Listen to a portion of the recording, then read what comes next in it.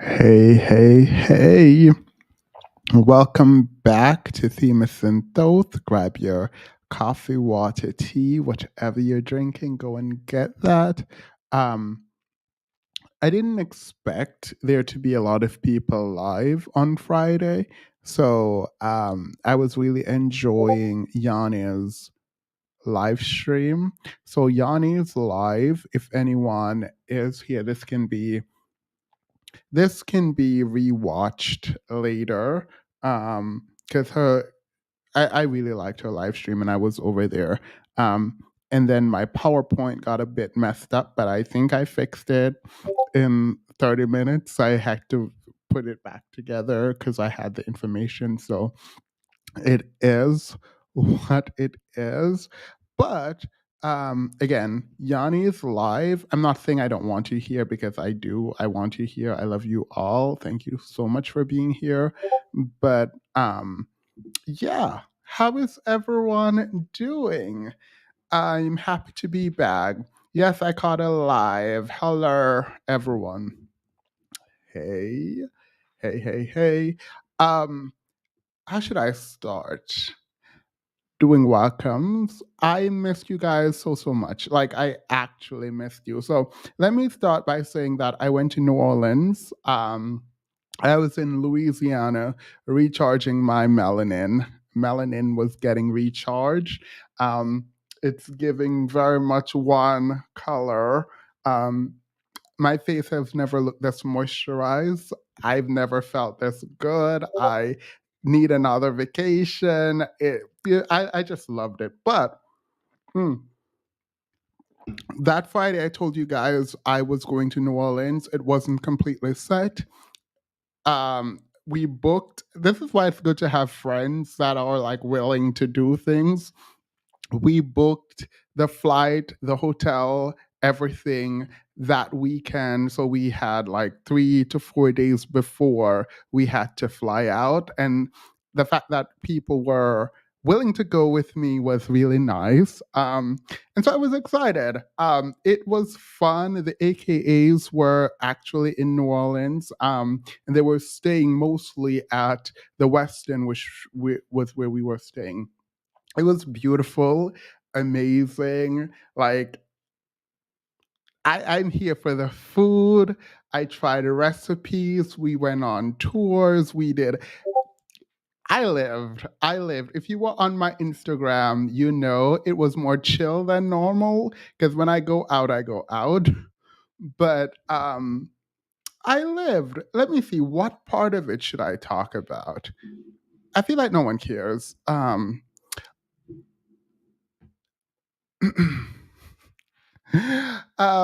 The AKA late. Oh, let me give just a backstory while we chill. Everyone, go get your drink.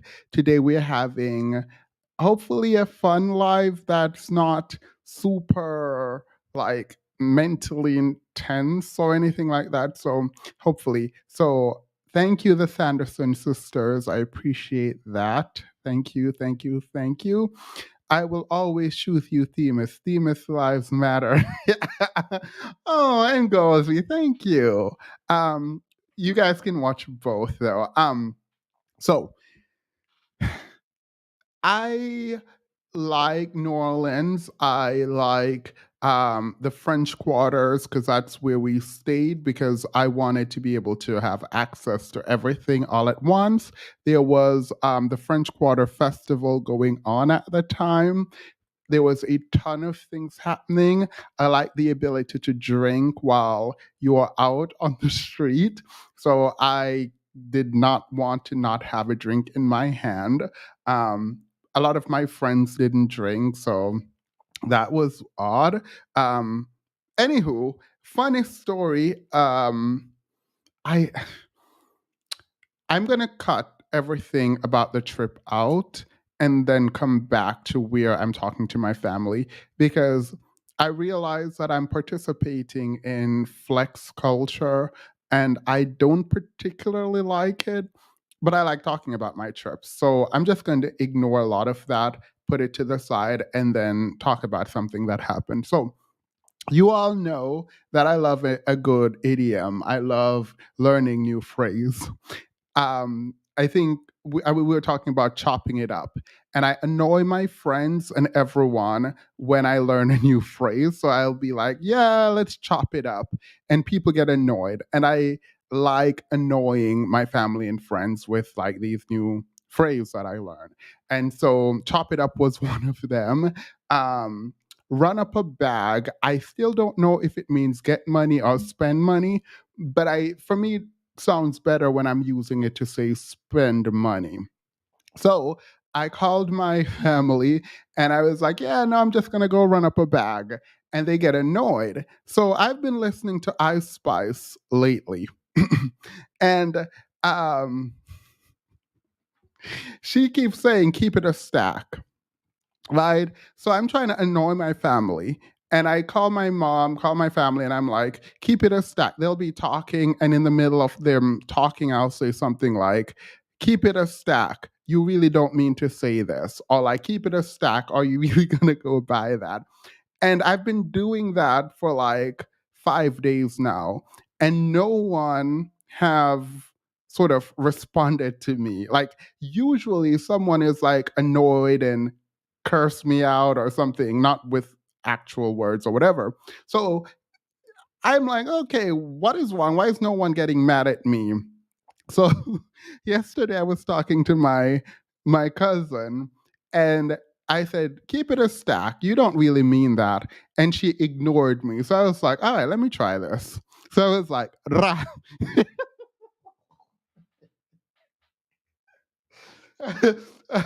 I was like, okay, Ra, keep it a stack. Girl, when I said this woman hung up in my ear, when I said this woman hung up in my ear, I was like, because I was like, okay, Ra, keep it a stack. She hung up. Anyway, I was laughing. I called back. So apparently, my family have decided to ignore me when I when I come with my new phrase and I'm trying to like annoy them. They've just decided they're gonna ignore me completely. So they lost, and now they don't know this, but for me, it is now a challenge. It, it is a challenge that I now need to push you to react to me when I learn new phrases. So I will see. Anywho, I'm gonna call my mom afterwards, and I'm gonna be like, "Ra," I'm gonna be like, "Ra, keep it a stack. How are you?" Anywho, there's nothing funny about that. I'm just a weirdo. I'm gonna turn on the light in here. I can't believe I was recording in the dark. Why didn't anyone tell me that I was in the dark? Anywho, so that's that on that. Enough with the foolishness. Let's get to work.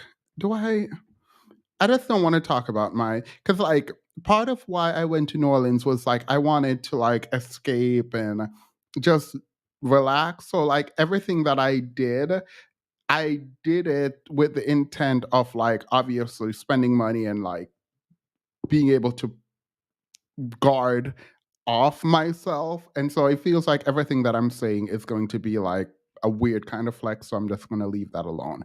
All right. The first person on the docket is Megan the Stallion.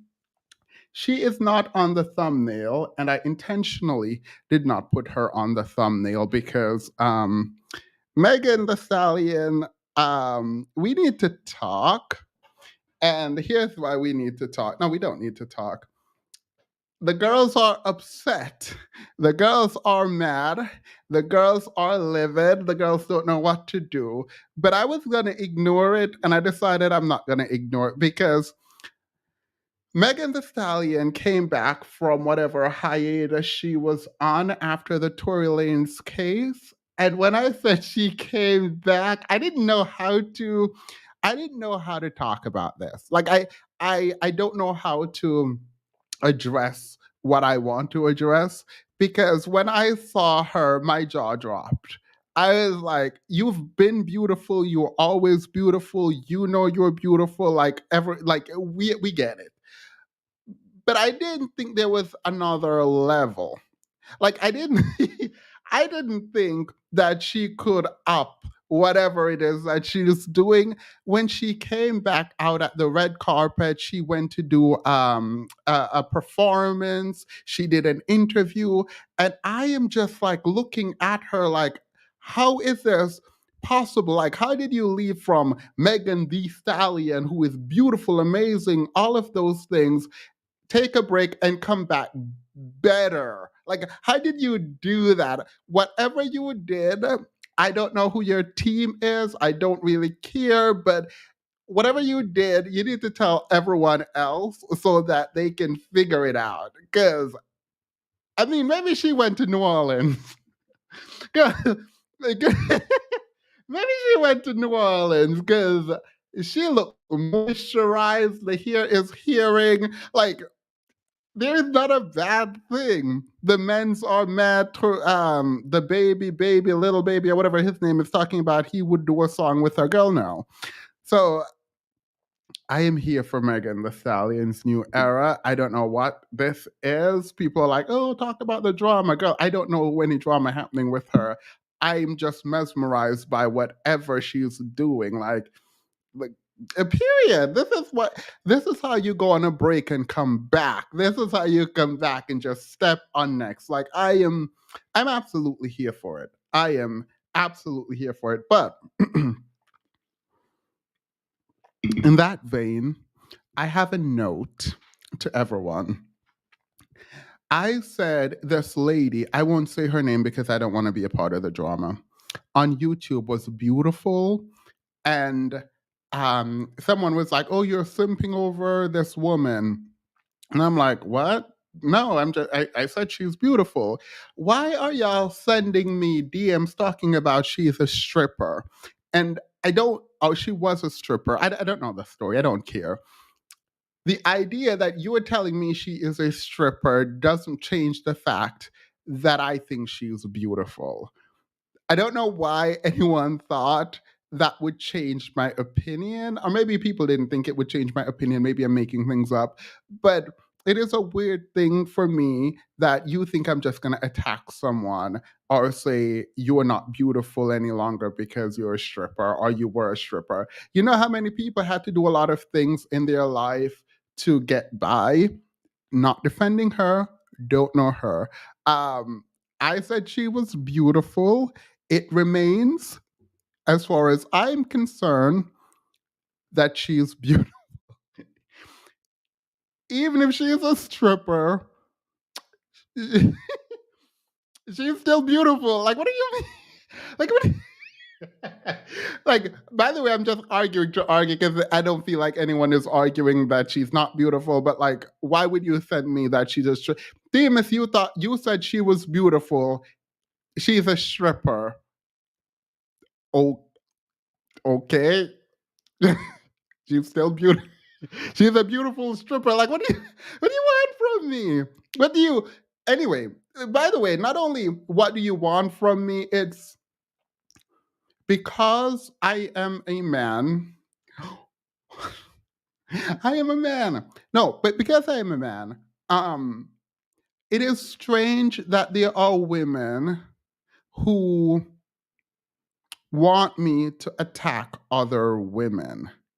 I don't know what that vibe is about. Let's try to disabuse each other of that now. I'm never going to be online attacking a woman, calling her out of her name, or doing any of that, right? Like, I'm not doing that. I think if you support men who do that, that's weird. That I think that this is a stance that I need to take, like right now. It's cute maybe in your mind that you are with a guy or you're talking to a guy, or not even talking to, but supporting a man online who would disrespect women and call them out of their name without being provoked. Like, it's a weird thing. And if you support that, know that you are the wrong comment away from being at the wrong end of that kind of abuse. So I don't do that. I don't even do it to men. Like I don't just drag people. Like I'll call someone ugly if they say they are ugly. Like I don't just say, "Oh, this person is ugly," or "This person is that." Like I try. Will like O'Shea Duke Jackson declared himself to be ugly, right? And so when I call him ugly, I feel like I he gave me permission to say that. If someone called me fruitcake, I gave them permission. I gave the entire internet permission to call me a fruitcake. I should brand that and sell it in t-shirts, but and neither here nor there, right? So like it is a weird thing, and maybe this is not a problem. Like I was thinking about this as I read the DM. The problem, I think, maybe vetting for the negative shouldn't be that difficult, right? A man who would come online and disparage women and call them the B word and doing all that kind of work online, um, to support that and be surprised that they're a terrible person in the end seems weird to me. Like that seems weird to me. And I say that there is no exception to that. I don't have the same standard for women who attack other women and call them out of their name because I've seen women do that a lot and not care and whatever. But I have never in my life seen a man call a woman out of her name and treat her poorly and be a good person. Like I have never seen it. So if a man is willing to do that, and maybe there are some exceptions where like there is like if you spit on someone or I don't know, but no. Even my friends, if I saw my friend calling a woman out of her name, regardless of who the woman is, like I'm not a like no, no, no. So no, not gonna do that. Um, okay, so let's start the show on that note. She is still beautiful. I don't know what y'all want from me. Is she grifting? Probably. Do I believe anything she's saying? No, I do not. Do I watch her videos randomly? Yes, since she has been dragging Pearl, the Oyster, I've been watching what they've been doing over there. But no, I'm not about to sit here and disrespect people online because they were strippers at one point. Like, no, I'm almost a feminist. What do I look like? What do you mean? Anywho, be kind to each other, blah, blah, blah, blah, blah, blah. Anywho, let's continue because we're going to get into this mess and we're going to look at my PowerPoint that I definitely try to re-stitch together after messing it up right before I came on listening to Yanni. Girl, this skin is skinning.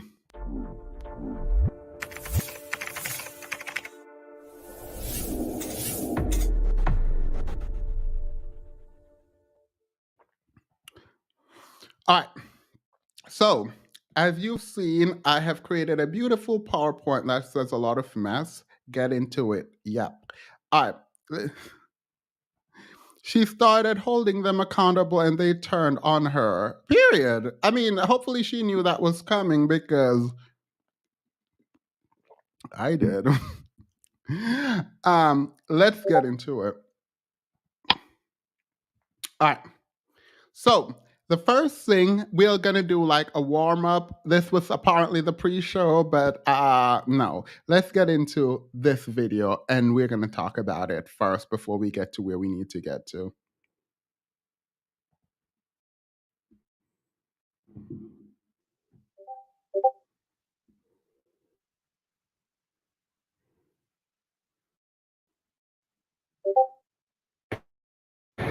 Welcome back to the channel. Right now, we are in SM Mega Mall in Philippines. Oh, yeah. And we wanted to give you guys a little piece of advice and share a little bit of insight with you. Did you know that for only $2,700 a month, you will be in the top 1% of income earners in the Philippines? Come on, man. You don't need to make six figures to be considered a high value. For the trap. Like, share, and subscribe for more information. What's up, Stimulate? Yo. Welcome back to the channel. Right now, we are in SM Mega Mall in Philippines. Oh, yeah. And we wanted to give you guys a little piece of advice and share a little bit of insight with you. Did you know that for only $2,700 a month, you will be in the top 1% of income earners in the Philippines?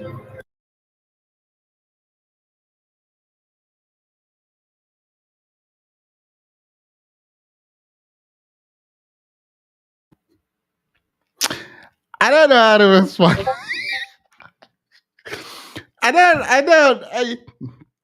Oh my God. How? And you know what? I'm gonna let these men be. I'm gonna let these men be. You don't have to you don't have to actually have money to be quote unquote high value, right? Apparently, all you need to do is go to a country where your dollar is worth more. So I think the truth is that they don't want to compete, which is fine. In the US, they want to go and to other economy and compete there because they have more of a chance. And look, they said don't hate the player, hate the game because wealthier Wealthiarello apparently was up to something, and these men are like all in on it. So they're gonna take Spirit Airline, they're gonna take the EBT card, and they're gonna go to different countries, and they're gonna get it in. And it is what it is. Like y'all are hating, and y'all should stop hating because instead of being the top 1% here, they'll just go to a third world country and be the top 1% there. And that's just that on that. I had a picture of little Uzi Vert that I wanted to show you. Wait, wait, let me go on mute. Give me 2 seconds.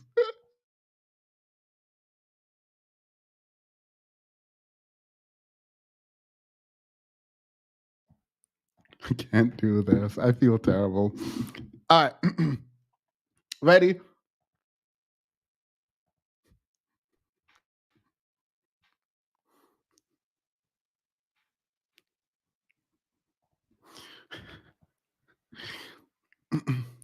Cause tonight will be the night that I will fall for you.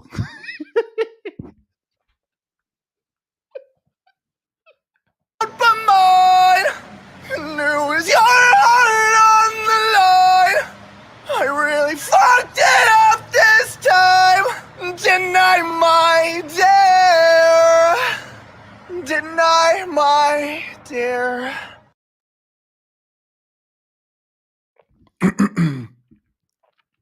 So I feel like on a serious note, I need a contract. I need a recording contract.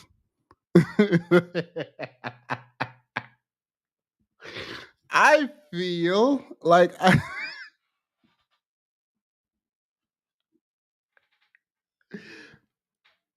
so apparently his new name is Leslie.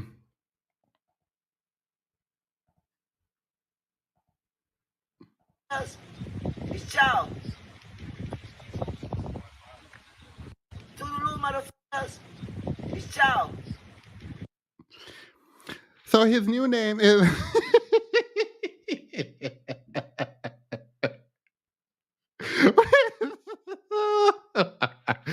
it's giving cheap, low budget commercial. Period. Man, I need theme assisting ever live stream. man, man, man. Why am I hot? It literally is cold. Oh my god, wait. That actually hurt my throat to like sing.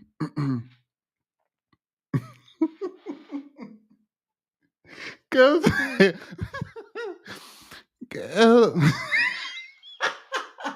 wait, let me go off camera and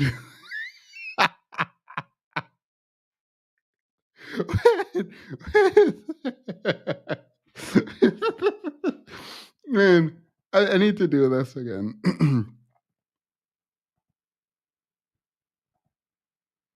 Because tonight will be the night that I will fall for you over again. Because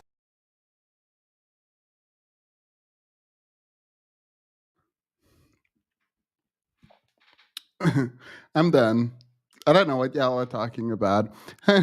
Honey, do y'all passport boy know what you're still not high value period no matter where you go? The fact that they go around with the dust everywhere. Girl, in this world. Ah, Johnny has been a member for 10 months. Is this the dude JT dating? I'm getting him mistaken for someone. Nope, this is J. This is him. This is him. This is her. Someone said no play. Cause tonight will be the night that I will fall for you.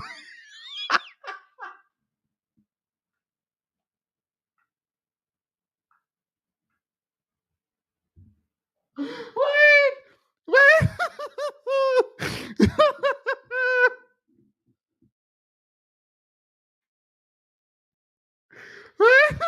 I'm crying.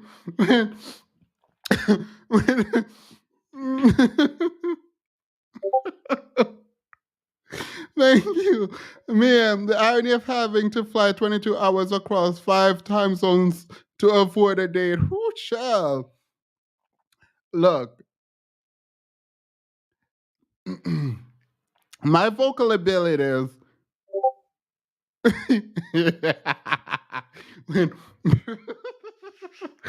Man, thank you. I feel like I need a contract. I feel like y'all are playing in my face. I feel like you all are playing in my face right now. The fact that my vocals are unmatched is truth. This emo singing voice is too much.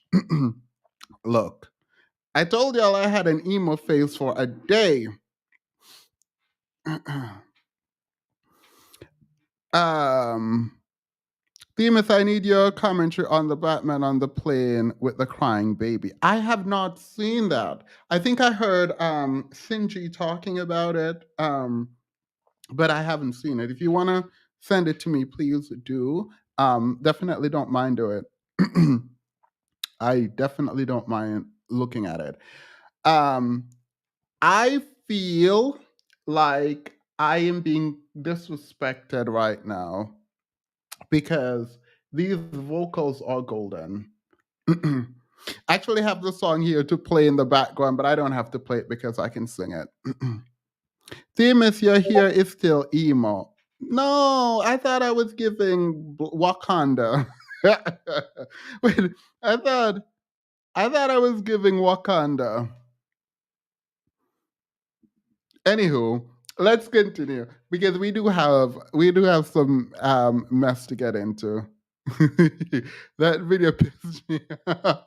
Oh, the one with the baby crying. I haven't seen it. I need to go. Girl, why is my Discord blowing up? Are they telling me that I can't sing? Let me check. Someone said it again. She said it again. I sent a super chat. Wait, where's Wake Up Makeup Slay super chat? I don't see a super chat Wake Up Makeup Slay. I don't see it. Oh my god, is YouTube messing with me? Yep. All right. I don't see it. Wake Up Makeup Slay. If you write it in the Discord, I'll read it. All right. So, I also wanted to talk about Oyster today.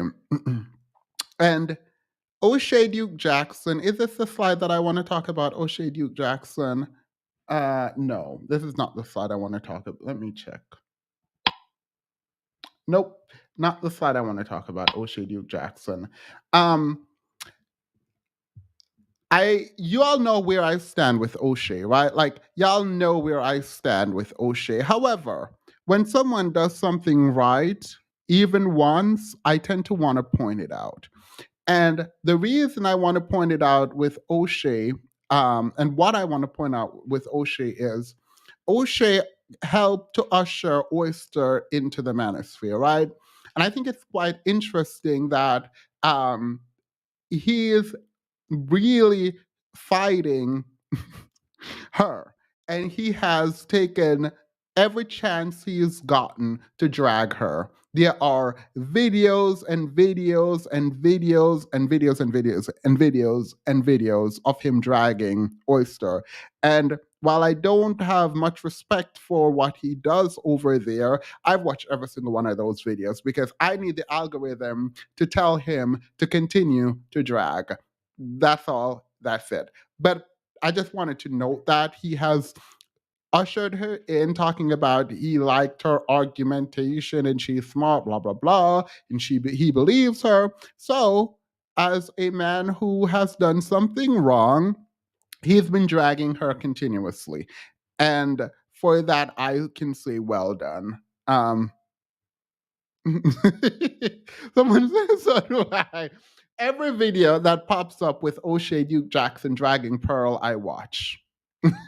He has not changed. He's still doing his mess. I don't watch those, but I'll get to O'Shea. I do have a slide for O'Shea. I'm pretty sure I watch. All right, but Oyster decided that she wanted to get in a fight with Abbott and Preach. I don't know why, and in so doing, she showed her hand in a way that was absolutely disgusting. Absolutely disgusting. So here's what she did. She had a debate with Destiny, and we're going to talk about Destiny and his wife later.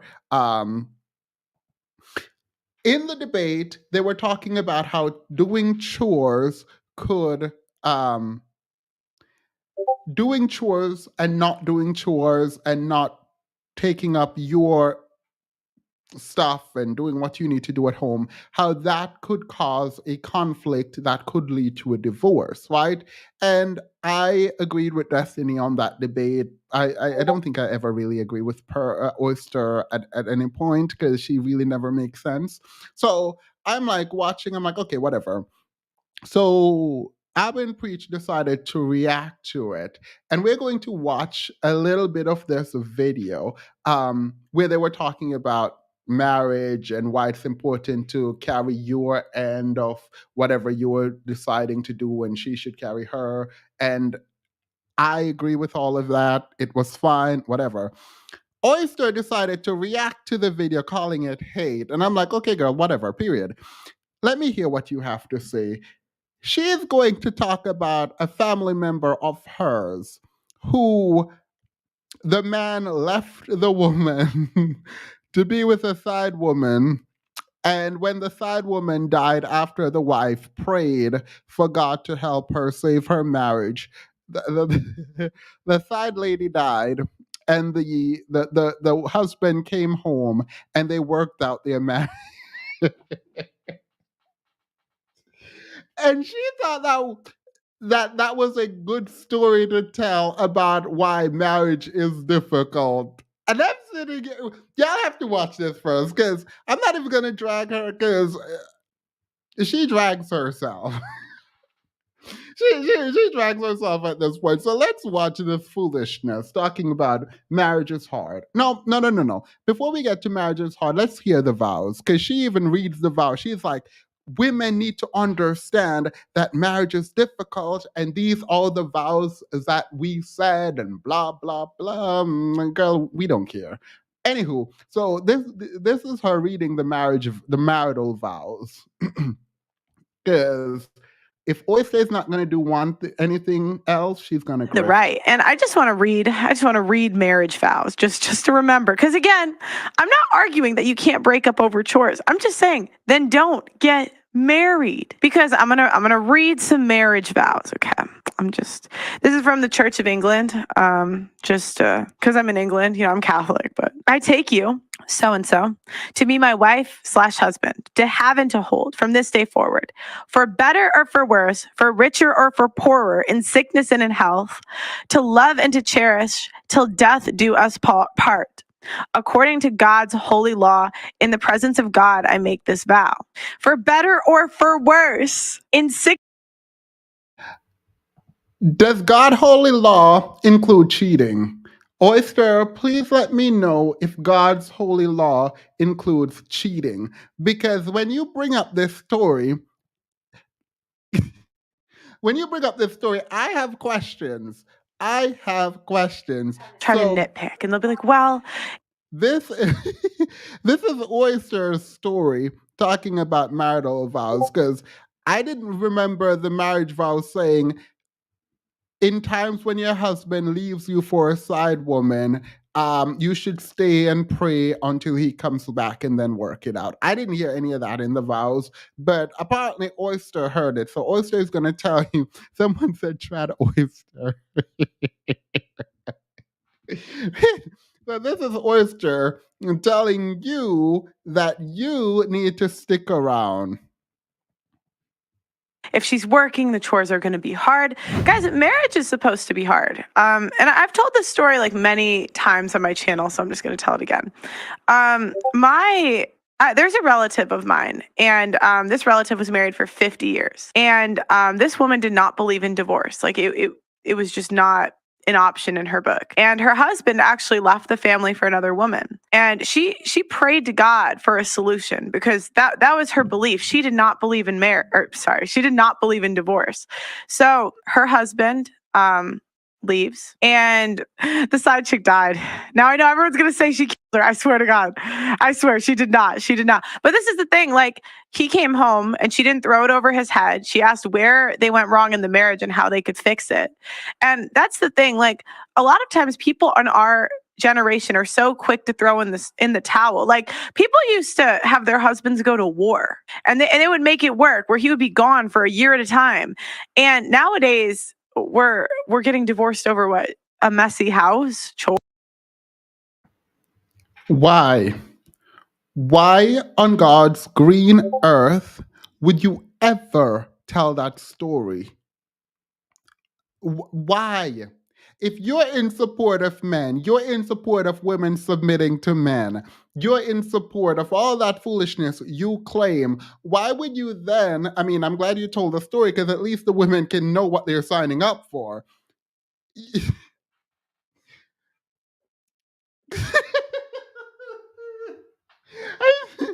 I'm sorry. The fact I didn't realize, like I knew. So there's two. I'm of two minds. So the first is that she's playing dumb, right?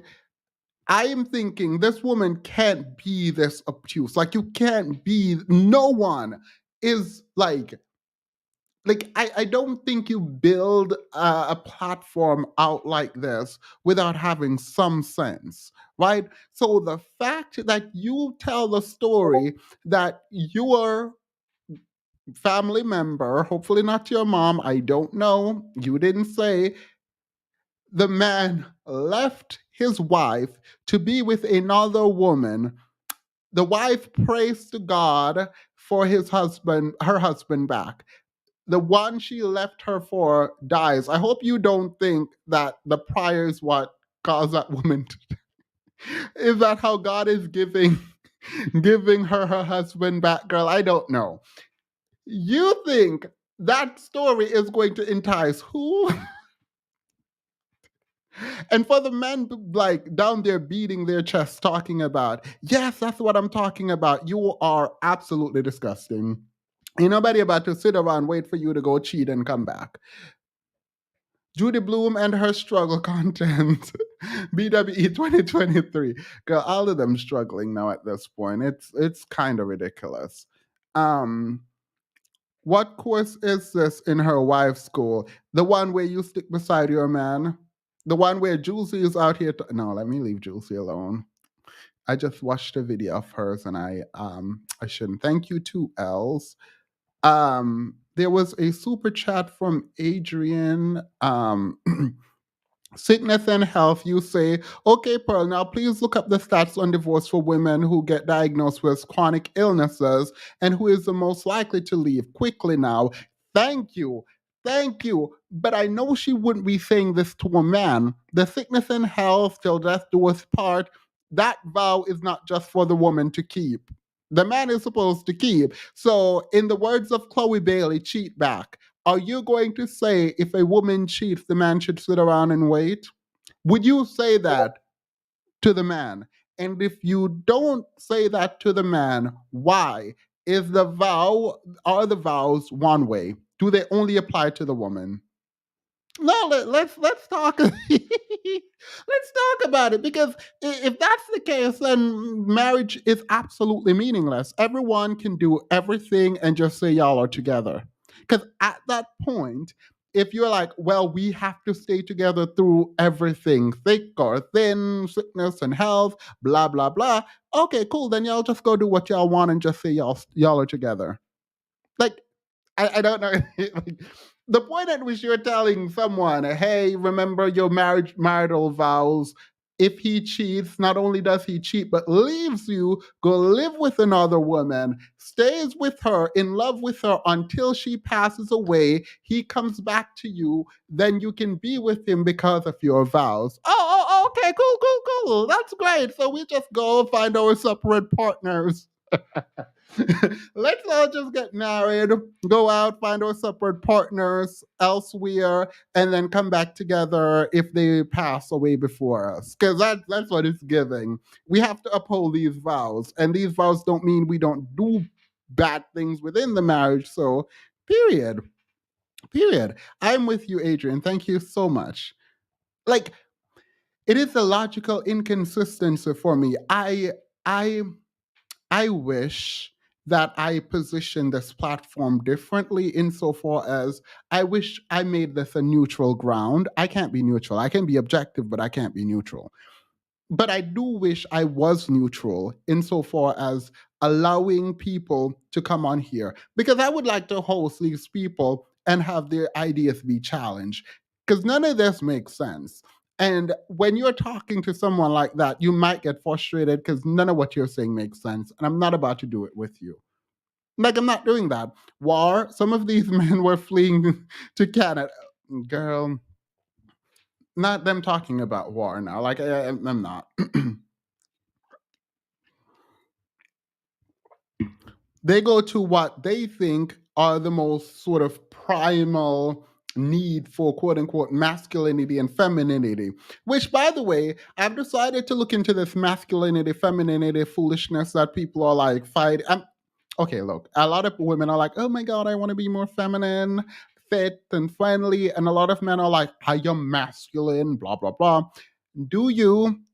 I'm going to say something now, and it is what it is. You can take it, you can leave it. I don't care. It's not advice, but whatever.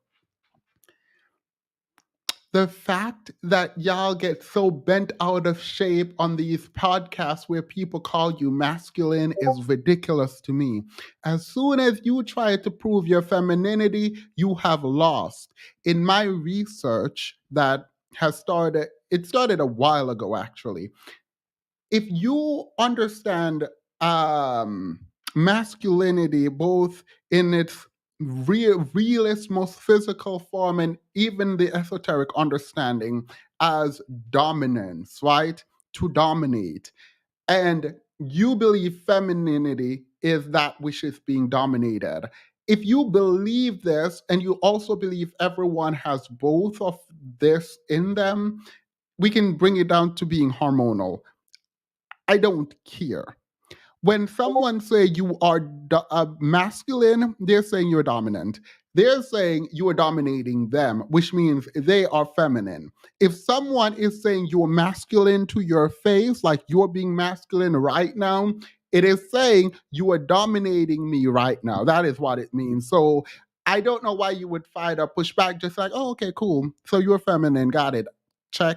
Like, I don't know why people fight so much to prove that they are worthy of love and care and kindness from the person across from you currently insulting you. Like, I don't know, like, it is ridiculous to me. Like, I'll watch Fresh and Fit and I'll watch these women like, oh, am I really masculine? I didn't think I was masculine. Why? You don't need her. I mean, unless you do, unless you actually want their approval. Like, no, yeah, I'm masculine. What about it? I, what? Does that change anything? Well, no one is going to want you. Well, I'm married. I'm dating. What are you talking about? Yeah, I'm masculine. Like, thank you. I work very hard to be masculine. I describe masculine as being dominant, and I try to be dominant. Like trying to fit into these weird boxes is very annoying to me. Like Funny how Oyster brings up the vows, but will push that if a woman gains weight in the marriage, she doesn't love her husband and should be left. Oh yeah, that part, that part.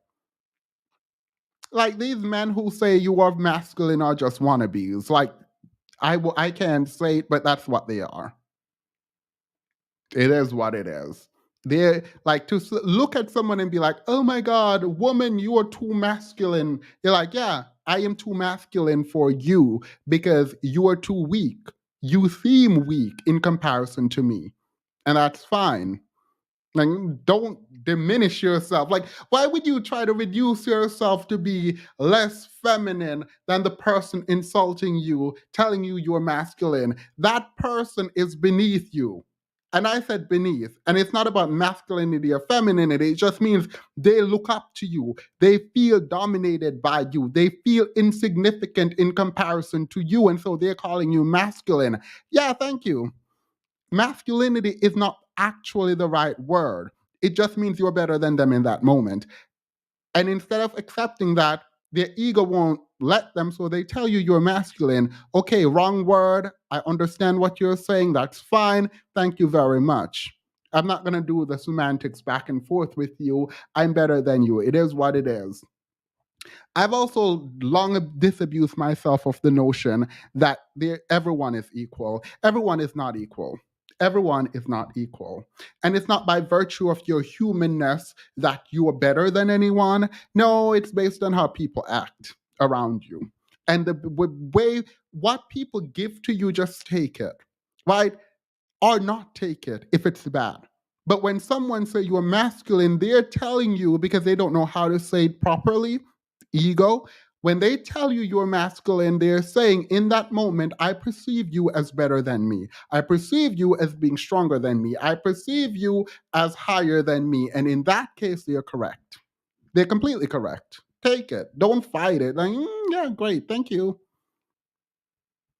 I don't like this. All this teaching about, oh, you should be more feminine, girl. No. No. Absolutely not. I don't like it anymore. Like I'm so far against this now, it's just ridiculous.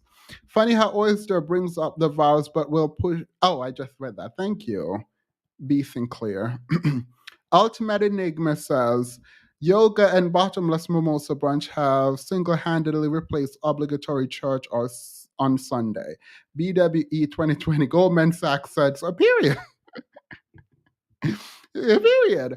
I am not like it's not a tangent. It is a tangent, and I don't care.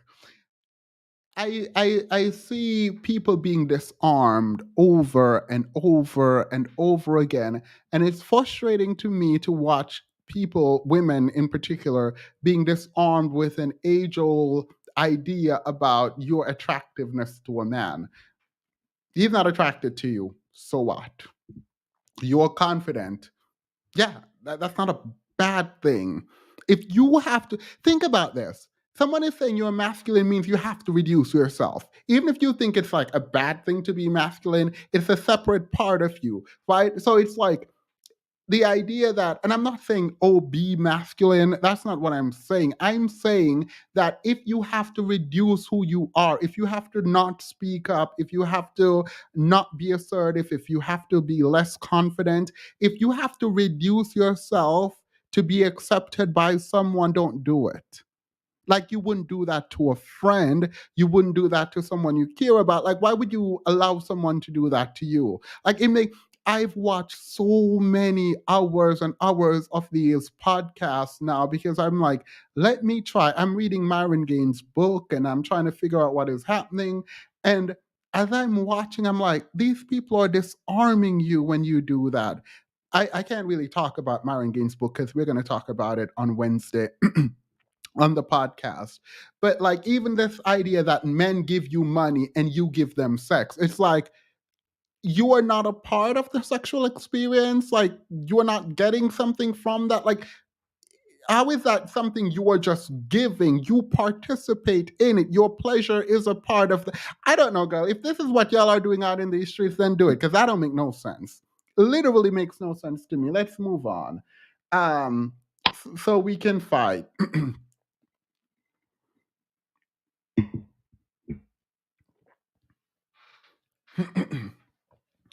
We spoke on this Master P and Romeo thing, and y'all dragged me up and down this chat.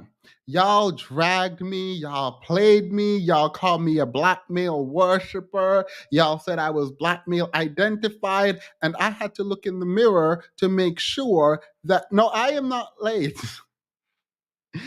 I had to look in the mirror to make sure that I was still a black man. Because y'all dragged me, the way y'all called me a blackmail worshiper, I was so confused. I thought I wasn't black and male for a minute. Y'all dragged me in this chat. I was like, ooh, what did I do? But y'all were wrong. And y'all need to own this wrong. So before, I'm the one who is going to tell y'all that I told you so. Because y'all definitely told me that I was a blackmail worshiper, that I was caping for Master P. Meanwhile, y'all are out here caping for the son, who is a grown man over 30 years old. But somehow I am the blackmail worshiper, not you. Okay, fine. Y'all dragged me, and y'all gonna get ready to sit here and take this drag right back. So, as a reminder, this is what y'all said. I agreed with you. All right, Miss V is not one of them, but everyone else, sit down there and get this drag, because y'all play too much. Y'all play too much. So let's go back to what, and Petty owed me money because he bet me that Romeo would not go back to Master P, and period. So Petty, you owe me your, I think your month wage. You owe me your month's wage is what you said you wanted. You were gonna give.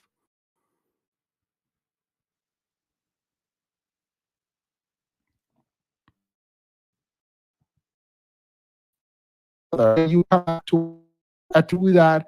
Know that we now see you, and you seem, for me, you seem emotionally unhinged. Right. And I think that, and I see that he took it down. So I feel like it was an emotional moment, a reaction from a generation of children who put everything on social media. And I feel like he probably regrets it that he took it down for that reason. And so I feel like it's so I kind of give him grace as well as give his father grace, because I feel like everything out there, then they regret it and they take it back. When you really should have picked up a picture that just went off, or whatever. Because people can take a lot behind the scenes. They thought being good fathers meant that they in that situation, because that situation is what. So that's what I'm saying. That's something he's gonna struggle with. If he has more kids, he has 2 now. So, it happens. But I'm gonna go ahead and tap out things. I got to be to work at 5:00. But I think Master P is trying to set an example of staying away from the entertainment business, going into a different lane, trying to be businessman. I haven't really seen him doing the music thing and stuff. He, when we say we don't have grocery stores in the Black community, he literally. I think you have a duty to report abuse. I think you have a duty wherever people behave in a way that is detrimental to you and other groups outside of you, to report it. I don't think it is the same thing to say, you didn't care about my sister when she did what she did, but now you are saying RIP to someone. I think those are 2 very different things, right? And I don't think a person who lashes out in that way publicly is someone that I am going to fully be able to trust with their own ability to regulate their emotion. I think you need to learn to regulate your emotion. I don't think you need to, if you're going out deleting your posts and going silent, I think you have an obligation to yourself and the people who follow you to not emotionally dump on them. You have to. It's very different. I am the first person to say call 911. I'm the first person to say blast this person and make sure that everyone knows. Like, I'm not about to say hide degeneracy. But that's different than outing someone who might not know how to be a good parent. Those are two very different things. I hope. But let me ask you, Natural, because you and I have been disagreeing up here for a bit. Do you understand the distinction I'm making? Like, does it feel like I'm saying cover up abuse? No. However, I think I agree with what's being said in the chat is that this is a mentality that has allowed dysfunction and abuse to persist in Black families. This idea of keep our dirty laundry in the house, we handle business at home, don't talk about it in the streets. I don't necessarily. Wait. See, that's the thing though. We keep the wrong things at home and we expose. I would play it on for a while, but I'm going to stop it here for two reasons. One, I do like Miss Natural and I want her to come back up. Two, she was leading the charge in dragging me, even though she was being super sweet, kind, amazing, and nice and beautiful with the hair, all of that up here. She was great, I think. But she led y'all in the chat to drag me, and y'all dragged me. Y'all called me everything but a child of God down in the comments. So let me just say, I was right. I was right, and they made up a while ago. And the reason I didn't talk about it was I didn't care until I remember that Petty said if Master P and Romeo made up, that he would give me his 1 month of pay that he received. So I would like that 1 month pay, Petty. I take Cash App, Venmo, Zelle. I was going to say EBT. I take all the payments. So, Petty, I am ready for my payment because apparently they made up. Now to this drag. Well, no, it's not a drag. Petty, you owe me. Now, let me just say this. The problem with what I'm seeing play out is very simple. If you come out and you tell us, John Q. Public, that your dad is the devil, essentially. He treats Black people poorly. He doesn't like his kids. He abused all of his kids. He's the one who led the daughter to you know what. He doesn't care about one of his children. He doesn't like Black women. You made a whole poem about Black women and how you're protecting Black women, blah, blah, blah, blah, blah, blah. All right, period. When y'all make up, are you now complicit? That's what I want to know. Are you now complicit, Romeo?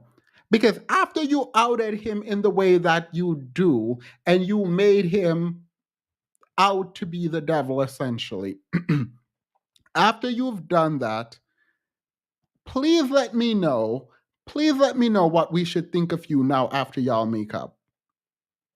I don't know. You can tell me though, are you complicit? Do you not know, like Ivanka Trump, what complicit means?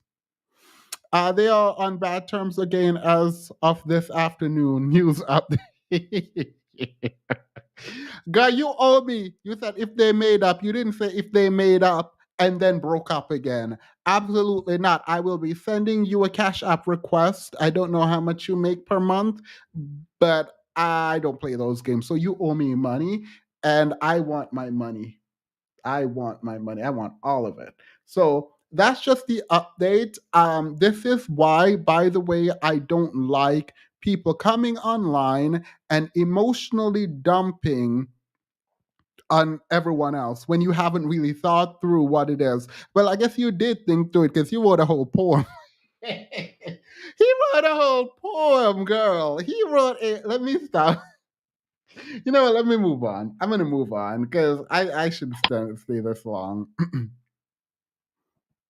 Yeah, I would play that Stewie thing again where he's like, where's my money? But the last time I did that, there was a copyright thing and it was a whole thing. And I ended up agreeing to remove it, which also removed all my comments. But they agreed that it wasn't a copyright strike. And I hate flexing lawyer muscles, but it is what it is. Chloe Bailey.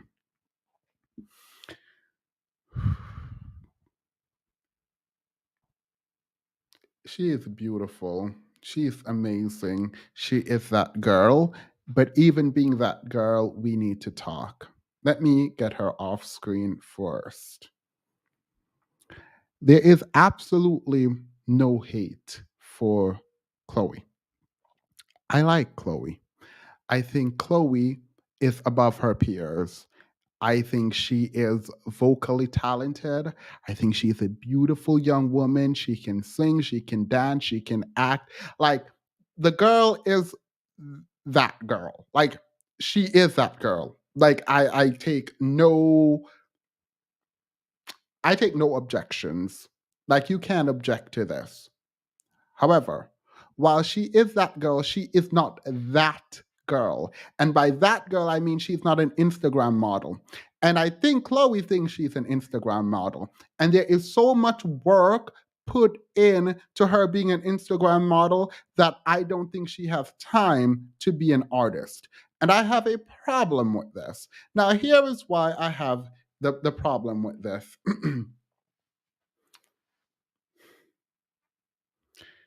Chloe,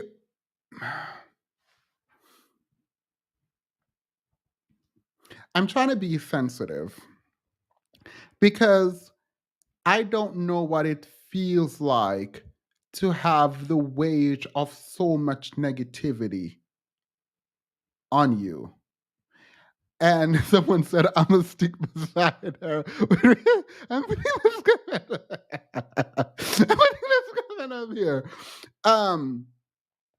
To be critiqued so continuously, I don't know what that feels like, right?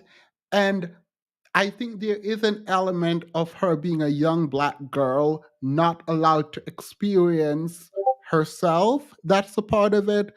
But a lot of this seems inauthentic. It doesn't seem like who she is. I don't know why she is doing what she's doing, including apparently she was dating Gunna and then come out here and confirm that, like, oh, no, we didn't know you were dating him. We saw y'all together and we were like, yeah, no, they're not. They're definitely not dating. I know for a fact they're not dating. So we're just going to ignore them. And you had to come out here and confirm that y'all were dating. Why? But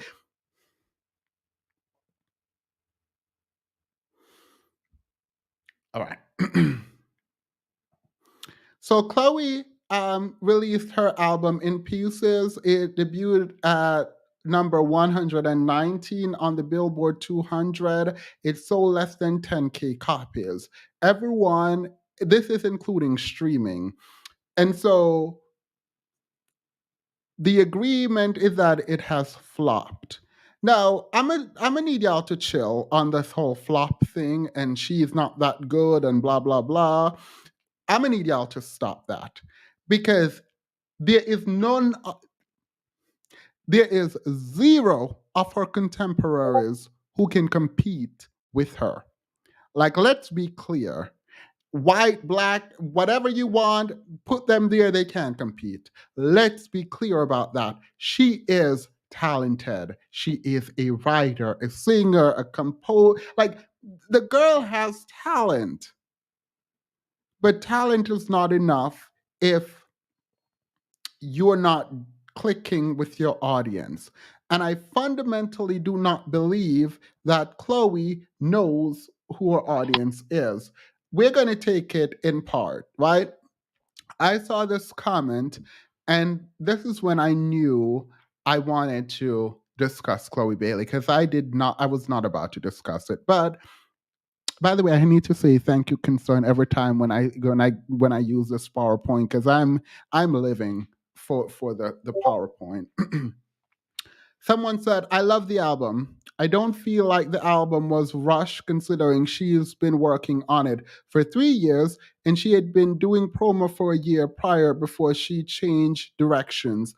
Chloe is also young and this is her first solo album. People need to give her grace and room to grow. I do agree that what she's singing about may have been disconnected because we as viewers don't know what she's going through personally. But as a fan, I'm just happy to have new music from her. I do wish the songs were over 3 minutes. Please bring back 4-minute song, please. This under 3-minute song mess is tired. It's under 3 minutes because it's popcorn music. It is microwavable music. There is no depth. Like, for someone with this kind of voice, for someone with this kind of talent, it seems ridiculous to me that I listen to your music and feel absolutely nothing. The fact that I went through your entire album and not one time did I was like, yep, this is a song. There were two songs that I like on the album. And when I say I like those two songs, what I mean by that is I would listen to it if it was playing. I am not going to rush to go play these songs. So for me, I don't understand why you would do this. And there is a bias. The Chris Brown collab literally turned me off. Like, as soon as she announced it, not only did she announce the Chris Brown collab, she announced a Chris Brown collab. Her fans, myself included, were outraged. We were like, no, don't do that. We don't want it, girl, bye, no. She decided to double down by reposting a picture of her and Chris Brown telling us that Chris Brown is a good guy, so she don't care what we think. Okay, girl, you don't care what we think. Who is your audience? Because I'm not going to buy anything with Chris Brown on it. I am not about to buy anything with Chris Brown on it. I'm not about to buy anything with a Future on it. Future less so than Chris Brown. So when you are telling me that you don't care what we think and you're going to sell something, who you think is going to buy that? And no, this is not one of those things where it's like hindsight 2020. Like, you can look from the outside, you don't know what is going on. Y'all are critiquing her after she did that. No, the critiques were consistent. All of these critiques were consistent. People are like, oh my God, everyone is hating on her. No one, they're people hating. They are people hating.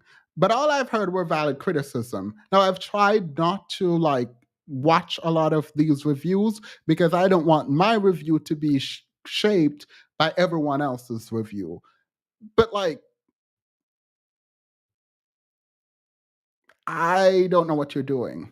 Chloe is talented and beautiful. Agreed. I don't like that she's trying to appeal to an audience that doesn't see it for her and would never give her props. We're going to talk about her audience. Let me see. Maybe it's the next slide. I hate that my slides went out of order, actually.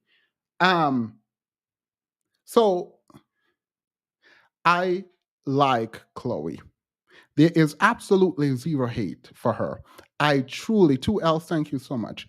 I truly appreciate her artistry. I appreciate what she brings to the table. She is what I think an artist should be, right? At least in the preliminary stages. Now, let's move on from that. Because, yeah, she's talented. Everyone says she's the new Beyonce and she's leaning into this comparison. Fine. I understand why it is. No one is saying you're the next Solange, and that's fine. The problem with Chloe is after that Buster challenge, she gained a lot of attention. And this is where we, the audience, need to hold ourselves accountable. Chloe did the Busted challenge and everyone ran to her Instagram. It immediately, she was not even at 1 million followers at this point. It immediately got to 1 million followers. She was trending every week on Twitter. Everyone seemed invested in that kind of energy coming from Chloe. We were both adoring her and her body, which became a sort of commodity for public consumption. Everyone was praising her, and then, not everyone, and others were critiquing her, but she had traction. So we, the audience, decided we wanted Sexy Chloe. And Sexy Chloe came and gave us everything we did not want. She came. There was a video. Here it is. This is one of the cringiest videos I've ever seen from her. This right here. Let's watch it.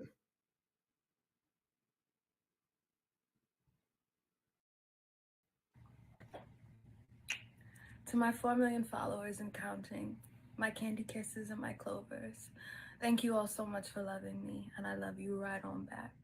There's a lot more to come.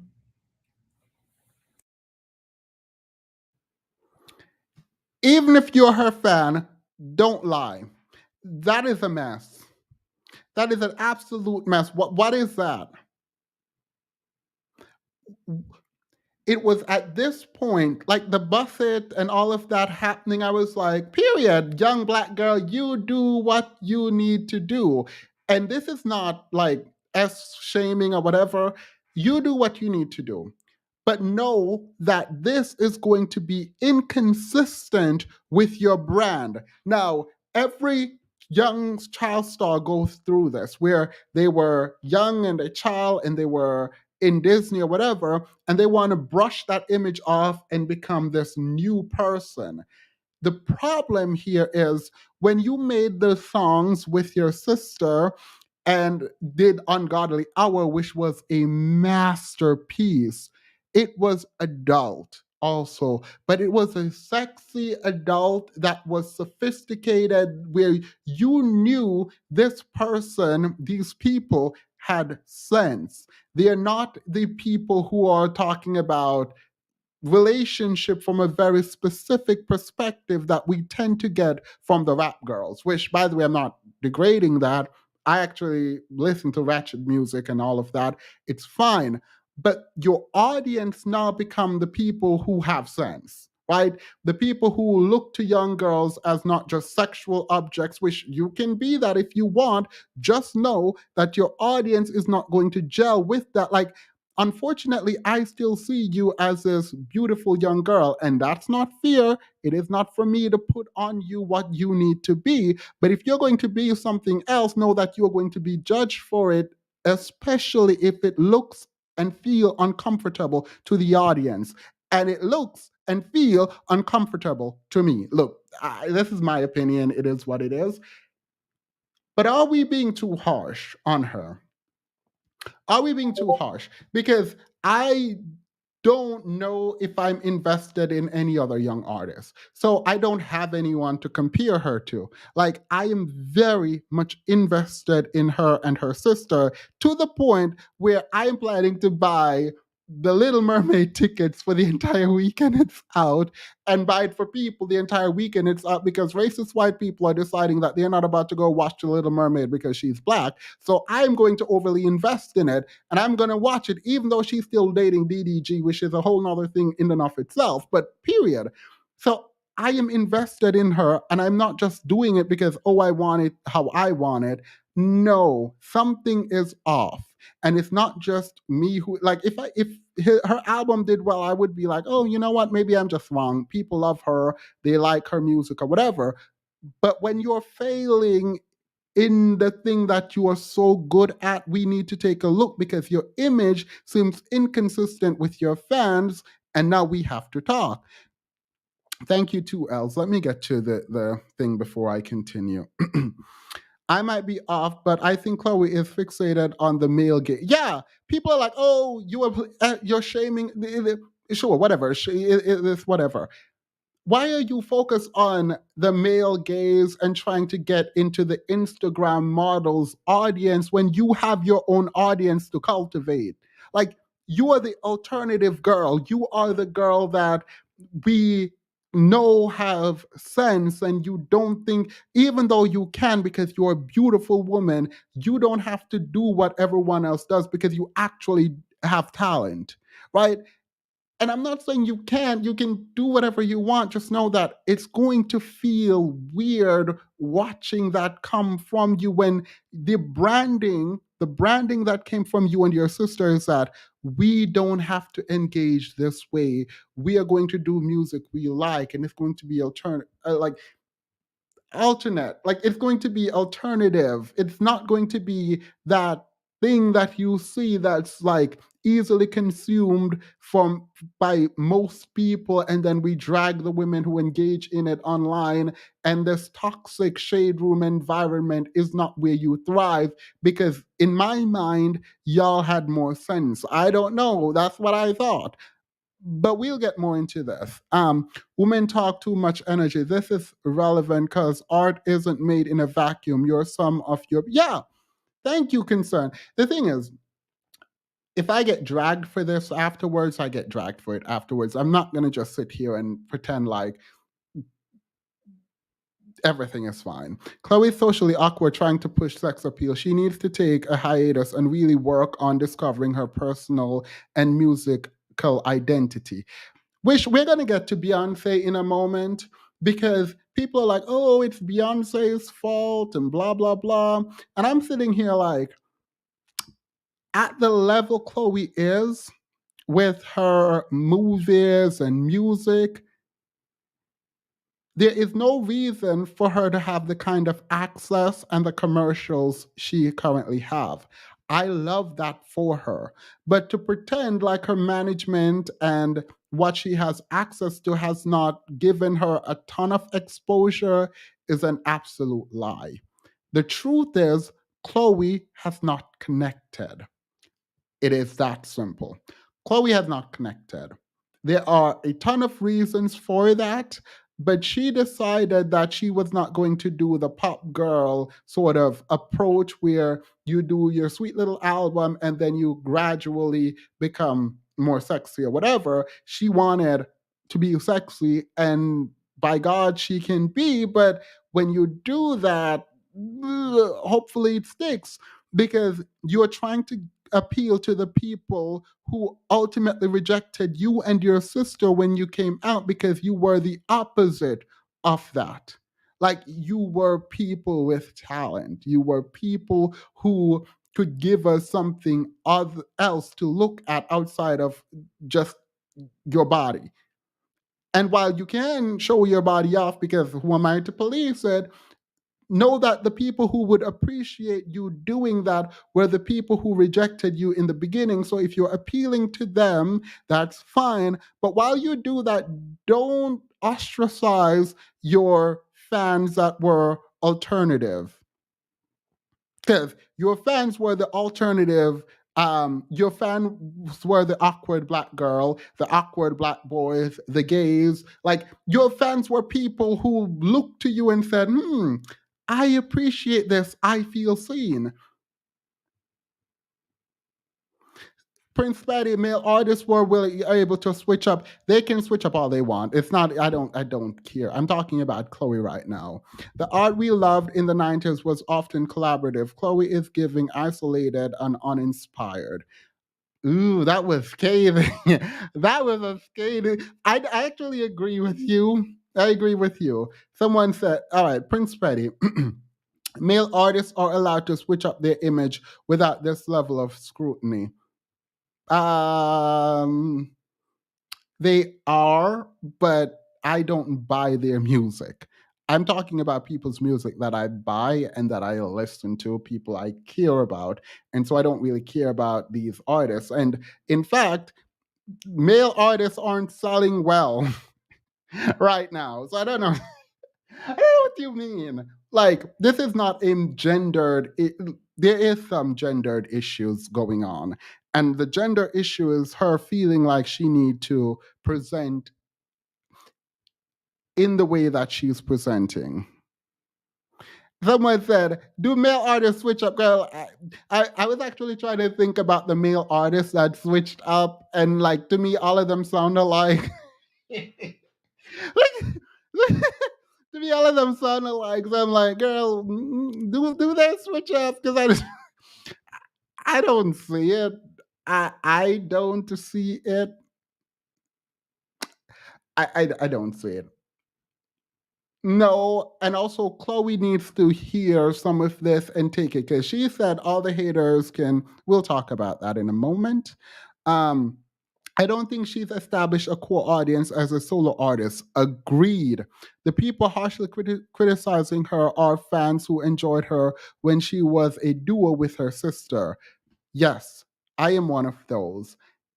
And I don't know if she should ostracize us yet. I don't think she should ever ostracize her fans, the people who are elevating her and who will show up to her performances. Because I'm looking into her tour, her performances, and I want to see her live. But because she's a good performer. But when people are saying don't work with Chris Brown and you are going to go work with him anyways, that shows me two things. The first of which is you don't care what we say, or you think we're haters. And the second is, I don't think you understand the climate in which you're operating. Like, I don't think you understand this climate, because why Chris Brown? Like, why not anyone else? Why Chris Brown? And then I'm here waiting for a song and I hear cheat back. Have you ever wondered what your boyfriend or husband is? I'm like, what? I don't know what this is. Coco not Chanel. Oh, I like that name. Thank you. The alternative fans are disappointed. Chloe forgot that alternative can be sexy without being overt and seemingly contrived. Yes, it is a shock jock thing where it's like you don't need that, and even if you want to do it, that's fine. But I'm not a fan of it, and so I thought I would be the only one who think this seems vapid and insincere. And I was like, I am willing to take that L. She's going to do well. It's just not going to be for me anymore.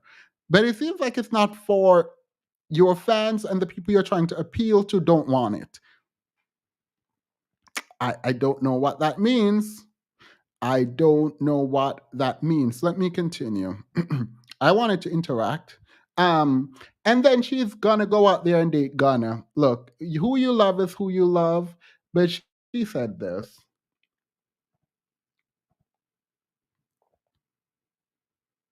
I'm gonna tell y'all a little secret. I'm gonna tell y'all a little secret about for the night. I might regret saying this, but hey, maybe it'll help streams. I don't even think he knows this. I wrote for the night about Gunna. Yep, I said it. I said it.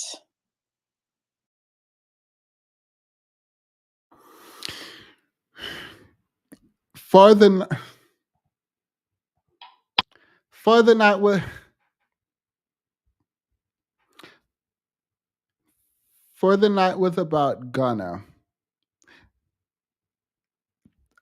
Girl, I didn't need to hear that. Next, I don't know. I didn't need to hear that. All right. The issue with Chloe is when you are working with Chris Brown, right? Chris Brown is a known abuser, alleged colorist, and he's just, in my opinion, not a good person generally, right?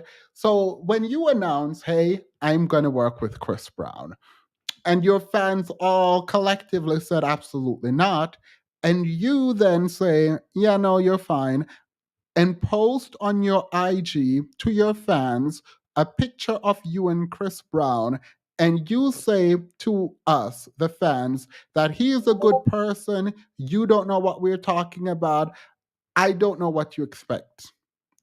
I don't know. I don't know what is expected. And it bothers me because it's like, why didn't you just take people's advice around this? Where was the management? Where's the team now to say, okay, we tested the climate? Because I thought that's what was being done. I thought you guys were announcing stuff and seeing what happens. And then if it's not going well, then take it in. But it does feel like there's not a lot of planning behind Chloe's stardom, right? So this is so weird. This is, by the way, my theory, and I haven't really investigated fully, but it feels like Holly is becoming like a big A-list star if this movie does well, right? She's gonna be catapulted into like superstardom, and Chloe deciding music should go first, right? Watching her, I feel like there should have been less of an album and more of an EP, or a kind of development, like gradually getting into her big artistry, as opposed to like I don't think they're competing with each other. It just feels like it's like one person was going to take over the movie scene and the other one was going to take over the music scene. And it's like they don't have to be at the top together. One could go on to do great movies and the other can develop into a great artist, and they can see each other at the top. I don't know. That was kind of like in my mind. But I don't understand why there was this push to like, oh, give me an album. Like 3 years, fine, you've been working on it, whatever. But people are like, why isn't Beyonce promoting this? Which I'll wait off on that. None of this makes sense. Not only did you go and work with Chris Brown after like everyone rejected this. There was no one on Chloe's side saying, yes, working with Chris Brown is a good thing out in the public. No one. No one. And then after that, you go and work with Future in a song called Cheat Back. And I'm like, all right. So we're talking about all these mishaps leading up to now. It's not, oh, you created a project, put it out, and now we're all disparaging it. It feels like a bunch of stops on the way to creating this art. You were told, hey, we don't want this. We don't want this. We don't want this. And you said, I don't care what you want. You're going to get this. It felt that way. Now, if you're proud of this, then you're proud of it. And period. There's nothing I can tell you. I think if you love this, you love this. Just understand that it's not resonating with your audience right now. And maybe you don't want it to, and that's fine. Maybe you're not caring about sales. Maybe you're not into this capitalism thing. Maybe you are just doing that which you love. And maybe it's not forced. Maybe this is naturally who you are, and that's fine. But we, the fans, are tired. I don't know what Chloe's music by herself represents.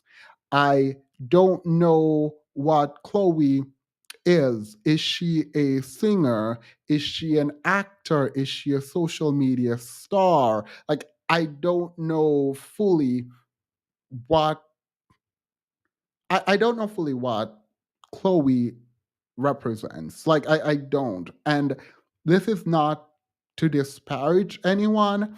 I'm actually working on a BWE archetype. So, by the way, side note, when it comes to the archetype video that I'm going to do with the ladies in BWE, please note if you are not on this list, it's not because you're not amazing and great. I had to create a structure. And for me, it's weird because it means a lot of people had to be cut out. So I had to put on people who are influential and alternative and all of that. So like if you're not a part of the video and you're here, I am so sorry. Like I am so sorry. I'm going to finish it this weekend. I just saw the archetypes on Chloe's thing that I put up there, and I am just it was a lot. So please don't be mad if your name is not on there. That's all I got there. All right. So Chloe's archetype, by the way, this is theorizing. Again, this has nothing to do. So Chloe come off as the mystic or the maiden, right?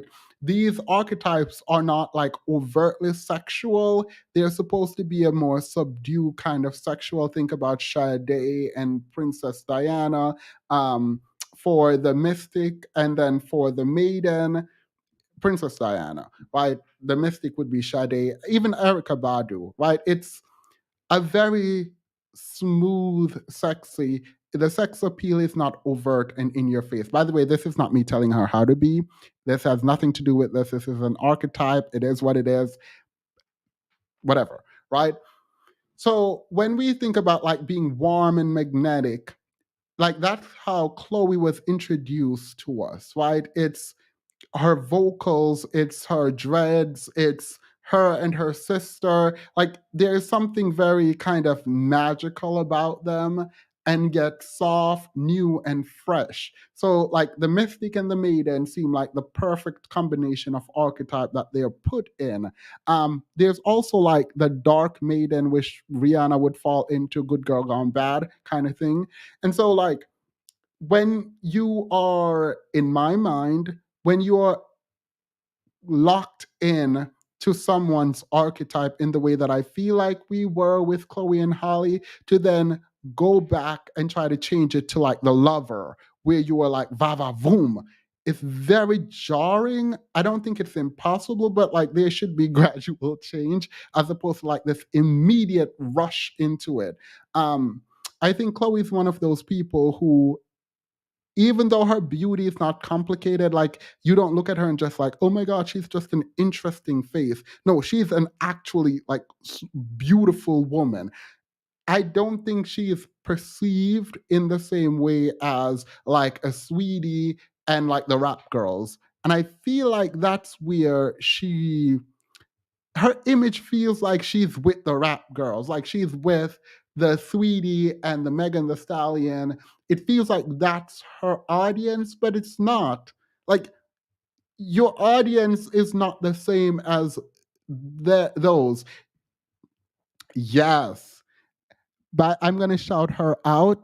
I created my own archetypes, but that those were with the goddesses and the gods, and then I found her, and her archetypes are actually way better, I think, than using the goddess and the god. So like the sage would be Athena, but instead of using like gods, you can just use the archetypes. So I'm using her, so I will be shouting her out because she definitely did that.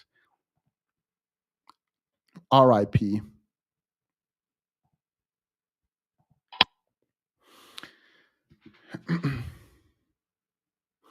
So Chloe is that girl. She will continue to be that girl. We all kind of miss this sort of eclectic jazz influence with this kind of operatic voice over these beats. And so Chloe and Halle came out with what I think was a new and fresh take to music, and I don't think it was fully respected.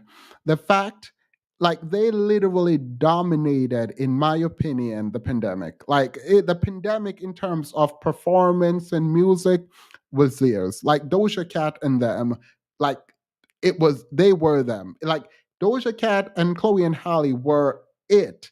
And the fact that it felt like y'all disrespected them. It felt like we did not give them their just dues. It felt like, I mean, they didn't win a Grammy for their album. So for me, I think we are to be blamed, and we also should collectively hold this L because we did not invest, I don't think, and the music industry, consumers, all of us, we did not give them the credit that they deserved when they performed and when they created that last album. And Ungodly Hour was like that girl. Like they did that. And so there's a part of me now that is worried because if they don't get a reward for doing the kind of art that we want to see and that's amazing, if they don't get that kind of reward, and then Chloe comes back and does the bust it and give us cheat back and that kind of music, I think part of that is our fault. Like, you know what I mean? Like, I can't completely blame them because I think part of that is the way that we were responding to their music. And while it was amazing and critically acclaimed and everyone loved it, they didn't win a Grammy, and they weren't like, it didn't feel like they were rewarded for the amazing performance that they delivered because they ate the entire they ate the entire pandemic. Like every performance, every single performance, they killed it. And I don't know, it's just really sad to see them, not them, because we don't know what's going to happen to Holly yet. It's very sad that like people, Chloe's first project by herself, everyone has essentially agreed that it's a flop. And I don't know, it's just kind of like, it's sad. It's sad, but I also know that she can do better. I know she can come back from this. I feel like we underappreciate her work. And I don't know, I just feel like there's not enough of a fan base for Chloe. And I understand the disconnect, but I don't think it's completely fair. With all my critique, I still don't think it's completely fair. Now, y'all play too much with Beyonce's name. So we're getting into this Beyonce thing because there is absolutely no reason why anyone should be blaming Beyonce. Beyonce doesn't even promote her own album. Y'all.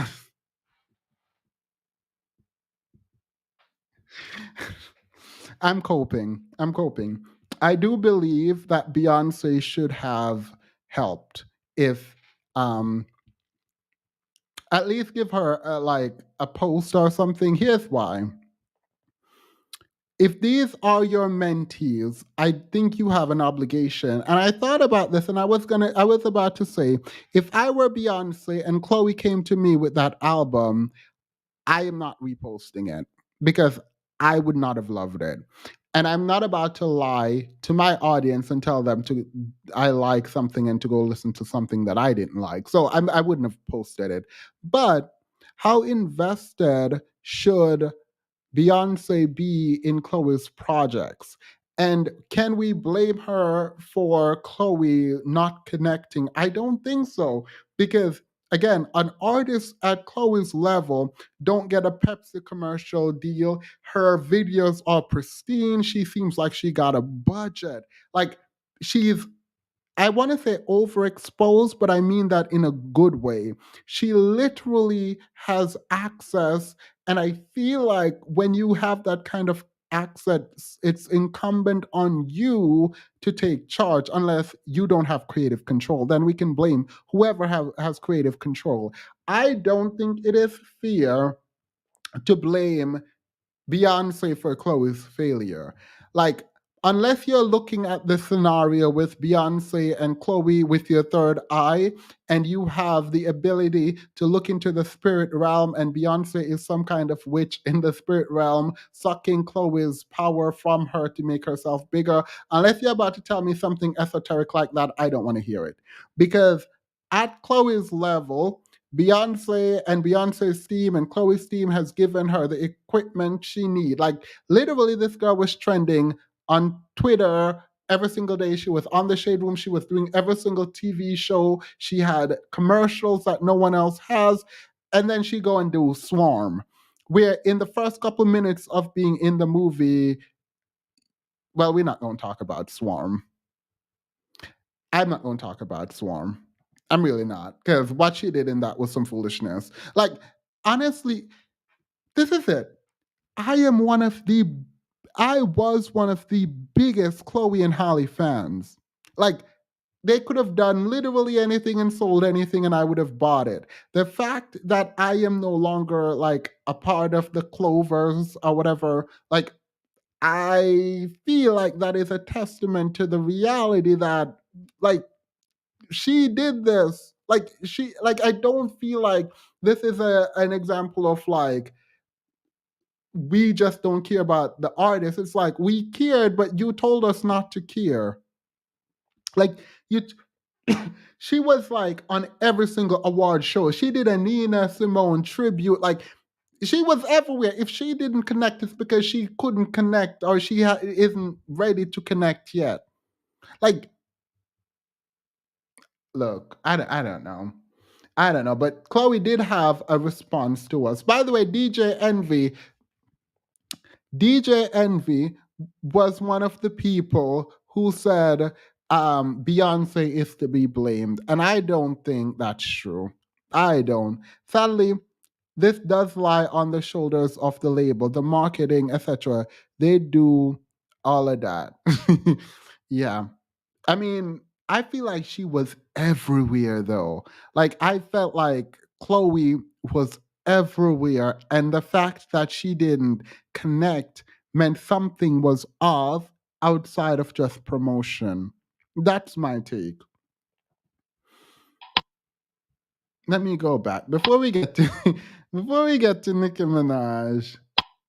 No, I wanted to play the video of what Chloe said, but apparently I can't play it. Anyway, Chloe on stage told us that she didn't care what we have to say and we should kiss her, you know what. So she is coping. I don't think she believes that. I think she's coping. So that's that on Chloe. I was going to open, could it be colorism? I mean, I think there's always the underpinning of black women have to work twice as hard. There is the colorism conversation and the biracial versus black women. I think all of that could be true, by the way. But I also think, not could be, I think most of that is true. But when you've isolated your own fans, I feel like that's on you.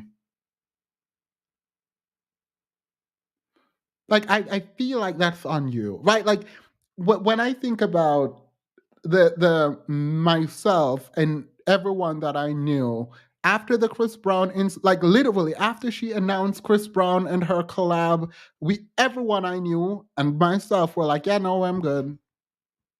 Literally after the Chris Brown collab, everyone I knew, myself included, were like, yeah, no, I'm good.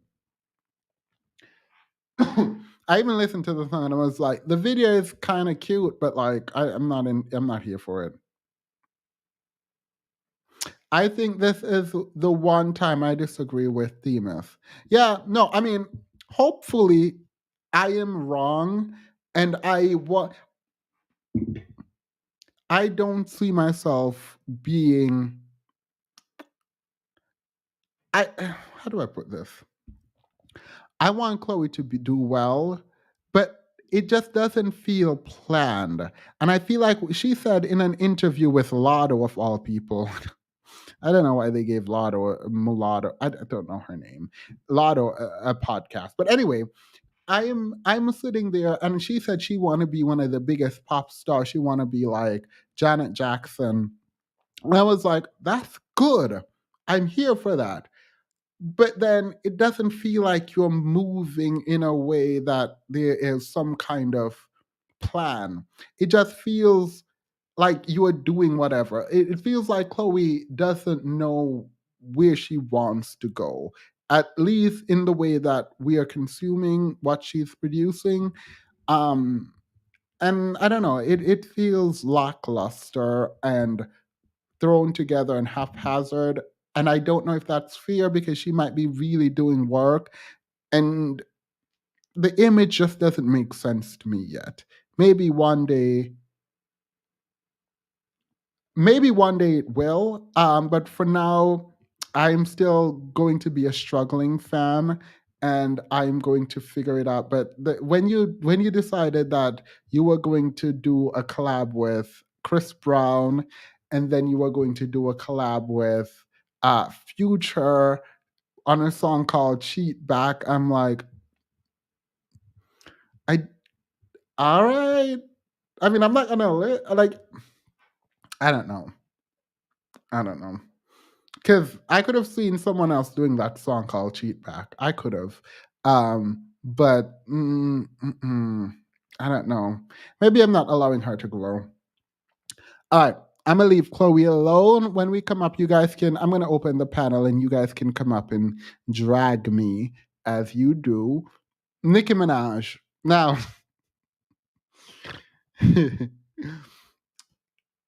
I really, really like Nicki Minaj, by the way.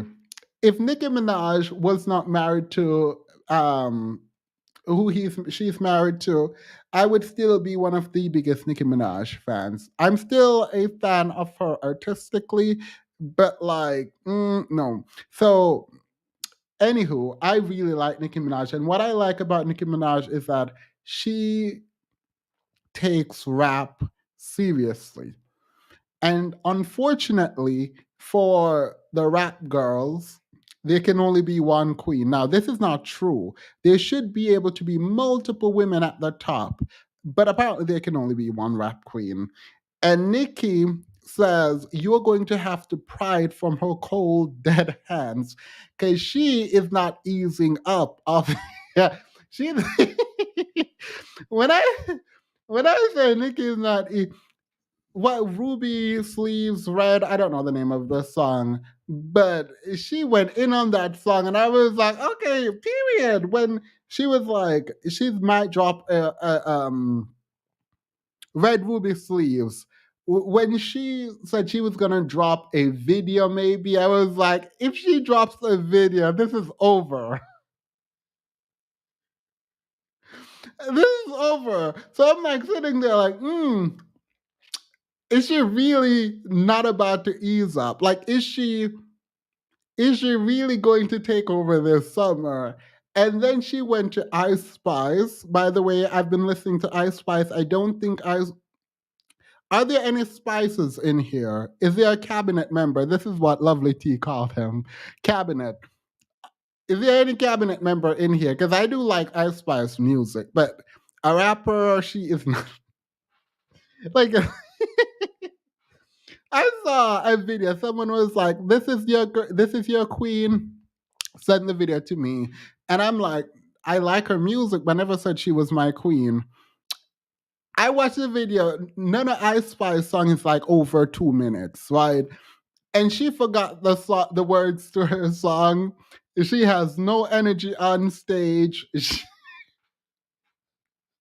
I'm just sitting there like, period. And what about it? Like, I still like her. You're not gonna make me not like her songs.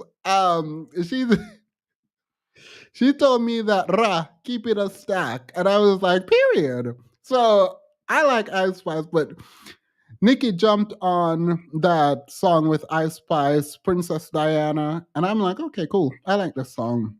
Whatever. I like this song. I like this video. Whatever. Not that. Whatever. So let's move.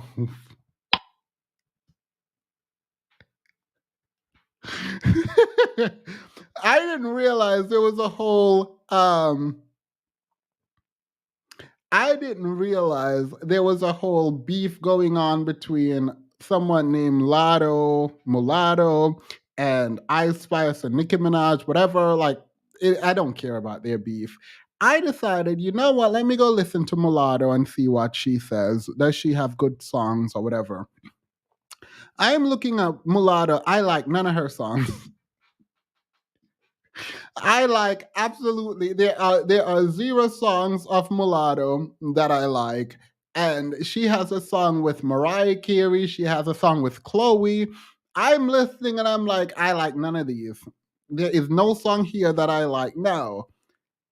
The problem is, I still think Mulatto is a better rapper than Ice. Like, what world am I living in? How can I think Mulatto is a better rapper than Ice Spice, but still like all of Ice Spice's song that I've heard, and I like none of Mulatto? Like, there is zero of. I could not tell you a Mulatto song.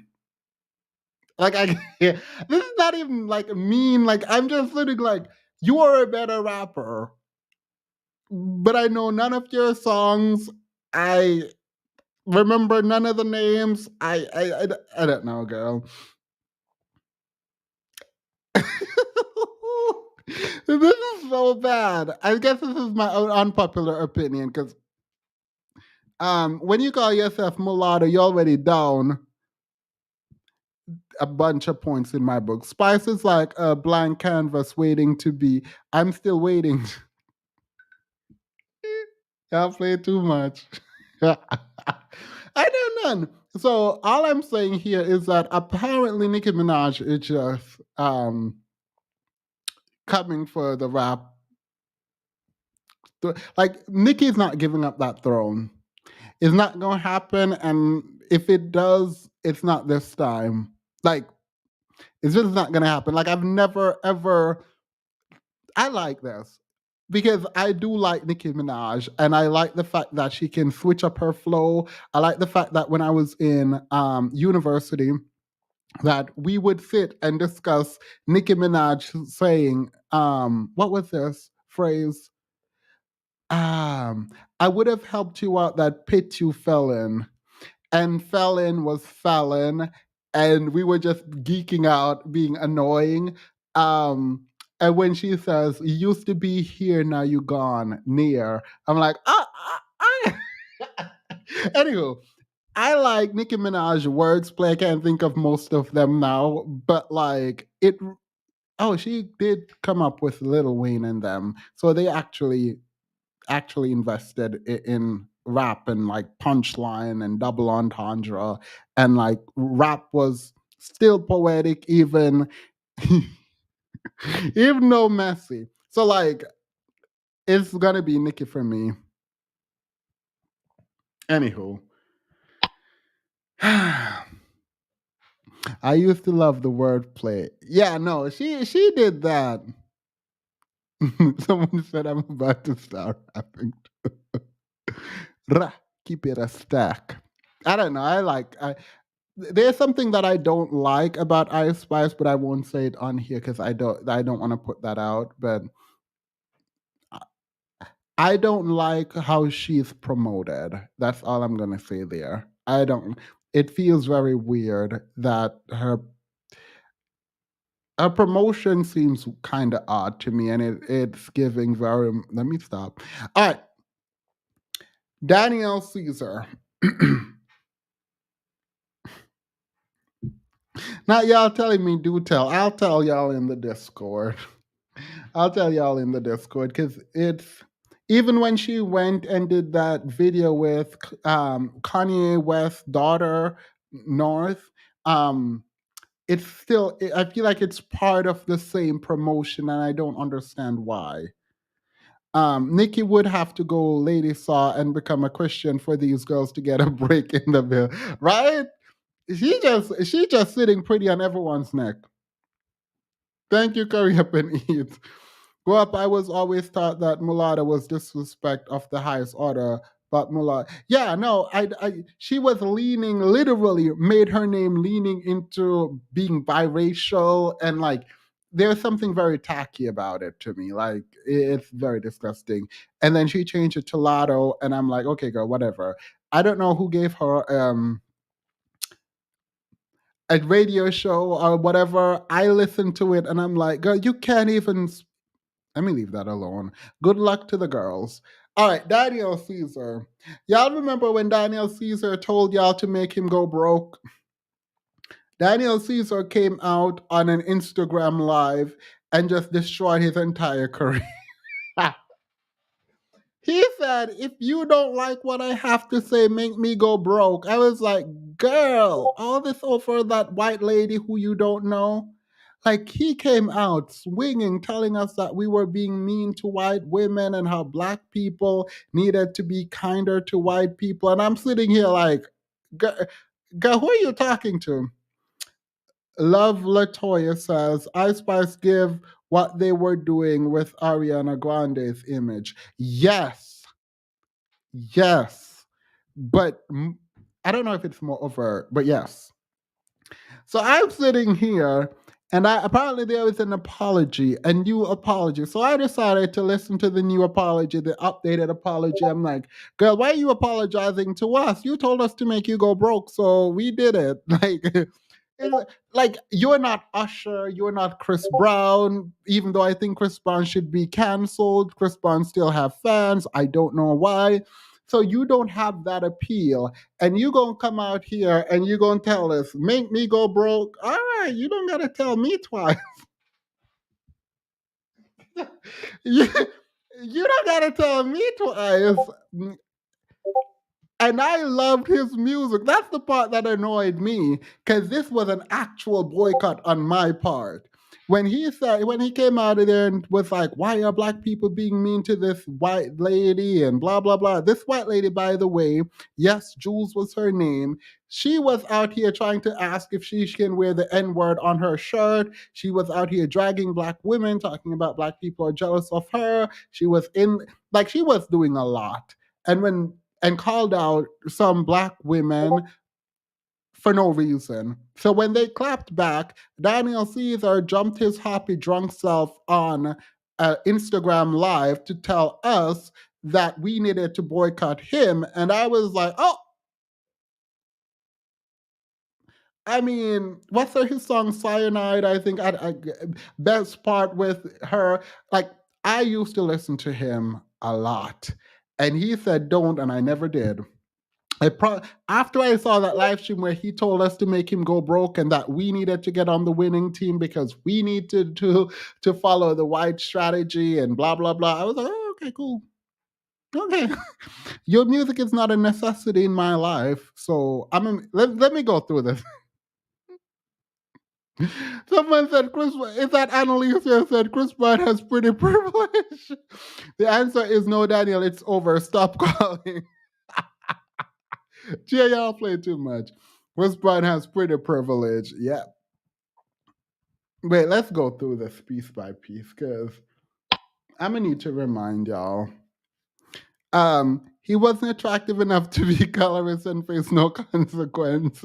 No one ever should face consequence for colorism, but he literally affirmatively told us to make him go broke. I'm like, you must really be feeling yourself right now. Because the thing is, I don't stay in abuse of anything. So if you're telling me something and you don't care and blah, blah, blah, I'm not going to care more than you care. You don't care. I don't care. We don't care. Goodbye. Like, what do you mean? Y'all need to stop calling this man ugly. He is not ugly. He wasn't attractive enough to be colorist and face no consequence. LOL, he didn't realize that's how Chris Brown and A$AP Rocky got away with that mess. I don't think he's ugly.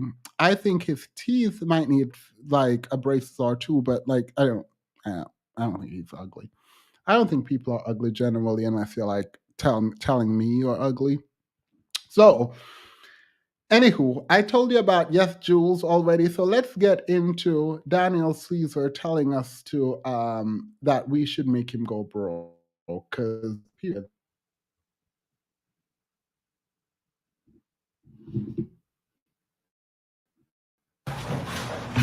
sometimes. Can you guys see me? Yo, bro. We're in Manila right now. Everyone say hi. Sometimes. I want to say hi. Yeah. The squad's in Manila right now, and we're very drunk. And I'm gonna be honest with you guys right now. We're ready to get canceled. That's exactly. I'm trying to get canceled right now. Let's go. I have a serious question. This is why are there black people in this chat right now? I can't tell. Yo, I gotta make sure there is. I love you guys. Yo, you guys are listening, and I love you guys so much. But we're like talking about something serious. So I'm like, I don't want to talk about shows or like being, like artist stuff. Why? I don't know which black people are in here, but I want you guys to talk up right now. Why do we? I saw it here. I heard something. Why are we being so mean to Jules? Why are we being so mean to white people right now? That's a serious question. Why is it that we're allowed to be disrespectful and rude to everybody else? And when anybody returns any type of energy to us, that's not equality. I don't want to be treated like I can't take a joke. I just went through the fucking Chappelle shit, and I had to like in the moment acknowledge that I was being fucking sensitive. You know what I'm saying? And that I need to be able to take a joke just like everybody else. That's what it is. People are allowed to say what the fuck they want. And I'm allowed to feel how I want, but it's like, am I gonna fight them or am I gonna accept what they have to say and keep it fucking moving? Why are like this is I only treat people that I don't respect and don't think that they can take a joke. I think that they're less than me. Those are the only people that I don't fucking say my honest opinion around. And that's disrespect. White people have, I see what you're saying. White people haven't mean to us in the past. I have a, like, what are you gonna do about that? Tell me what you're gonna do about that. There's no answer other than gaining understanding and keeping it moving. That's some biblical shit. You're bridging the gap, man. You have to bridge the gap. I'm sorry, yo, I'm drunk as fuck right now, okay? But I don't care. That's not helping. I've seen it. Yo, as we are an independent company, Golden Child is an independent company. As an independent company, me and my dogs right here, we have the opportunity to employ black people. We put so much money in black people's pockets, but also we put money in white people's pockets. That's just what it is. Yo, you guys are gonna, yo. All I'm saying, you have a pure soul because your goal is love. All I want is love. I'm gonna keep it honest. And say what you guys want, but it's like I truly believe in what I'm saying right now. I don't think that being sensitive to the point of not letting someone else say what they want around you. You can be offended. That's fine. Tell them that they're a piece of shit. But it's like to not allow people to say what they want doesn't help you. You have to look, yo, are we winning right now as a culture, or like are we on top of society? We're not. And you can't win the game by choosing to not accept the winning team strategy. You have to acknowledge your strategy and then build a strategy on top of that. That will. I am black as fuck. I'm black as fuck. And when I walk into a room, niggas want to call me soot. They said I'm fucking soot. You know what I'm saying? I'm too black to be fucking cool. Like they make fun of me. Bitches be making fun of me. I mean, women. I'm like, you know what I'm saying? It's I've lived through it. I have no interest in being a victim. I don't know. That doesn't win. That doesn't win me any fuck. That wins me sympathy points. That didn't give me fucking money. Oh no, we're gonna watch all of it. So I'm not taking my. Are there black people who he think watching him? Girl, literally, hurry up and eat. His audience is black people. Literally, he makes R&B music. I don't know what he thinks he makes, but he makes R&B music. His audience is black, and everyone is watching. Their people on his live current at the time saying, "Hey, yo, stop! Like, stop! Like, stop!" No, he was like, "No." He's gonna be like, "No, I don't care. Make me go broke." Like, and there is like. I don't want to say plausible deniability. When he said he was drunk, I was willing to be like, "Oh yeah, maybe he's drunk." But after this, he comes back and doubles down in my mind. He learned that black people are watching. Oh well, a hard fought. It was hard, girl. That album sale was, what was it like girl? What was it, under 3,000 units? I don't remember. I'll find it. Daniel, we have to bridge the gap.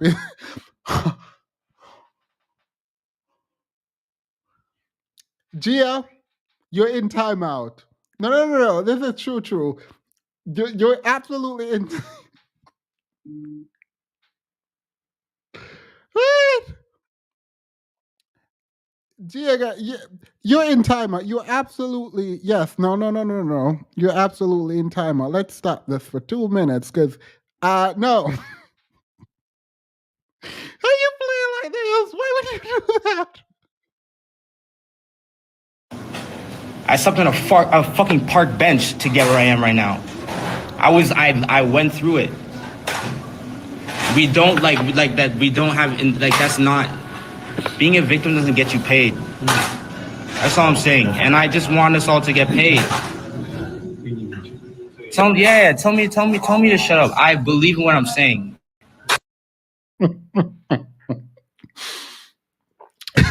The friend in the back said no was almost. Someone just told him to shut up. And he said, "Tell me to shut up. I believe in what I'm saying." So you're right, hurry up and eat. There was almost a hero in his friend group, but almost is not enough. almost doesn't count. Because tonight will be the night that I will fall for you. I feel like we should make that into like an audio file, and we know who we're talking about, the kind of people we're talking about whenever we're playing. Whenever that plays, we know. we know.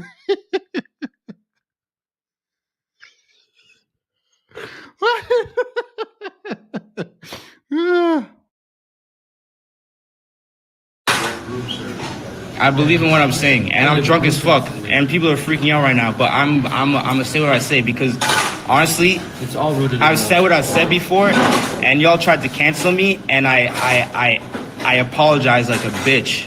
And I don't believe in that shit because I think you guys are wrong, and I think I'm right. And so I'm gonna say it, and you can cancel me. I'm making music right now. I'll put it out. You guys don't have to listen to it. Cancel me. Girl, when I said no one bought that music that he put,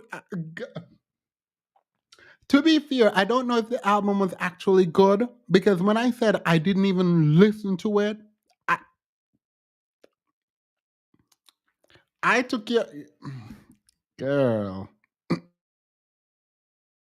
Make me broke. You guys made me rich the last time, and I appreciate you guys for that. Don't listen to my next shit if you think I'm shit. Don't. I will go. It's okay. I'll go back under a rock. I don't need this. I believe in what I'm saying right now. This should be case study 1. It's just case study 1, man. This is so irrational right now, but I don't care. Make me broke. Make me suffer for my opinion. I believe in it. And like I saw that shit. Honestly, even Akai and Fruit, I'm so sorry if I messed that up. You've been a member for 3 months. Thank you. For all the Discord members, I'm trying to do some more calls with you guys on the Discord so we can talk about stuff and I can like actually say my piece. But I will do that next week. The book club is not this weekend, it's the next weekend, right? I think that's correct. I have to check my calendar. So with the book club meeting and stuff, I will try to do a check-in call because we are always talking on the Discord, but I'm going to try to do more calls. He bet his bank account on it if risking it all. He risked it all for Yes Jules. He risked it all for Yes Jules. I don't know why. So now he has to live under that gap. Y'all play too. I'm gonna keep it real. The Joe shit, I was mad. You know what I'm saying? I was mad. The same way I was mad in the room but it's like, say what you want, bro. I believe we all be all the time, and I think that Dave was projecting, and I think that Joe was projecting as well. Our own insecurities. That's what. Look, I don't really care what else this man has to say. Thank you. Yes, it's me. We're going to continue because he then, he was drunk, right? Like he was like, oh my God, blah, blah, blah. I was drunk. So I'm like, okay, he was drunk and he doesn't have good people on his team because I'm not about, if I'm on your team, I'm about to turn that phone off because you're not going to stop my bag. I'm not just going to sit there and have you disrupt the flow of income because you want to come up here and be Captain Save Someone. Like, no, I'm not about to do that with you. So absolutely not. I was like, okay, cool. Maybe he was drunk. His friends are terrible people. Sober Bobo, how are you? One day a man to risk it for me like this so I can show y'all what love. What love? This is real love. Hurry up and eat. This is real love. It has to be. It literally has to be. So I'm like, okay, got it. He was drunk. Let's hear what he said in the follow-up.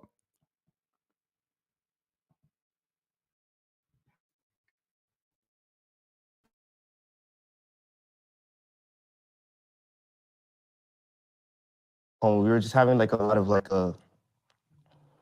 breakthrough conversations. And also, I was just going through a lot, and I was drinking a lot. And what actually happened was I just saw someone being beat up on, and it was like personal to me. It's like, in retrospect, maybe that wasn't the hill to die on. You saw a friend of yours get attacked online. Yeah, Who was white for wearing a shirt with a slur on it. Yeah, there's a lot, and I don't even want to. Sure. Sure. Go ahead. You don't want to. That was like a catalyst. Nope. See, this is the foolishness that I don't like with people, by the way. 2 minutes away from drag. She was being dragged for trying to wear a shirt with the N-word on it. Talking about, no, I don't want to get it. No. You need to tell why she was getting dragged. Because what was happening to her is she was being held accountable. And you did not like the accountability, so you jumped in thinking, oh, let me shield her for it. And they're like, oh, okay, cool. Let's move the energy from her and put it on you since you wanted the smoke. Because you were big and bad saying, oh my God, cancel me if you want. Y'all black people are mean. I'm like, God, what did we do to you? Like, I'm sitting here, you attacking me because I was on Twitter fingering away, telling this woman that absolutely not, you shouldn't be doing this. Why do you think you want to say the N-word and wear the N-word? Like, absolutely not. So I'm like, okay, period. I'm going off. Now you're attacking me, talking about why are we being mean to her. The reason we're being mean to her is because of her wanting to say the N-word and attacking other black women. Not even other black women, because she's not a black woman. Attacking black women online. That's why we were. So when you said, why are y'all being mean to Yes Jules? I am assuming that you wanted an answer. Now you're doing an interview sober and you're talking about, oh, I don't want to really get into why she was being attacked. I just saw her getting attacked. Well, maybe you should have looked into why she was getting attacked. You should have, because it wasn't an attack, it was accountability. She tried it. This was when woke and cancel culture was at its zenith, and the world was like, nope. Because he said, cancel me. And I was like, oh, you don't have to tell me twice. I'm not even in the business of canceling. I just like withdraw support. And like, unlike Neil or like R. Kelly, where I didn't support them to begin with, like, there's nothing for me to withdraw. But for you, I knew I supported you. When you came out and they were like, what is that gap tooth? Sorry. When you came out, there were a lot of people with a lot of bad things to say about you. And I was like, no, this is a young black man who writes beautiful music. And I'm not about to like let y'all attack him. I didn't say any of this out loud. But I was like, let me support. And then I listened to the music and it was good. I was like, period, come through. You will be the next Usher. Who am I playing? Anyway, I was supporting. And then you go and do this? No, you annoyed me. Don't dare me to do anything. Don't. I will. Passports took Batman out of America.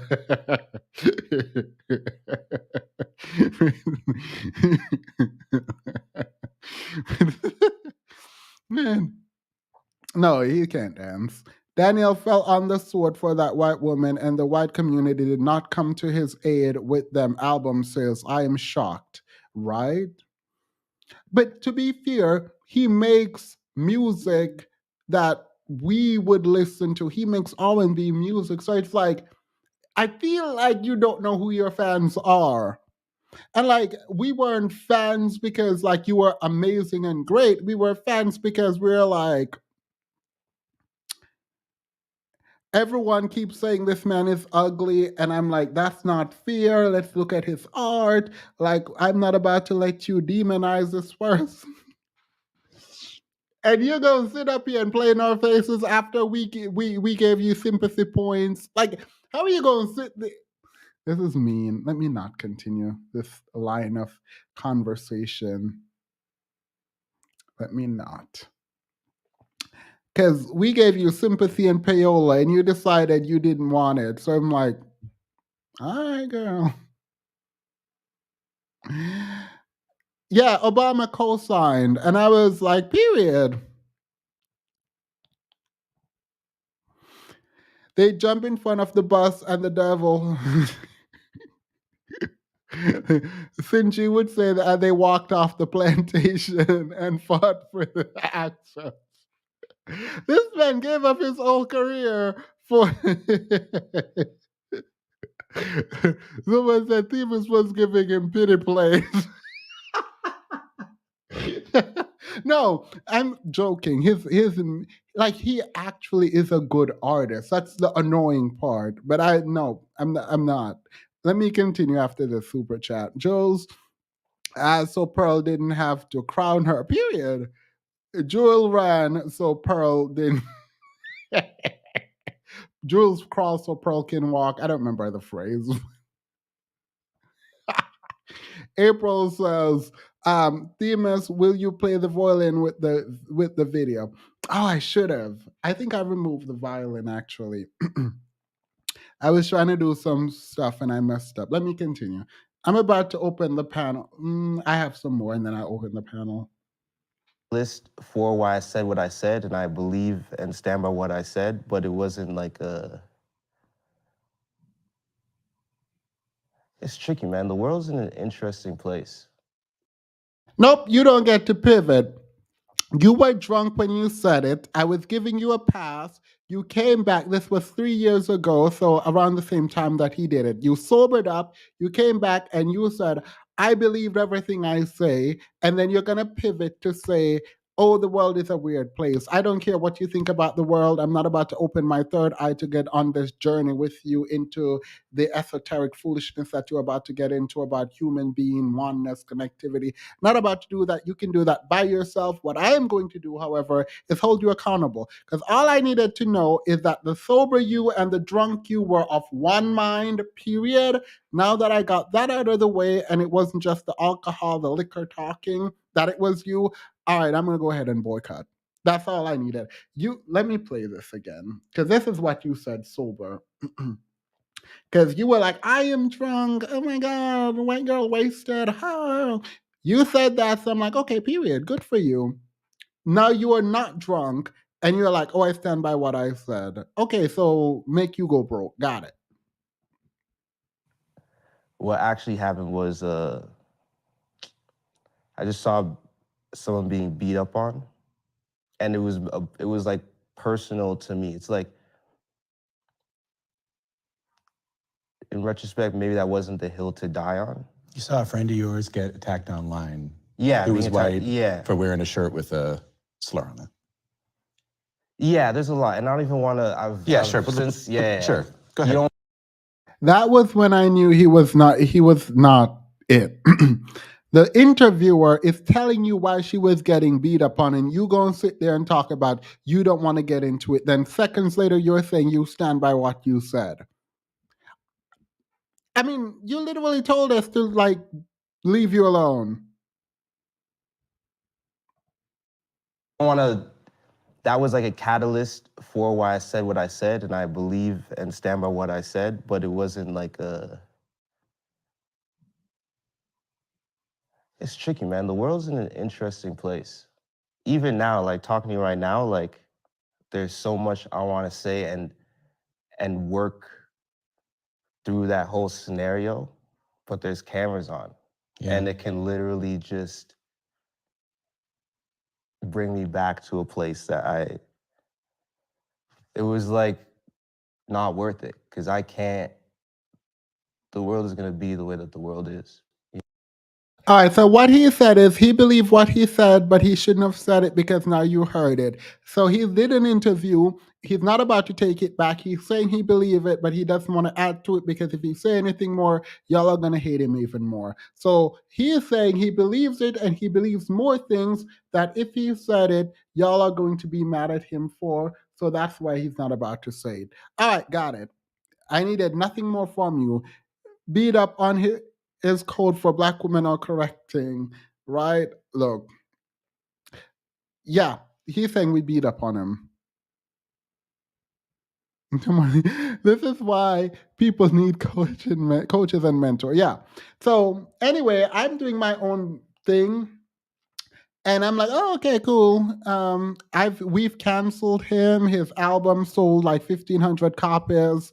So he has failed essentially. This week, I'm out and I see a notification that Daniel Caesar apologized. And yes, I do have a notification alert for him because I was waiting for him to come back. And I'm like, oh, okay, cool. Let me see this apology. So this is the apology.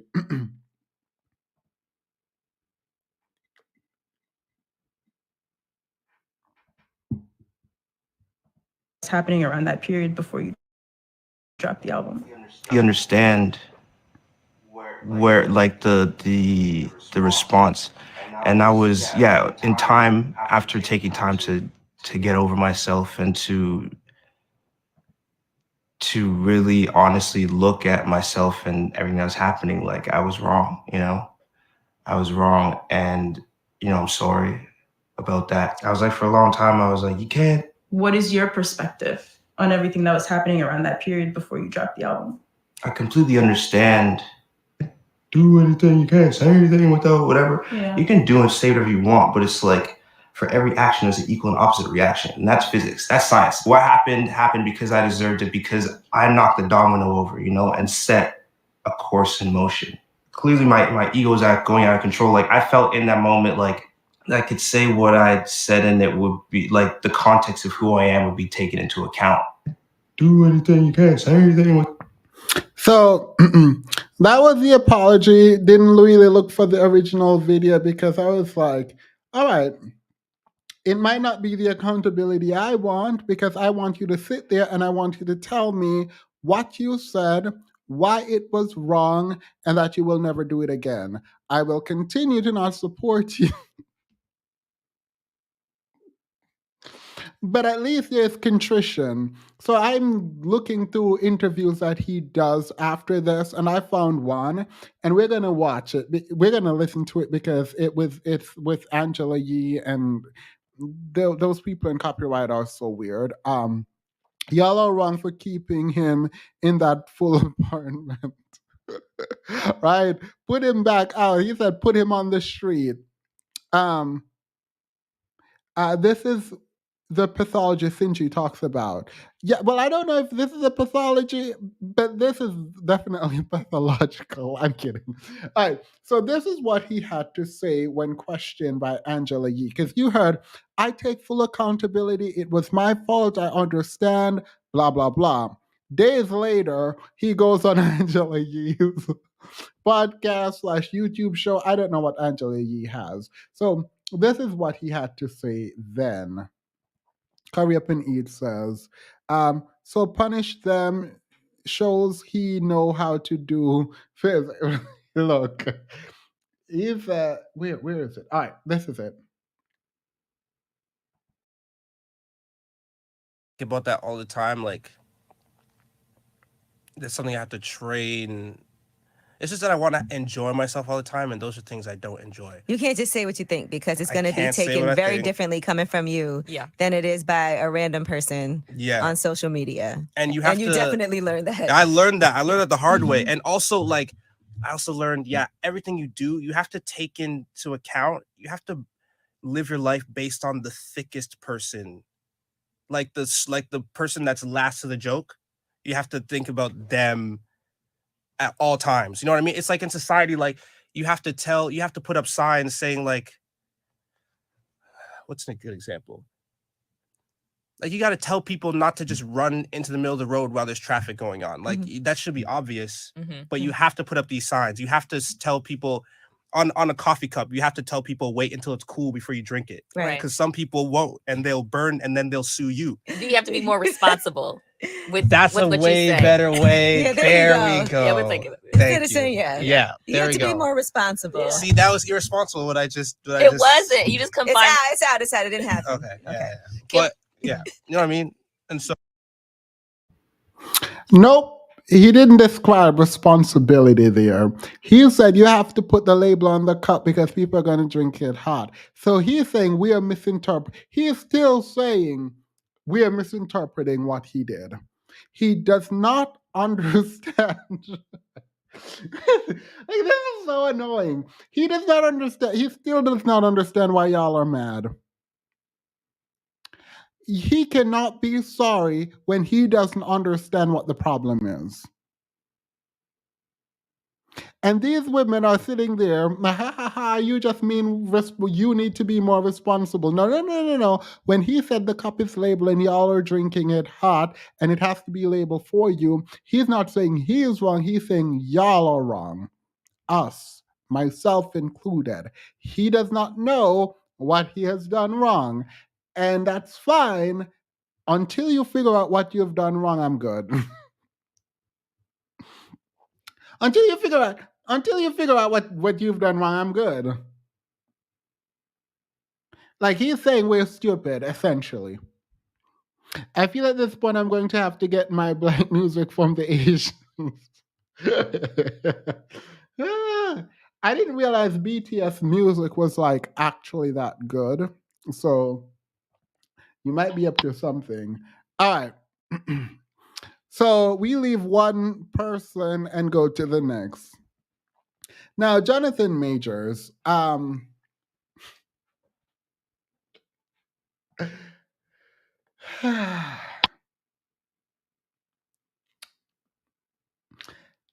So the management team, his management team has dropped him essentially.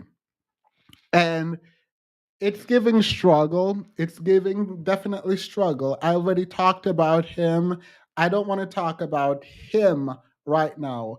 I was watching Sinji's live, and she was talking about comments under the Shade Room post that I definitely am not going to put any of them up, where there were Black women out there saying, this is why you need to date Black women.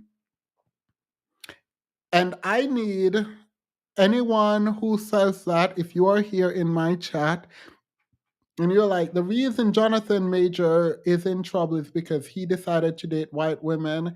If that's what you believe, drop a 1 in the chat so I can see you and I can call you up, because I need you to explain this to me. Because it feels like you feel like because the woman is white, the woman can't be a victim. And I'm not about that life. Like, I don't care about the race of the woman. If you're abusive, you need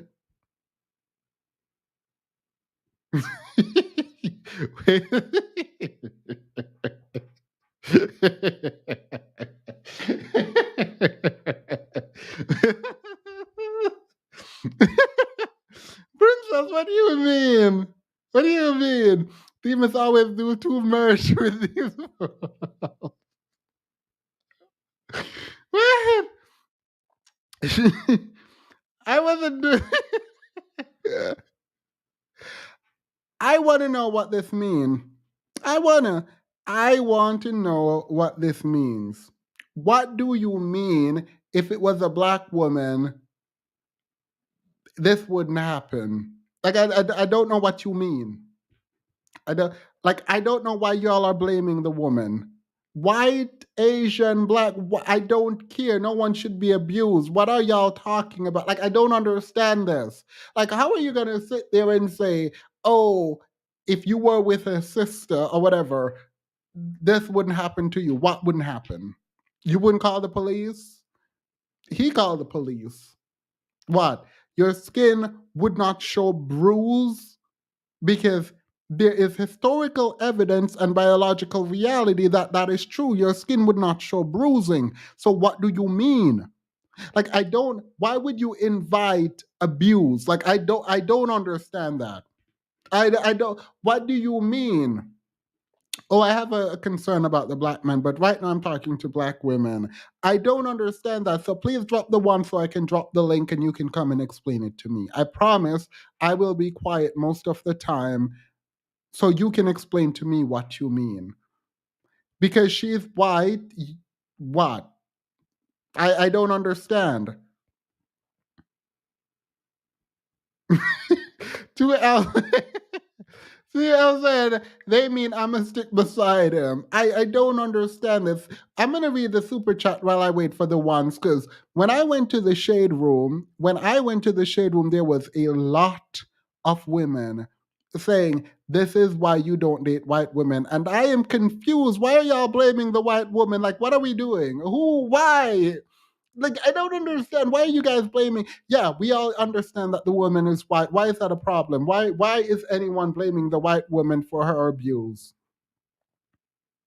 If she was abused, why are y'all blaming her? Why are y'all saying if it was you, it wouldn't happen? What wouldn't happen? He wouldn't abuse you? Like, I don't understand it. Please let me know, because like I don't know what that means. He also is saying black women are idiots who need coddling.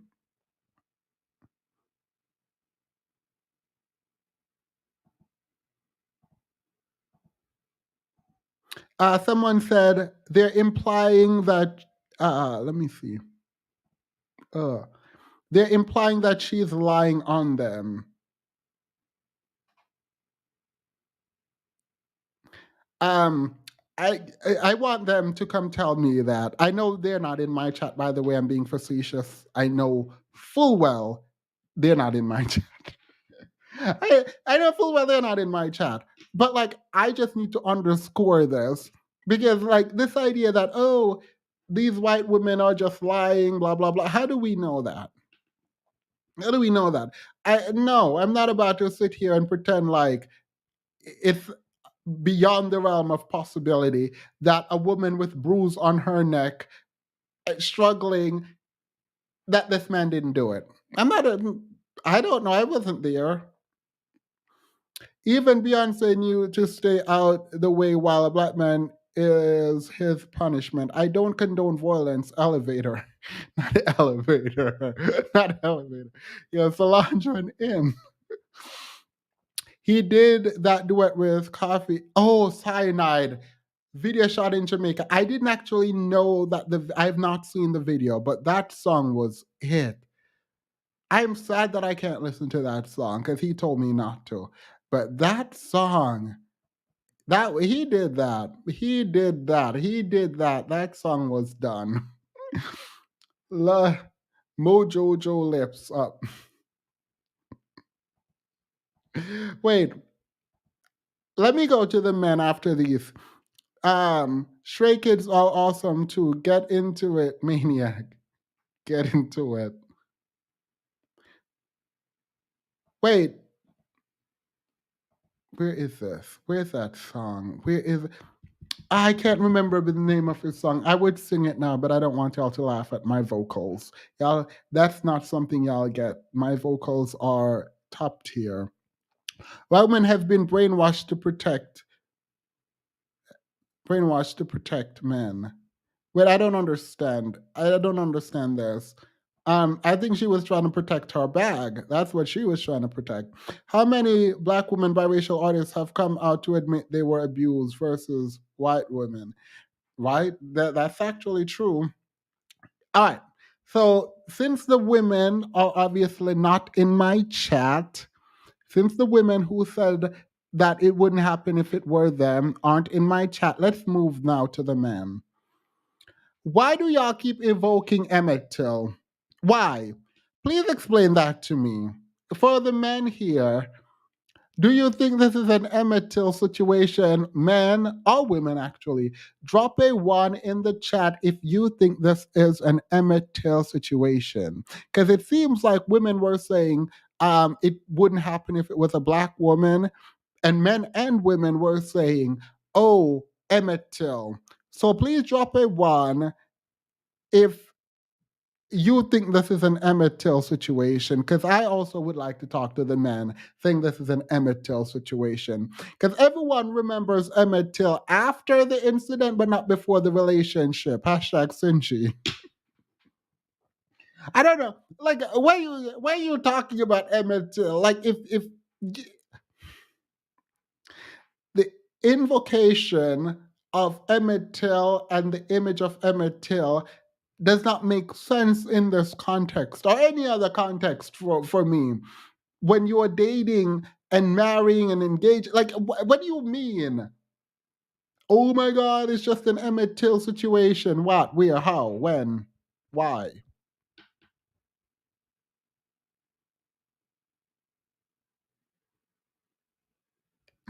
Someone said that lawyer, though. I don't know if that lawyer just doesn't like her client, because these texts being released. Like, I read the text and I was like, I don't understand why, ma'am, why are you doing this? Like, do you just not like your client? Do you want to skew public opinion against him? Like, are you trying to do like a rise from the ashes phoenix-esque kind of approach to this case? Because I've never seen it done. Right? Like, I've seen lawyers try to win over the court of public opinion, but I've never seen them trying to demonize their client. I've never I've never seen them just like trying to demonize their clients. So it's a new strategy. Admittedly, I've never seen it done by an attorney, but when you release those texts, that for me confirms that he did what was alleged that he did, I don't know why you would do that. Jonathan said, how can he lose if he already chose? How can I lose when I'm already chose? Ah. Then his lawyer spoke, he losing hard. Period. Ice Spice. Ra, keep it a stack. Those messages did not help him.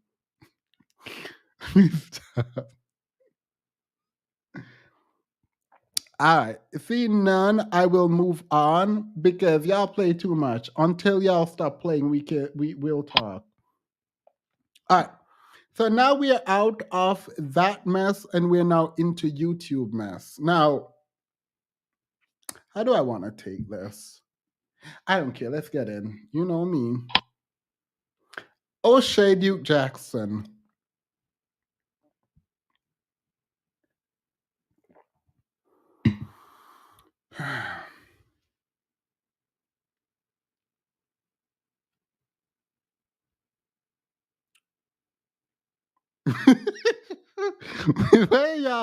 What are y'all doing? I didn't do anything yet. There was one in the chat. Themis, 2 L's. Oh, there was a one in the chat.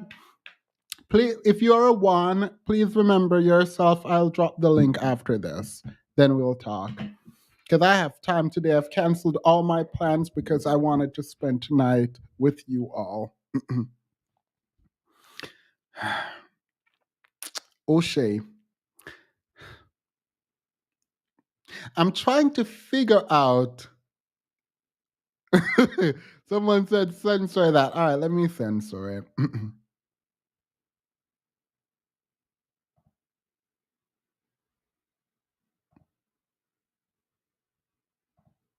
All right. Themis, you know this pick ain't it. Y'all play too much. Leave O'Shea alone. So,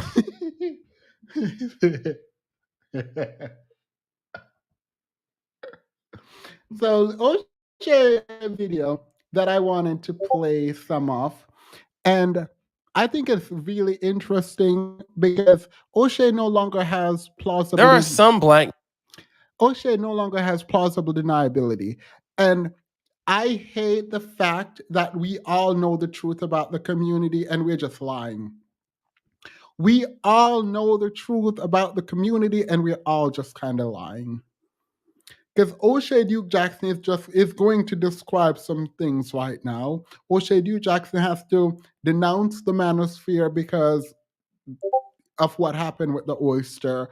But he did a video because I'm on O'Shea Duke Jackson's page, again, watching all of his Oyster videos. I am.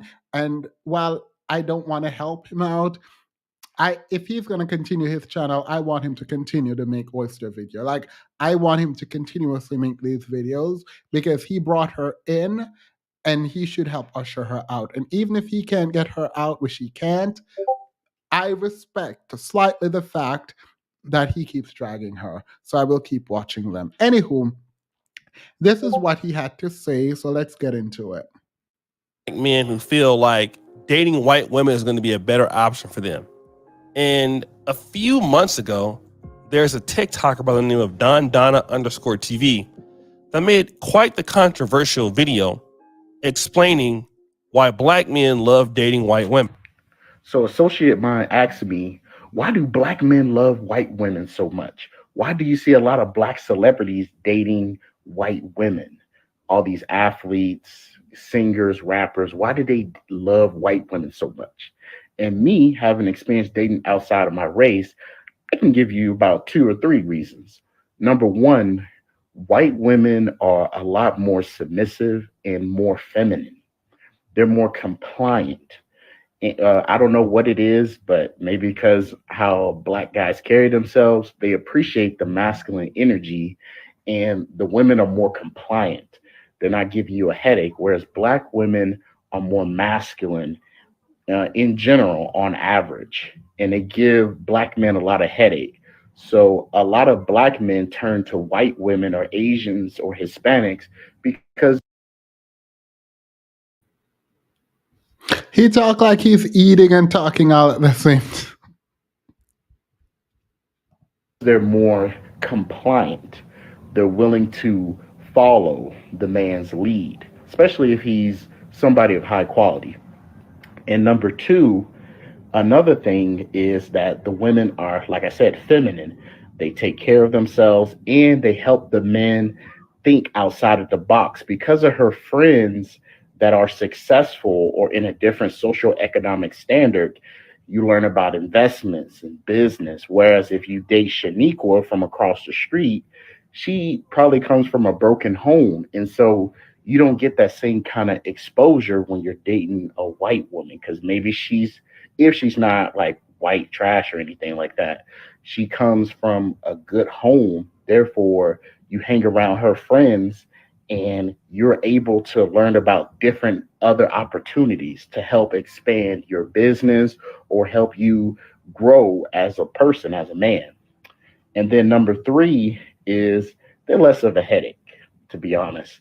A lot of guys that I know who date outside of their race, they're a lot more happier. There's a lot less drama.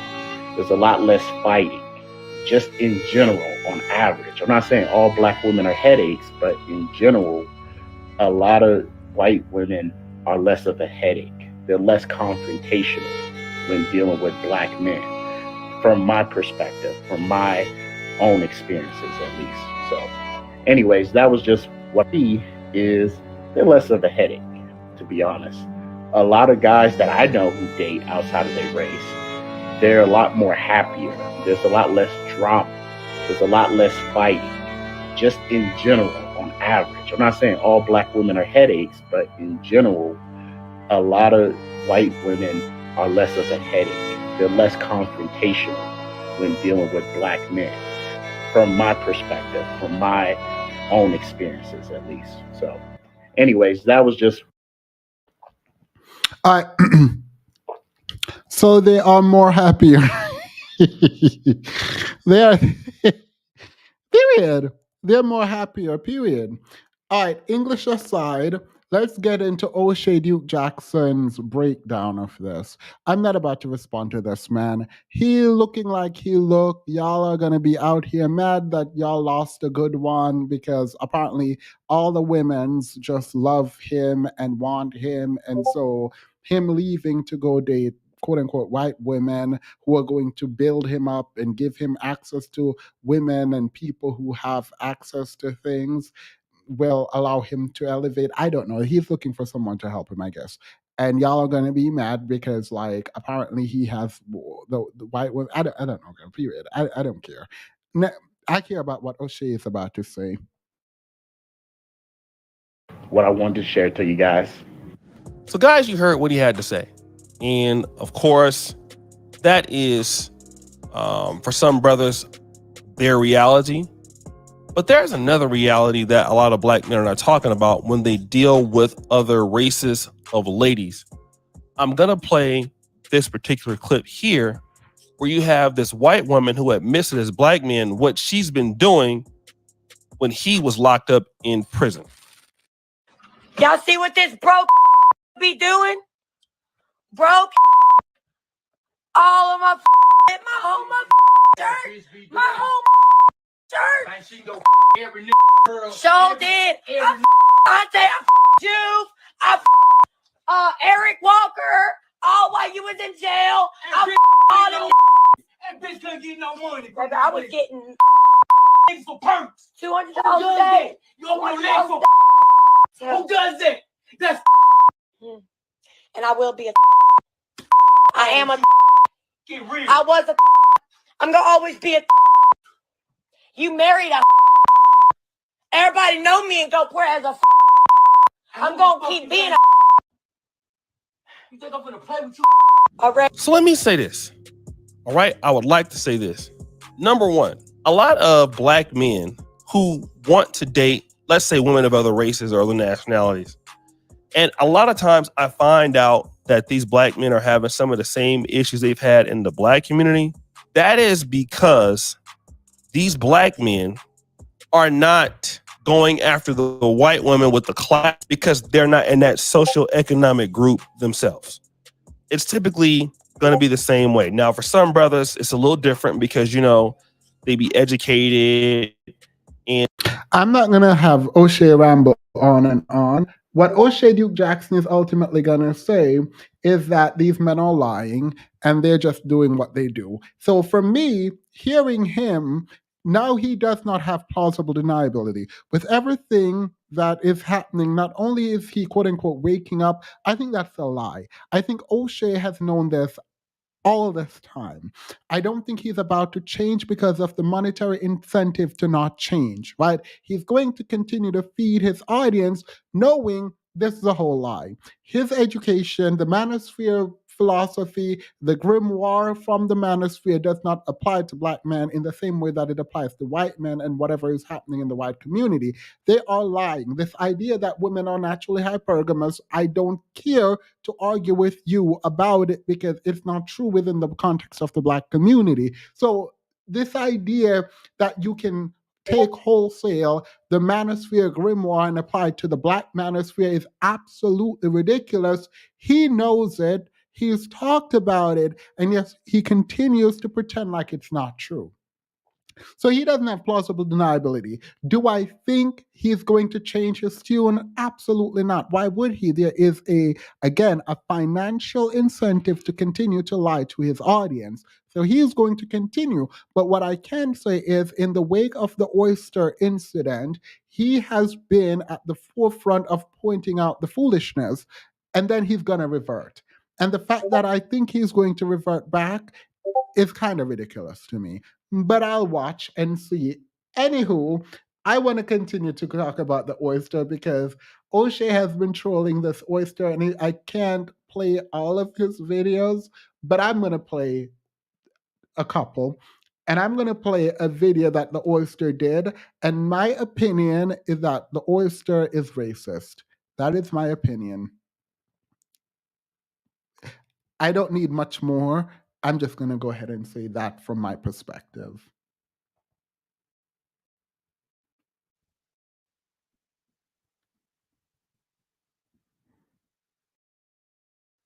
So we did do that. Yeah. Well, what I'm a bit confused about is you did a whole apology, but it sounds like you're stop not. asking me about this. Like I said, It kind of matters. I have a statement coming out about it. So Okay. All right. So Trigonometry, a YouTube channel out of the UK, released this interview called Pearl Davis, Why I Interviewed Nick Fuentes. Now, this is very interesting because they scheduled her to do this interview. It appears almost like a month or two in advance, which is quite common for most in-person interviews, things like that. But in the time of her accepting the interview and coming to the interview, this whole Nick Fuentes thing happened. So toward the end of the interview, around the 51-minute mark, these gentlemen started to hold Just Pearly Things accountable for that interview. Now, I want you guys to listen to the question asked her. The first thing I'm going to do is I'm going to play this clip and then I'm going to come back. I do have to ask you about, because in between the time that we booked you to come on the show and you actually coming on the show, you had a guy called Nick Fuentes. Oh yeah, Nick. Yeah. And then you did an interview with this guy. Like, this is not a guy we would ever have on because he's a racist, Holocaust denying piece of shit as far as I'm concerned. But you had him on, and then you took that interview down and apologized. So what happened with that whole thing? Oh, I can't talk too much. There's like legal things going on. Legal things going on? Yeah, there's not with Nick, but just but there's I have a video coming out of the thing. So you have to wait for the video. But I will say, I did not find Nick to be racist. My staff actually did not find him to be racist. Wait, he was talking to an Italian girl next to you and saying that she shouldn't have a black boyfriend or something along those lines. He doesn't believe in. See, I don't really want to go into like the race mixing stuff too much. No, but you just said he wasn't being racist, and I watched him be racist on your show. Well, I mean, to me, he says the same things that like there's a lot of people that think like that. When But it doesn't make it less racist just because other people think it. You could say that, but to me, it's like, how do I put it? His argument is more about culture. It's easier if you date someone in your culture. You'd have to watch the full thing, but was like being a bit like combative to him. And to me, he was just like kidding. But yeah. He did say, I am a bit racist, even in that. And in fact, in your apology, you said that he said racist things. Well, there's a video coming out about all of that, but you'll see. It's coming out. Okay. Well, the reason I'm asking you is because it's kind of like a big deal that you had this guy on. Do you see what I'm saying? He is incredibly toxic.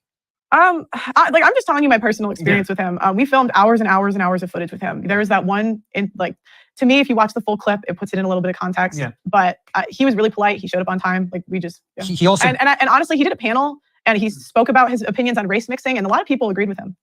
Okay, but that doesn't change whether it's racist or not, right? Well, what I'm getting. Do you think it's racist to because I'm curious. Yeah. Do you think it's racist if I'm Irish and I say I want to date someone that's Irish? Do you think that's racist? No, but if I say to you, you're Irish, therefore you shouldn't date a black man, that is racist. Yeah. Now, I want to talk about something that's very interesting. Firstly, what she says was, I don't believe that Nick Fuentes is racist. Okay? He talks about that Nick Fuentes doesn't believe in race mixing. Now, to be fair to her, a lot of people have that assessment. She mentioned later on in the interview, somebody like Dr. Umar Johnson. You know, me, I'm pretty hardcore as a pro-black. So my sentiments with Dr. Umar are not very... Sorry, I would let him continue, but you are absolutely not hardcore anything. You literally promote interracial dating with black men and white women. Like, stop. Like, no. The facade is like over. Everyone knows this. We're pretty much in the same neck of the woods about a lot of stuff, right? Especially when it comes to the black world. But what the gentleman asked her, she asked the guy, do you think that someone who wants to date Irish people, only Irish, is racist? She thought she had the guy on a one-up, right? And he says no. But if an Irish person says you shouldn't date that black person because they're black, then that's racist. But isn't it also the duty, Pearl, of the person interviewing them to push back on those opinions when they come up and actually challenge them and investigate them and to basically push back on it?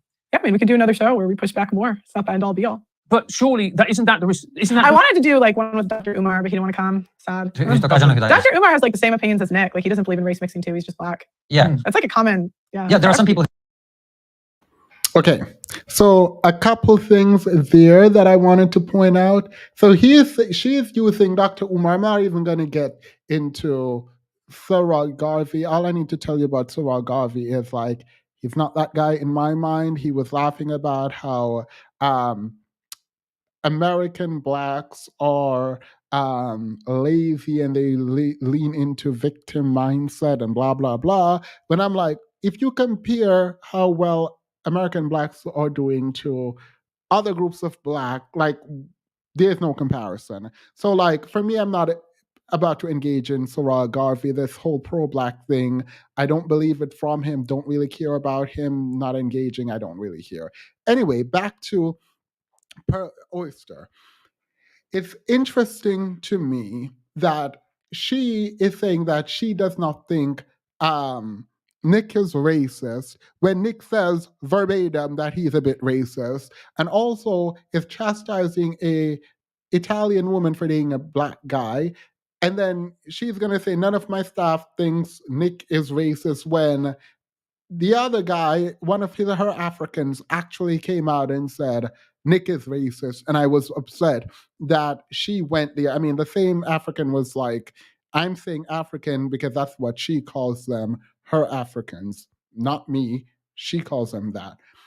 He came out and said, what am I supposed to do if she is racist? What am I going to do? I need her to survive. So period. But he said that he thinks that Nick is racist. So she's lying. I don't know why she's lying, but she's lying. Anywho, let's get to this right here. No, we gonna wait. We'll get back to Melina in a minute. No, why? I hate this for me. I hate these links not working for me. Let me do this.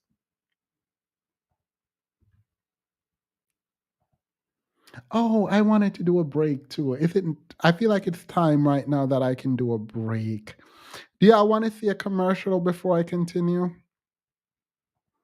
I can do a commercial before I continue.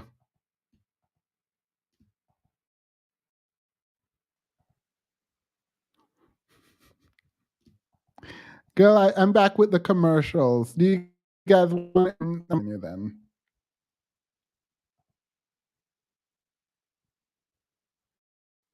Or I'm playing dumb. And I'll tell you what I knew and what I didn't know. So I did know that he was a known racist. I did know he was a known sexist. I did know. This, by the way, is her initial video. You know how she says, I did not know I don't think he's racist. Nick is not racist. In her apology video, let me put on the caption so that you guys can see the words that she's saying. She said, I knew. Let's hear what she knew. We're just curious why this man was banned and everything. Now, I've seen a lot of videos that say I play dumb or I'm playing dumb. And I'll tell you what I knew and what I didn't know. So I did know that he was a known racist. It says, I did not. She says, I did know that he was a known racist. How are you going on a podcast now saying, oh my God, Nick is not racist, when you're saying, oh, I invited him on knowing that he was racist. Like you literally said, I invited him on knowing he was. You know what? Go get out of my face. I'm done. I'm not doing this. I'm not. I don't know who I am trying to prove anything to. But absolutely shouldn't be trying to prove anything to anyone. So we're going to do a commercial break because I'm annoyed. So we're going to do a commercial break. And I'm very excited. Wait, no, let me read some super chats and then we can do a commercial break. The corners of his mouth. Wait, right? Looking like pork chops. Let me stop. He can be with white women because they don't care about dry skin. A black woman would have assaulted him with shea butter and a toothbrush. It's the lack of moisture for me. It is the lack of moisture. This video, right? That was so ghetto, them fighting and posting it and putting it online. Ladies, when a man looks like a day-old cut open avocado, know that he can't hurt your feelings. I only play that because I feel like there would be no psychic attack. There's absolutely no one in this chat, I can assure you, that felt any type of way of him divesting. Pearlie said, when this is over, I'll explain. Period. The thing is, she took accountability. Not really. It was a fake apology. Then she went on the Manosphere, the Black Manosphere channel, and they gassed her up. And now she's looking even sillier. So whatever. Would it be wrong to email Dr. Umar that clip? I feel like you should. Anywho, thank you all. Now let's get to a commercial. It's giving back in the olden days, this commercial.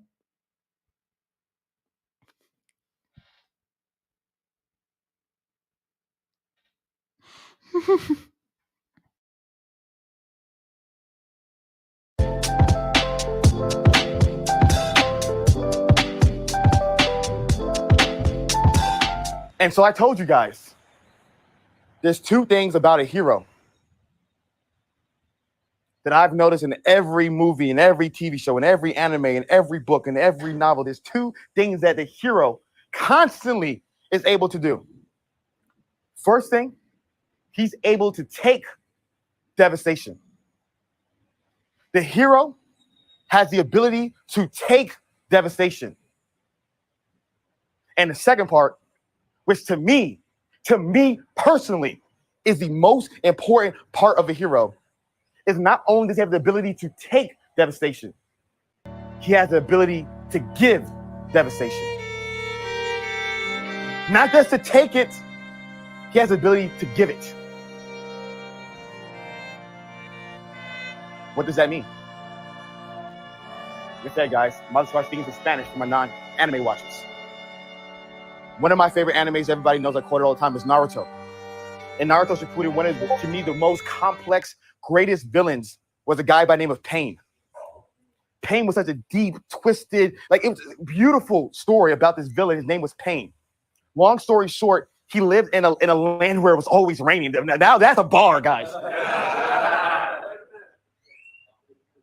He was living in a land where it was always raining. And he all his life, he was dealing with pain and suffering and hardship. And he just wanted to stop the rain. So like all true heroes turned villains, he then realized the way to stop the rain to destroy everything. So then, long story short, we all know the story of Pain. He starts this club. Please let me sell my book. It was inspired by you. You can definitely sell your book, Hurry Up and Eat, but you play too much.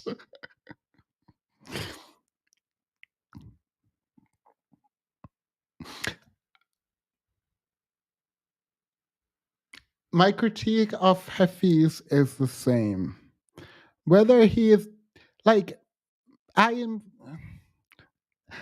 want to do this because I think Hafiz has changed. Hafiz got married, got in a fight with Pearl. The manosphere rejected him, and now he is rebuilding. And I prefer this Hafiz. I do.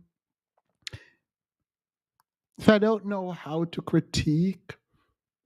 And I shouldn't be critiquing. I shouldn't. I should not. I think I should let Hafiz be. But I see so much potential. And it's just like, ugh.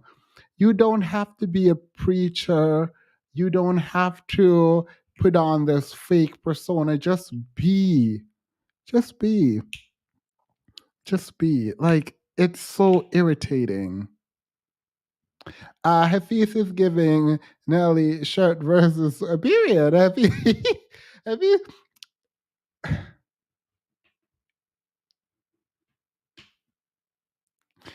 y'all leave Hafiz alone. I'm trying to understand what Hafiz is doing.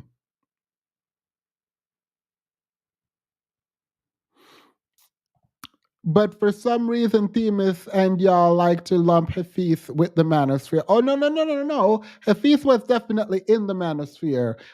He has changed, but he's no longer in the manosphere, but he was definitely a part of the manosphere. Don't let them lie to you. Hafiz cannot convince me otherwise. Starts the organization, trying to bent on destroying the world. Then, like every story, there's a hero. His name is Naruto, for those who don't know. This is the name of the TV show. And him and Pain, at the end of this season, are fighting each other. So you have this hero named Naruto, this villain named Pain. They're fighting each other at the end of this season. And then at the apex of the fight, Pain unleashes one of his most lethal moves. And this move is called planetary devastation. Telling you, speaking that Spanish for you guys who are lost. I'm sorry, we're speaking it right now. And so his special move is called planetary devastation. And what he does is he takes objects from the ground, like rocks and dirt and gravel and all types of objects from the ground, and he lifts it to the sky and makes out of those objects, out of this dirt, this mud, a giant planet. So I want you to imagine that. I say, if you don't watch it, I'm trying to paint a picture here. So all of a sudden, what you see when he does his move is ground starts lifting into a sky. And all this ground raises, and it starts with a small ball. And this ball has all this earth and this rock. And the ball gets bigger because more and more rocks come. And all of a sudden, you have this giant planet-sized, humongous rock in the sky. Imagine like a moon. That's what it was. Is it planet-sized, though? Is the ball created from rocks on the earth planet size? Was it? It's like a moon. So guys, imagine a giant, literally guys, I need you right now to look up into the sky and imagine a giant sized moon filled with earth right before us. And know what pain does with that giant sized moon, this giant sized planet filled with dirt, mud, this trillion, quadrillion ton object in the sky? He throws it at you. He throws that object at you. So I need you guys to understand this.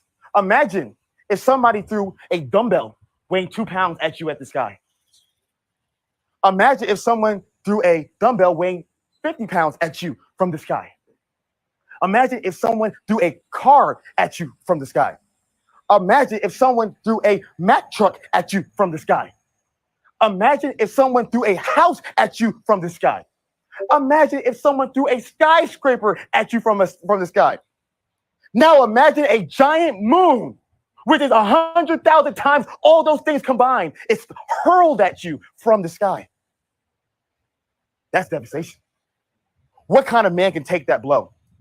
What kind of man can take that much pain and hurt that comes at him? The hero. I saw Joe on a podcast the other day. Joe's such a beast on podcast. So jealous, man. Like, God dang, Joe. He be having those bars. I'm like, I used to be having a clip. Got one from the ground. Like, dang, Joe be killing it, bro. I'm like, man. I'm like, how does Joe does this?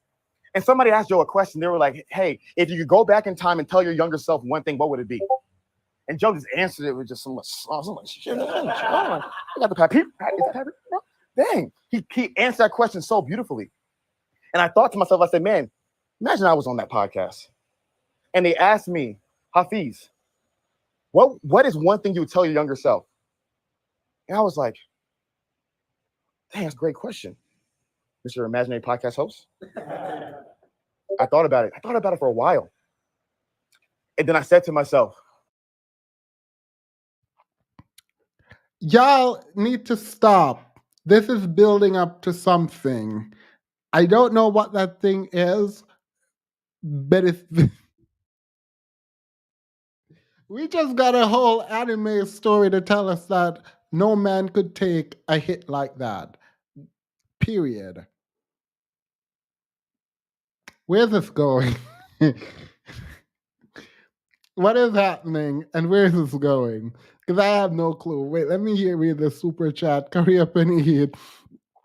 It's Real Notebook. All these commas are necessary on Amazon by Hurry Up and Eat. Period. You can definitely go back get it. We gonna go buy it.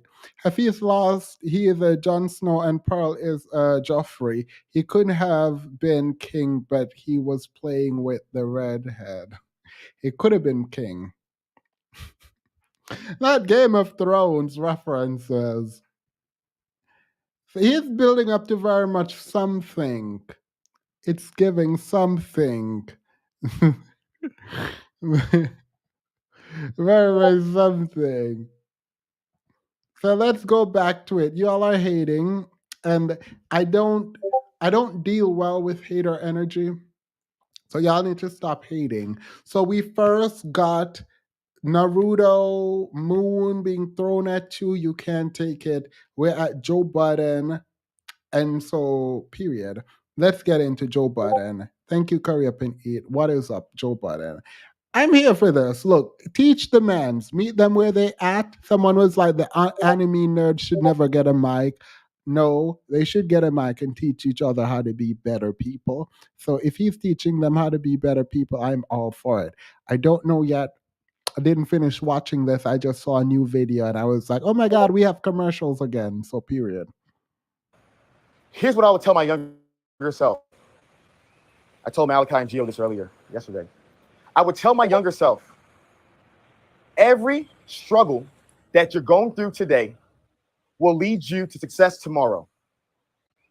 And every struggle that the people that you're jealous of is not going through today will lead them to fail tomorrow. One more time. I would tell my younger self, I say, Hafiz, every struggle that you go through today will lead you to success tomorrow.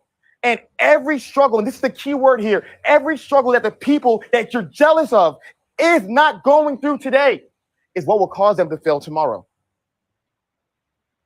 What does that mean?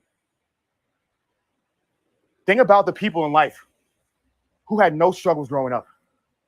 They're the star quarterback, the star point guard. Every game, they're dropping triple doubles.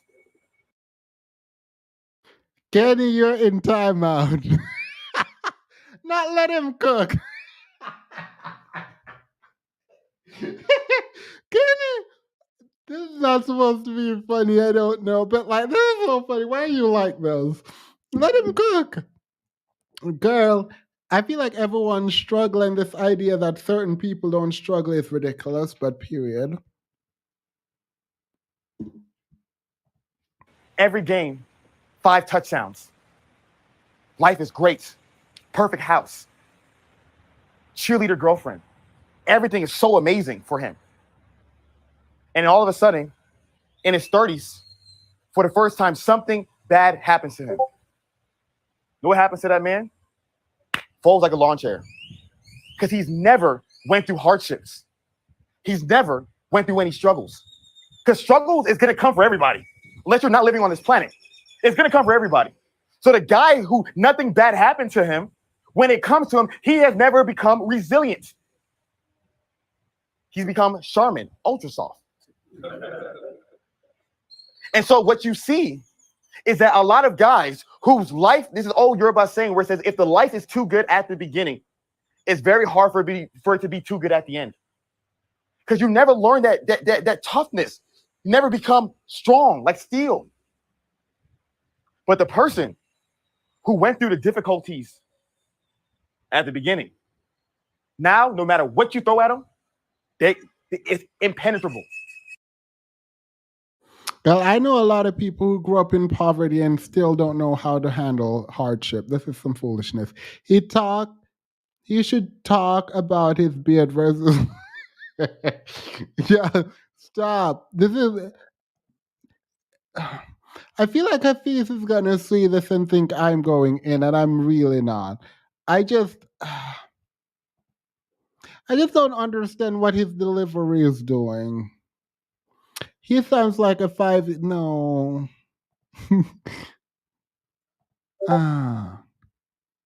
Hafiz needs an acting coach, not Jordan. He needs Kenya like antics. Yeah, like it's just. I'm trying to grapple with because like part of this is like I'm watching it in real time with y'all. Thank you, Curry Up and Eat. And it's really annoying because like I'm obviously joking partly over here, but it's like, why do you do this? I feel like that's the fundamental question. Why do you do this? Who is this motivating? Why is this motivating to you? In your mind, what are you doing? Because it does not feel authentic in the way that I don't connect with Chloe's antics. I don't connect with this. This does not feel like who you are. And I feel like introverts have like a secret power, and that secret power is a lot of people are introverted too. And so you don't have to pretend to be extroverted and a great speaker. You can literally be up there and be like, so like, and get your point across. Just do it in a more condensed form. Because I don't know what this is, and I want you to be great. Like, when Hafiz was doing debates, I was willing to like give him all my research and be like, go out there and conquer and win. Because it's not about my talking points or foolishness like that. It's about you knowing the right thing. And then after the Pearl debate, he just kind of disappeared. Freeze for misgiving, Mr. T, I pity the fool. I don't know. I'm sad for him. You need a church fan, Themis. I do need a church fan. I'm sad for him because the thing is, the reason I see potential in him is because I don't think he's tapped into why people might like hearing him. I don't know why people like hearing him. I don't. I just do it because now it's funny. But it's not that you are like this big, intimidating, abrasive fellow who speaks and motivate people because you're such a great speaker. It's not that. That is not your charisma. That's not your.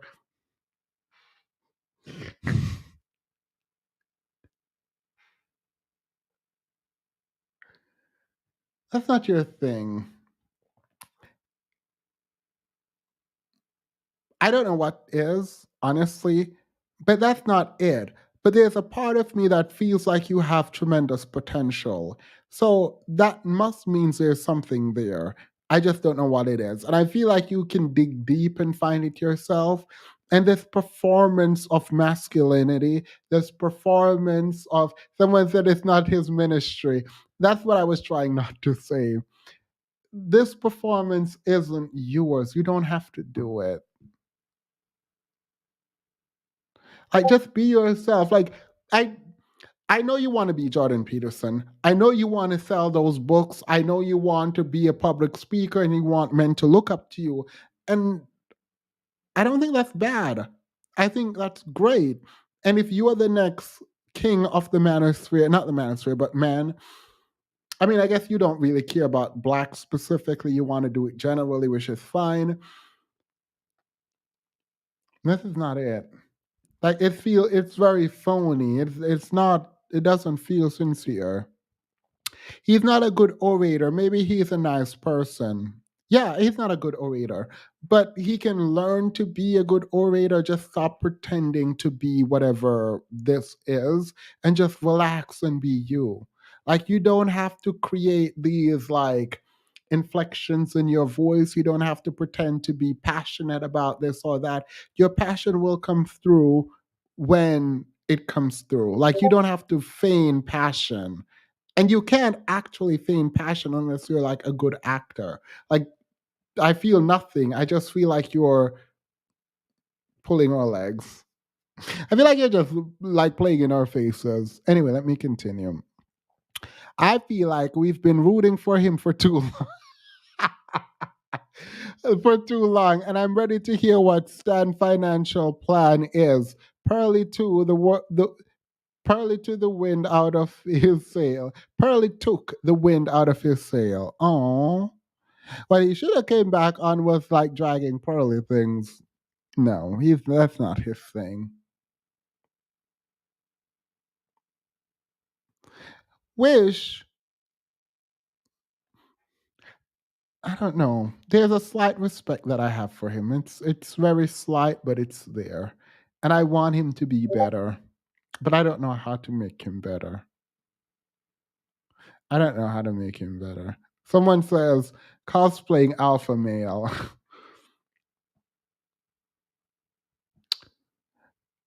He is married.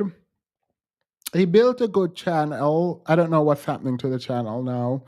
I think he genuinely wants to help men.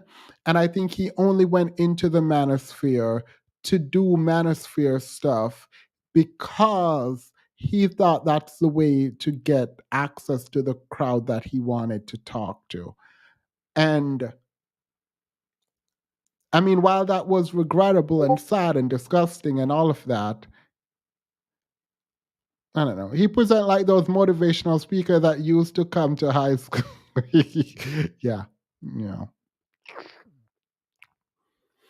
Girl, I'm not gonna give up on Hafiz. I'm not giving up on Hafiz. They can't be stopped. It's the adage of New York City. If you can make it here, you can make it where? Anywhere. Why? Because if you can make it out of this jungle, the rest of those are tropical rainforests. So that's the deal. So I realized everybody I was jealous of in my 20s that were in the NFL, whose lives were so easy, in my 30s, they weren't there anymore. They were all broke, unfortunately. You think people in the NFL have it easy? Like, your jealousy is definitely misplaced because them head injuries are no joke. Let's let Hafiz rest and uplift Prince Petty because that's who's up next. Prince Petty went on Yanni's channel and destroyed any hope of him being up next. He played too much.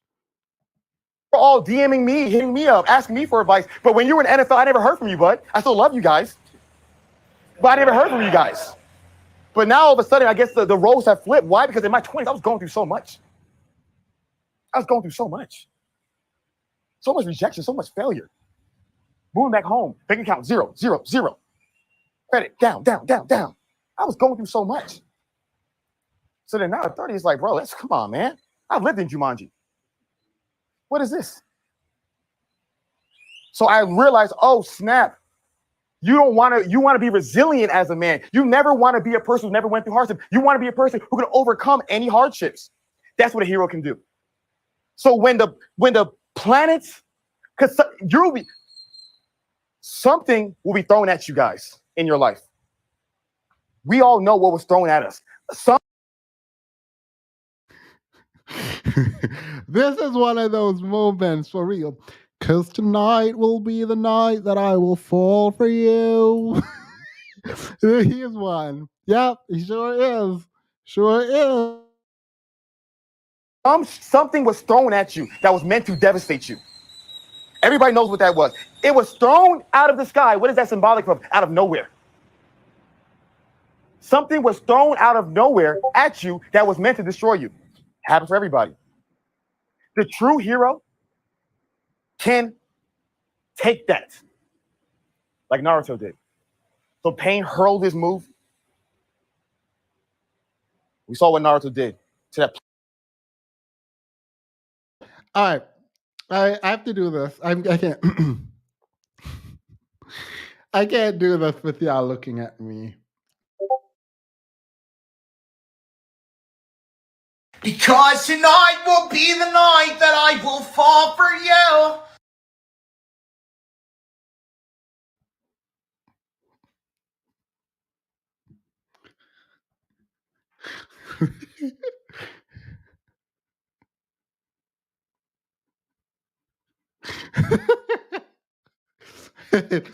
Wait.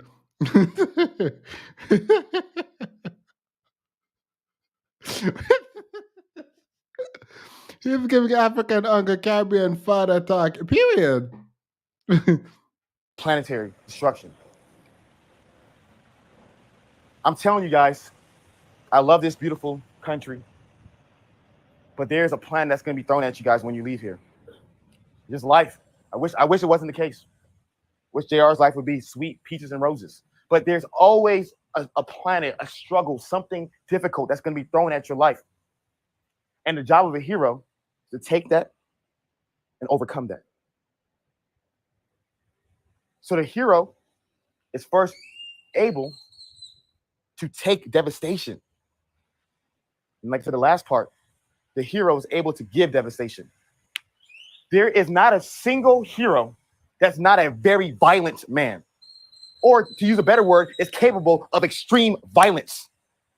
All your favorite heroes have that epic fight scene, whether it's James Bond, whether you're a Shaft kind of guy, whether you're an Eren Yeager kind of guy, whatever you like.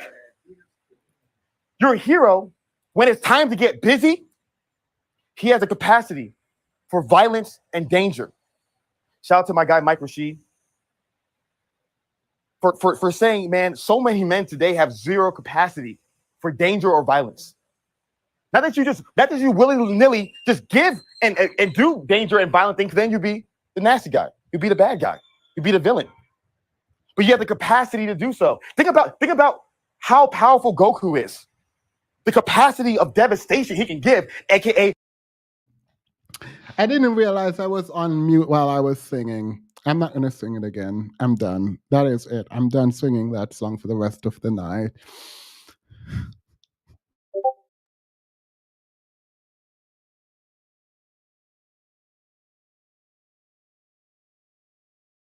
The spirit bomb. So while Pain takes the dirt, now we're getting deep, guys.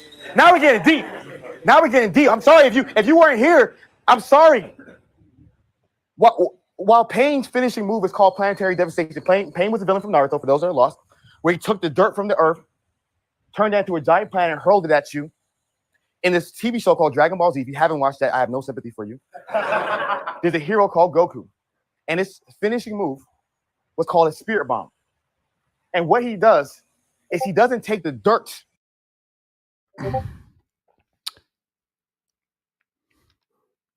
I don't think I fully understand his message, but it seems simple insofar as pain is good now. Like my message, which I think would be the equivalent here, is the pain of pleasure now, right?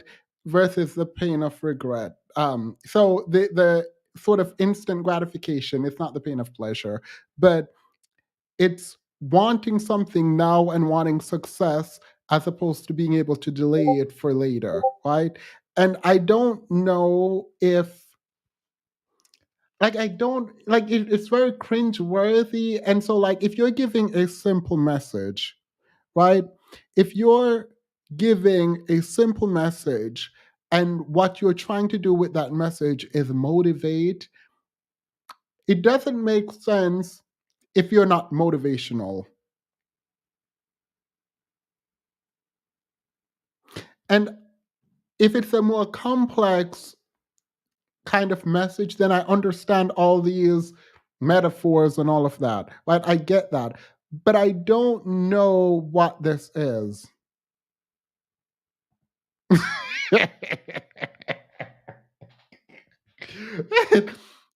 You need all 7 Dragon Balls to reveal the message theme. Period. But I think I agree with his message, and I'm for his message, and I'm playing it for all the men who. I'm not playing it for all the men, unfortunately. I am playing this to be annoyingly petty, and it's unfair because he's doing his best. I don't think this is his best. I think he can do better. I hope he can do better, and I will push him into doing. He don't care about what I have to say. Airbender, Transformer, Aquaman, Spider. And throw it at you. He takes the life of the earth and throws it at you. So Goku has this move where he calls upon everybody, all around, every person, every animal, everybody, and he asks. He doesn't take.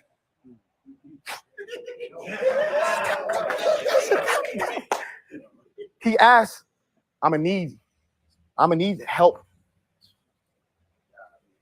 Goku asking me for help? How many great men are too afraid to ask for help?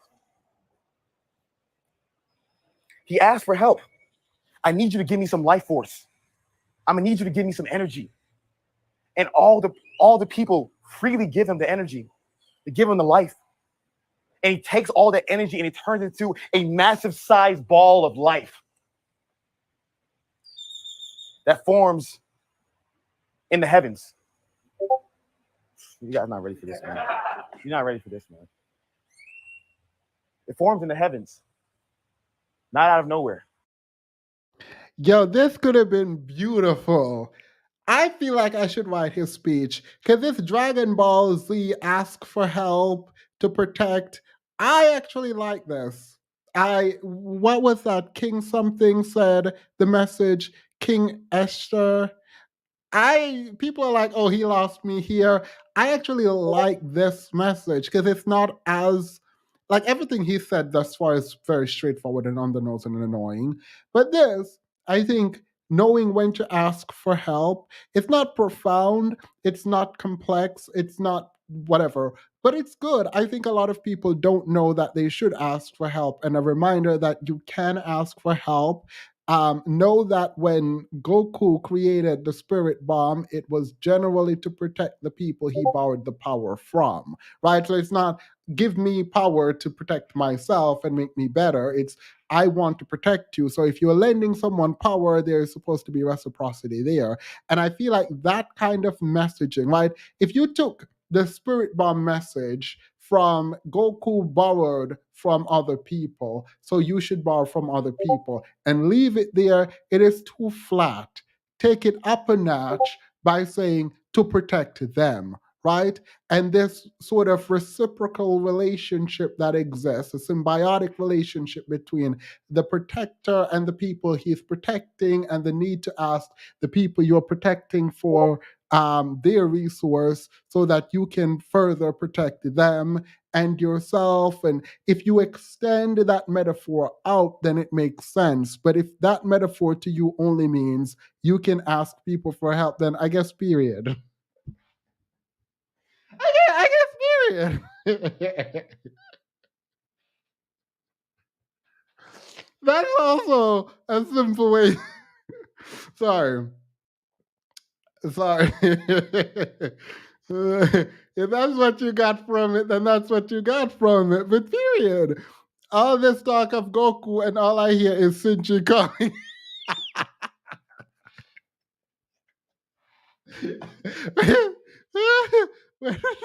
Wait, I feel like these men, look, you can pay me. I can't take money, so you can't pay me. But you can pay me to write your speeches for you. Just give me the metaphor, and we can work it out together. He did not reach back to the 60s. He went to the cartoon realm. Like, that's for the boys. Period. As he should. As he should. I feel like he could have gone places with that metaphor. I think he could have gone places. Thank you, Karip and Eid. I thought he could have taken that the next step and made it more complex. Not someone said bandit balls. So yellow ruling in it. Maybe he's going through a growing pains. He just needs time to refine his message, I guess. LOL. No, not LOL. I think so. I mean, we've given him a year or two now, but like, I feel like he can refine his message. But I think so often people who build platforms or are good don't think that anyone else have anything to offer them, which is fine. But I feel like that message could have been literally up there. Like, take Sailor Moon and talk about transformation and metamorphosis. I'm laughing, but I'm dead serious. I'm dead serious. Pokemon, Wolverine, why so many kid references? Because he's appealing to the brain. Look, I'm an anime person. Am I? I don't know. I don't know any other names, but I like watching anime. So that's that on that. I love the anime reference. Better to use anime to make his point instead of bashing black women. Agreed. Agreed. Agreed. I just feel like they're so underdeveloped. It's like you just took something like the spirit bomb that could actually be meaningful. You're talking about men. You believe he's a Christian who believes in the patriarchy and believes in take the man is the leader and all of that. And that is good, I guess, for him. But like, if you're using the spirit bomb and you're making this kind of comparison, I feel like you could literally work with that. Like, I felt like that was like a mic drop moment that he missed because he did not take the complexity up one, right? He took it to ask for help as opposed to like talking about like the symbiotic relationship that exists even when you're a leader, leaning on people because helping you becomes a benefit to them, and this is how that works. Like, I feel like that is not even that deep. It's just like one layer deep. It's not even that deep. It's just like one layer in. He's giving Pearl a new direction. A serious question. Have you reached out to talk to Hafiz? I have not reached out to talk to Hafiz, but that's not completely true, Miss Deeds. Thank you, by the way. So we have a mutual friend, I think, and this person is like, I think, a good guy. And he was like, hey, if you want to talk to Hafiz, I can set it up. And this was the time when Hafiz was, I don't know if I don't think this is private information. This was the time when Hafiz was doing debates in the manosphere. And I thought that he would be a good, not a good person because he doesn't know how to deliver argumentation, but there's a part of me that wanted to talk to him privately to help him with his arguments against the manosphere. Because even if he and I don't agree, I wanted him to talk and win in the debate against the manosphere. Like, I wanted him to have the tools, but it didn't happen, and I'm glad it didn't, because I was like, there's no way I could talk to him without dragging him. Like, like there's no way. Like, if we're on Zoom and he comes on and it's like, hey, how are you? I'm like, how are you? So you were in the manosphere, right? Like I'm not very good at like, I'm not very good at just like letting bygones be bygones. So like I would sit there and talk to him about his time in the manosphere and why he changed. And like I'm not able to move forward until like you tell me what changed. Because you're not about to tell me. Like I don't know. I'm not about to sit there and have you tell me like you weren't in the manosphere. Like that's not gonna happen. Bella Noor, welcome to the membership. Forms in the heavens. And then he hurls it at the villain. You gotta sit on that one. As a man, you have to have the ability to hurl your life at the villains. You have to have the ability to hurl your life at the villains. What does that mean?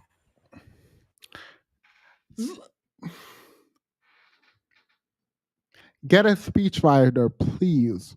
Because this don't make no sense. How do you get from Goku Spirit Bomb, where he borrows people's energy? He borrows people's energy to defeat enemies who come to Earth, who wants to destroy the Earth. He takes their life forces after asking them for it, and he uses it to throw it at a evil person, destroy the evil person for the community. And you are like, the message from this is that you need to be able to hurl your life force. You how is that the message you got? Like, how is that the by the way, I haven't seen this. I saw the first like 2 minutes of this, but I've not seen this. How is that the message you got, that you need to be able to throw your life force at?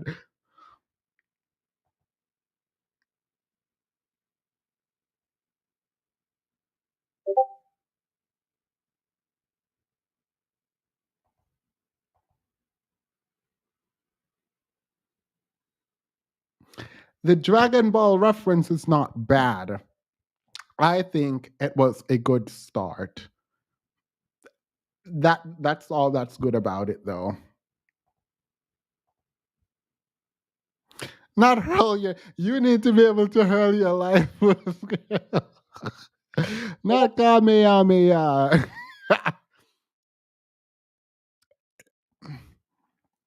I prefer the speech from Umar about Wakanda too. Look, I just. Me, Francis, JR, Andre, we went to Jordan Peterson's event in Dallas. And this lady asked Jordan Peterson, she said, I'm a teacher in the education system. The schools suck.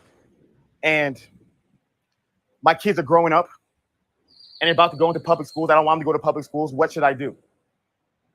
And Jordan Peterson made a point that was so powerful, you got lost in the sauce for those that weren't there. And he said, instead of this, I'm paraphrasing him, obviously, instead of people constantly pulling out and just hiding their kids from the public schools, why don't you stay in there and make a change? But no, I don't want to sacrifice my kid's life. I don't want to sacrifice my life. Come on, man. Are you guys picking this up, man? Are you guys picking this up, man? Are you connecting the dots? I don't want to sacrifice my life. So many things happen. You're working a job. You know that boss is doing messed up stuff. I don't want to sacrifice my job. I don't want to sacrifice my job. You're dating a girl. She's treating you like crap. I don't want to sacrifice our relationship. The inability to sacrifice the life.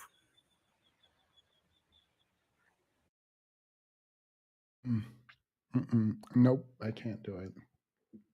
I thought I could. I can't. I can't finish that. No, absolutely not. You tried it. You absolutely tried it. Waste my time and everyone else's time on this stream. No. I can't do that. I can't promote that. I can't engage with that. Like, what are you doing? I prefer this. Oh, I read that. Thank you. Curry up and eat. It's like, what are you doing? Anyway, so Melina is Destiny's wife. And she was on a Manosphere podcast run by a woman. This woman was on what's that show called? Ooh. Anyway, it doesn't matter. And they were talking about their is it open marriage? We're gonna get into it. No, sir, not risk my child. Sinji, right? They didn't like black kids. And there was a lot going on here. And I was very confused, concerned, and intrigued by it.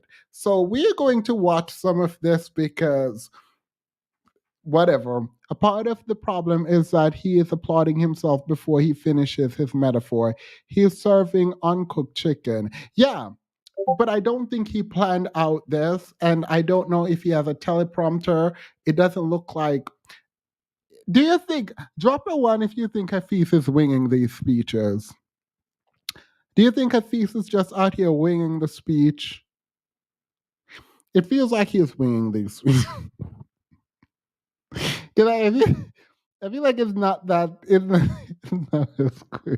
not as coherent as it needs to be. I feel like he's winging it. Anyway, let's get into this.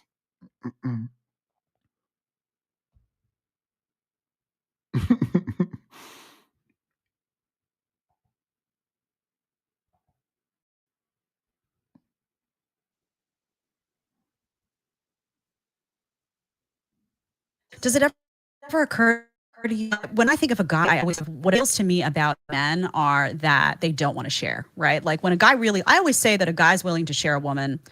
This is no offense again, but I often find in society at large, guys are willing to share women if they don't really care about them, if they're not really invested in them, because then they don't worry about, well, she's going to go here and do whatever. She's not my girl. I'm not trying to make her my girl.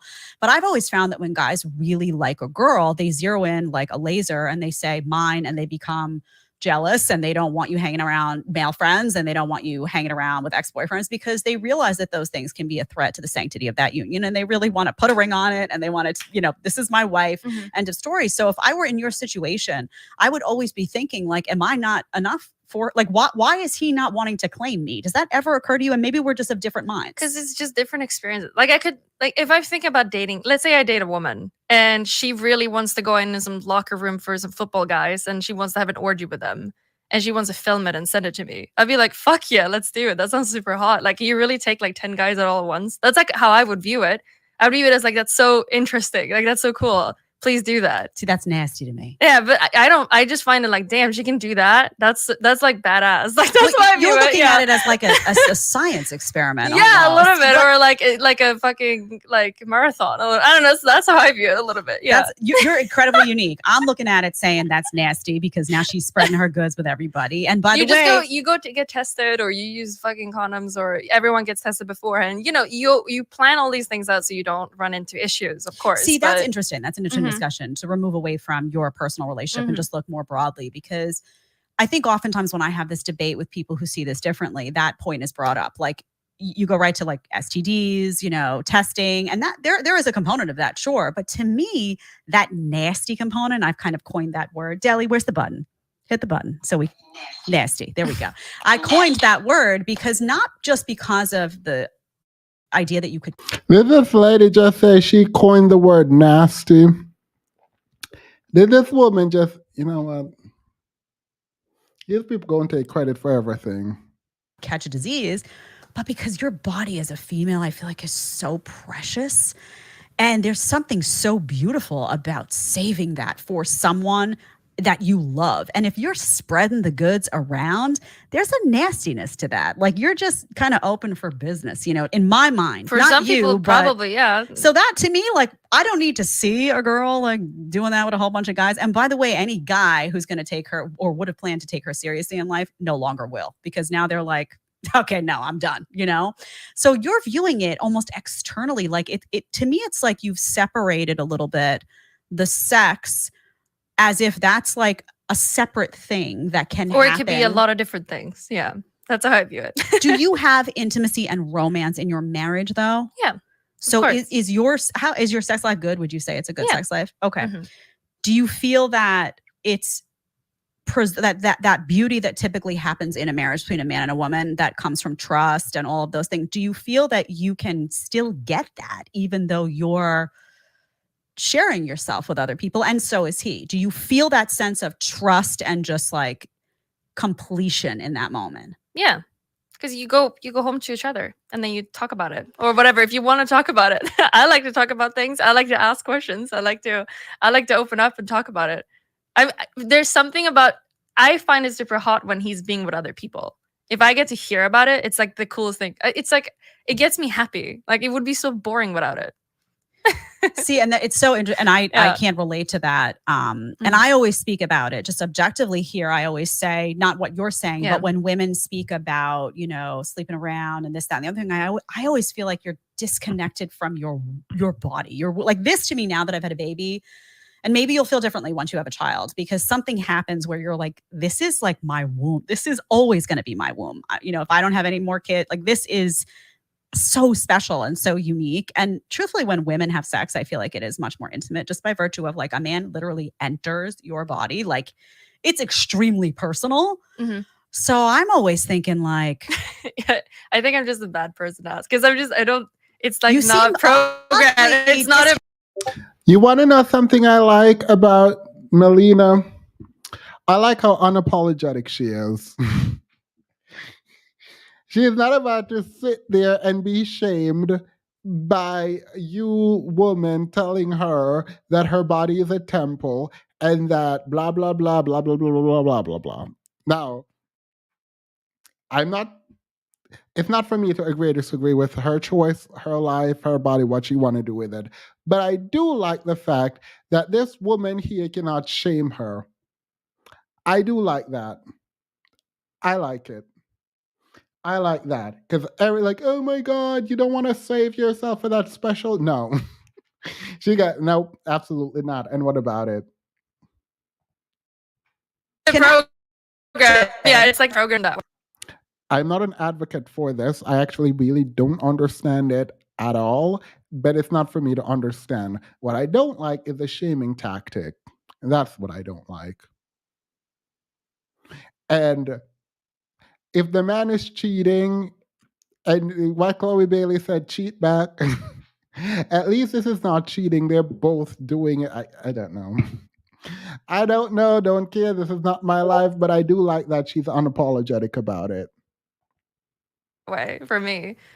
For me, it's just like, oh, I got another experience. Now, like, I know better how to do this one thing, or I just got a new experience. It seems very the physical seems like it can be, not always, but the physical can be for you disconnected. I think I'm probably just projecting like that feeling that you have with sex that you connect with that is so intimate and so beautiful that way. I think I just connect that feeling to other things in life. So there's other things in life that I see as like super, super like romantic and like super, super special, but not sex. Because it just in my head it just is so many different things. That's Very it. Yeah.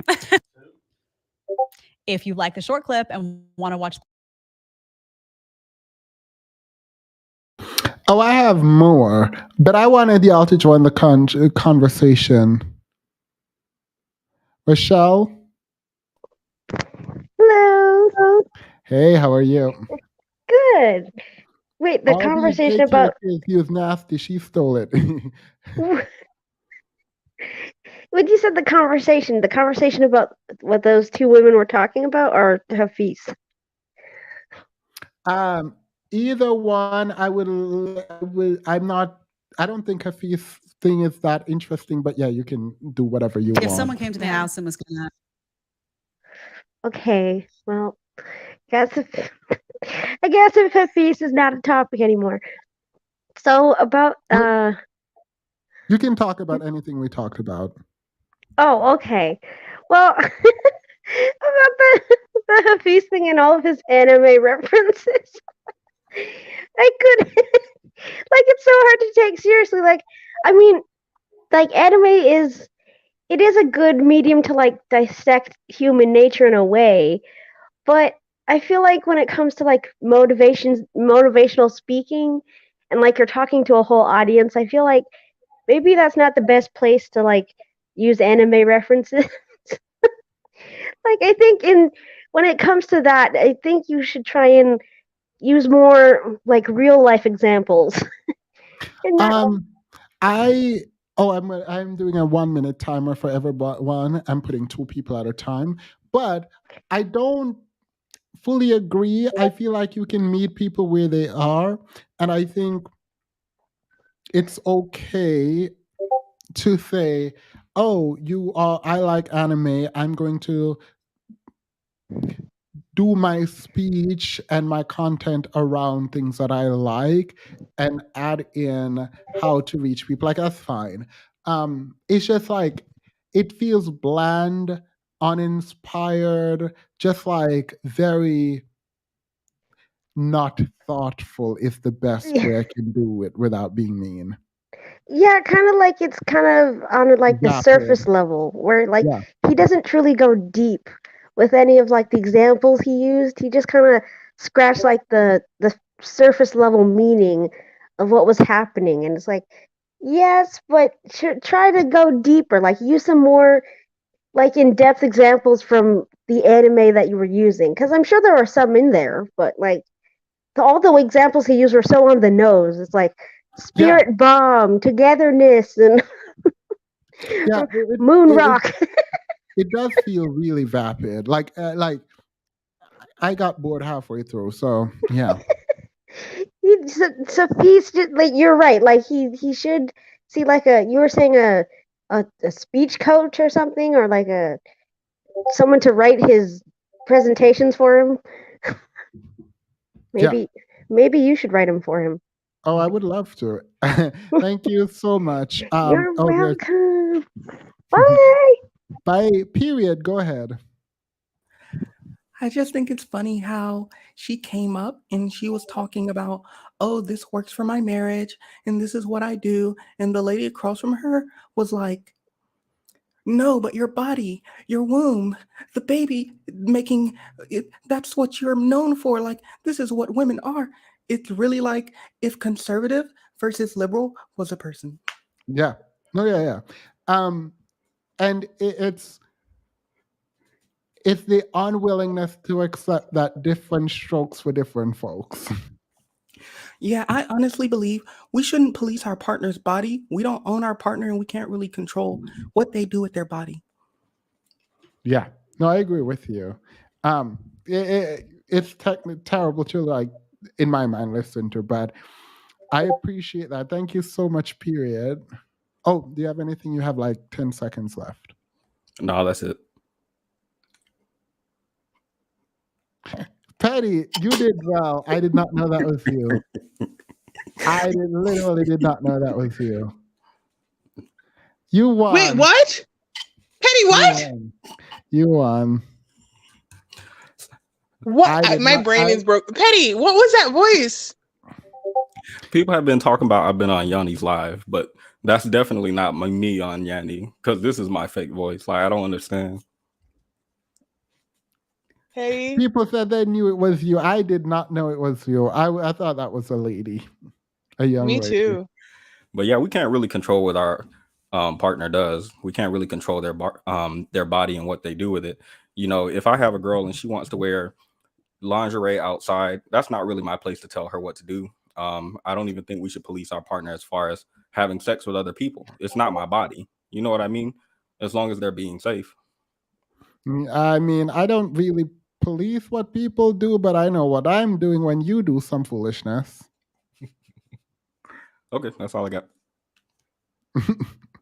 They said, I want to wait. I was waiting for Petty. Please speak on the anime speech. Yeah, I said he sounds like a motivational speaker at high school. The guy who comes in and he's like, look, kids, I'm a famous athlete, and it's all because I didn't do drugs. So don't do drugs, kid. Like, it feels like he's speaking at an audience, but he's looking at a camera and talking to a camera. I feel like he should just talk to me. I don't know why he is yelling and why he's excited. And it just feels It's too much. It's too much. Yeah, it feels contrived. No, I agree. he got to calm down. That's too much for me. No. I think the next person was concerned. I want to take us all the way back to Daniel Caesar and Jonathan Majors, starting with Daniel Caesar. I think I had made a comment that he won't even acknowledge the Black women. And like he thinks that he, like in his analogy about the hot coffee and you just have to spoon feed people, the people that you have to he thinks you have to spoon feed there are Black women who are mad. And I find him particularly so just awful and audacious, because even now that you realize that regardless of whether or not you want Just Jules to win at the end of the day, where your loyalties lie, you're coming here with, hoping we can fill your bag again, and then you are spitting in our face by not even acknowledging that you found out that it was Black women that were a part of putting you together. And I think particularly, when we think about the Black men who do that type of music, who like to lean into being the awkward kind of guy, I find it frustrating because often we think that those men are being propped up by the white community. Or maybe they're loyal, maybe they don't care, but they don't realize just how much the Black community is still at the center of what is pushing them forward. And I could even push that to Chloe too. Like, you want to slap Black people in the face and say our opinions don't matter. But in reality, most of the time, even if you think that the system is being run by people of other races, they are using our interest as a temperature gauge for you. We will always be relevant. And the disrespect in coming back and making it look like we're imbeciles for being mad about somebody that is trying to disrespect us is like, it's like a slap. It's like slap the other side of my cheek. Why don't you? Yeah. Go ahead.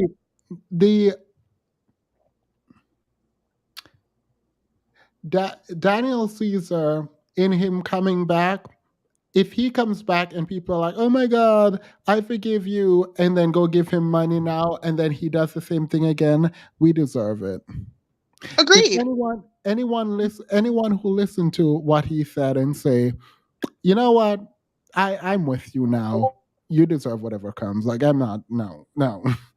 That man ain't changed. That man don't know what he did. Like, no, good for you. I'm not doing it. It's like, I'm sorry that you're hurt. That was that apology. Yeah.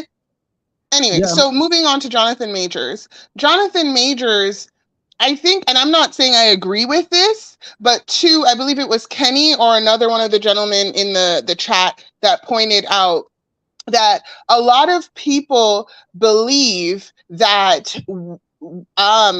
when Black men are coming up, that white women will see them as a mark and use them for their comeuppance for money. And that is the reason why I believe that it is the most flattering reason why Black women will say, you should have been with a Black woman, because Black women want to see you succeed and are not seeing you as a come up or a bag, which to me, looking at how often Black men call us gold diggers, and for us to still be like how they don't even want us to have any kind of safety, any kind of respect. Like, to me, Daniel Caesar is giving the same energy as Jonathan Majors. Just it's the same energy. Like, you can tell that they don't realize just how much the Black community is the reason why they are where they are. And I think for Jonathan Majors, he knows, he don't care.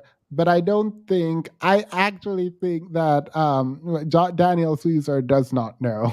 I think Daniel Caesar thinks it's all love and everyone is supporting him. He found out the hard way that everyone was not supporting him.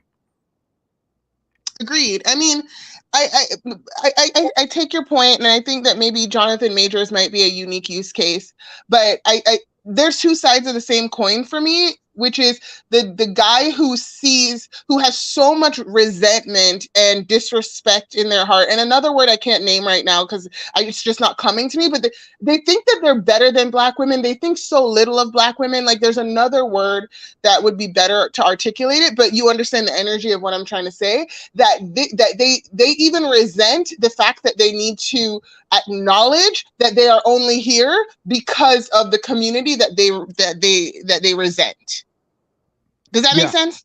No, yeah, it does. And I am with you. I think there is an wanting to separate themselves from the rest of the community. The vitriol is the word Crystal is using. I'm never coming up to speak until I can snap the way Dee is snatching me right now. Wait till he gives me more money. I'll jump down because I know I had a minute and I went over, but no, you're fine. Thank you. Dee, go ahead. Okay. So I was going to say, I hate that we're disagreeing, but I vehemently disagree on your stance with Chloe Bailey. I think there's a conversation that should be had about how uncomfortable we get when young women grow into their womanhood and we're there to witness the transition. We don't always accept it and we don't always allow them to grow. Chloe Bailey's 23. So at this time, Beyonce, was creating the illusion of being topless on the cover of Dangerously in Love. Then I think Summer Walker more recently released Girls Need Love when she was about 23. And of course, that song, she's talking about how she just needs D. So it's like, I think because of who we saw Chloe Bailey as on YouTube and Disney Channel and then in movies, we've always seen her as a young girl and we've placed her in that box. And we want her to stay in a box until we're comfortable with her getting out, which is not fair to a woman who's growing. Because you said something about it should be gradual and not rushed. I don't necessarily feel like she's rushed it, even when, Even when Ungodly Hour came out, we kind of saw her coming into her body. We saw her being more confident, and we saw her kind of growing into the artist she's ultimately going to be. And at that time, I think people were still a bit comfortable because she wasn't full Chloe Bailey solo now. But that was her process. That was her coming into her own. And now she's at a space and we're uncomfortable and we're rejecting her. And I don't feel like that's fair to her. I hate that I'm disagreeing with you because you look too beautiful right now. And it is very daunting. It is a daunting task, but I will venture. I love the ratchet music, not from her. I love to see all of it. Like, I don't have a problem with female sexuality. Never have. I don't think I will ever. I think it can be empowering. The problem I'm having is the inconsistency with Chloe's music and image, and she's trying to reconcile them because she's doing songs like Cheat Back and all of that. It doesn't seem authentic to me, right? It doesn't seem like that's who she is, and maybe I'm just projecting, like you said, and I can own that. But the discomfort is not just from me, it's from everyone watching, unwilling to buy her album. That lollipop thing that she did, and maybe this is the awkward phase for a lot of women that she's playing out in front of the public, but as a brand, as an artist, it's not translating well to me and to a lot of people. But is this a case of our unwillingness to let an artist grow? No, because even when she was cringeworthy in my mind, I'm like, oh, okay, cool, period. But then you go and do a song with Chris Brown. That's not a part of you growing up.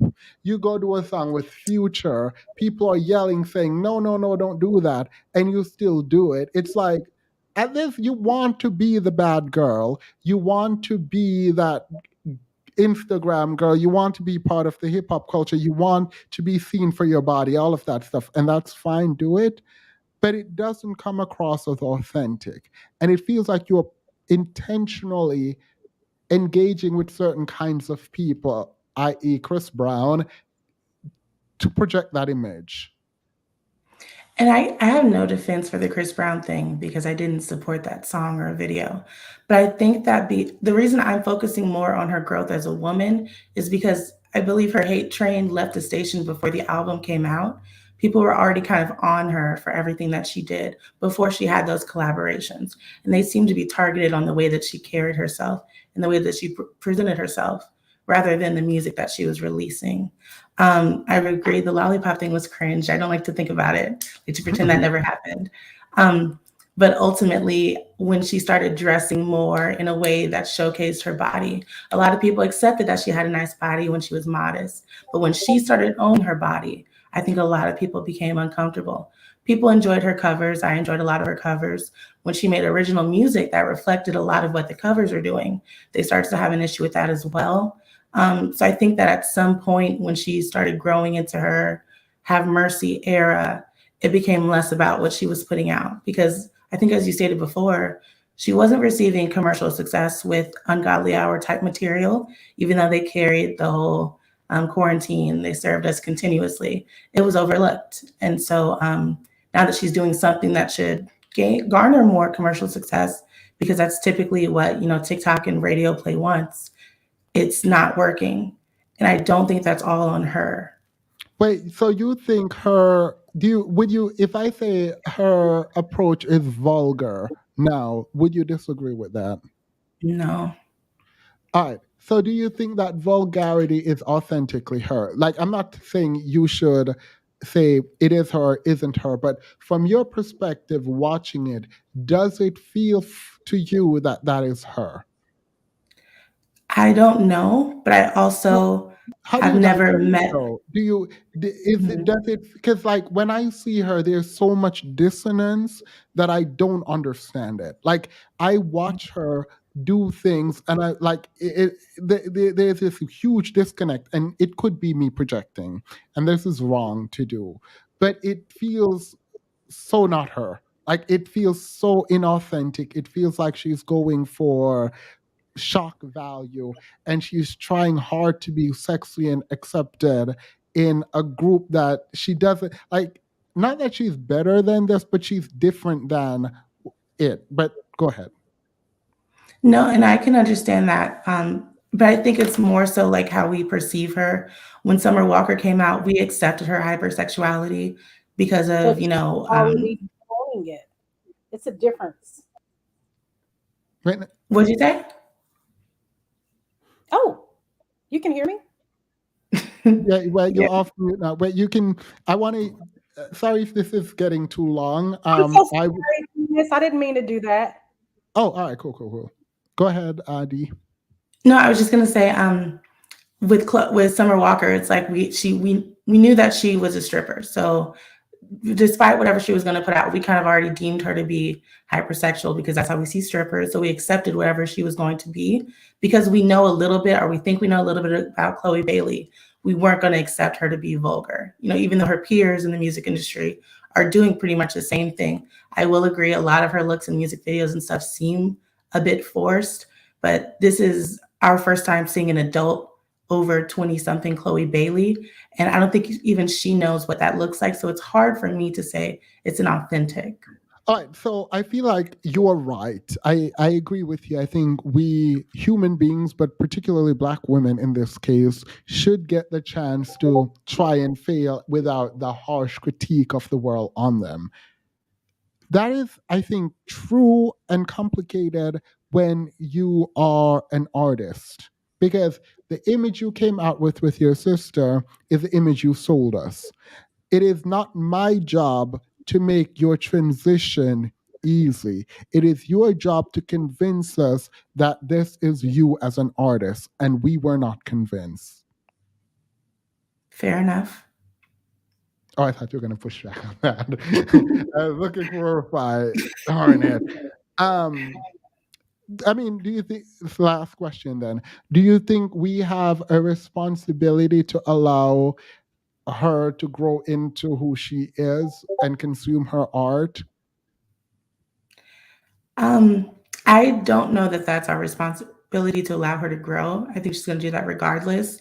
I think that it's inappropriate when we heavily comment on her sexuality and if we find her sexy, if her sexiness is authentic, because she's a young woman coming into her womanhood on a public stage, where she's in a hypersexual country, in a hypersexualized industry, where she's trying to figure out what's going to work for her while also being comfortable.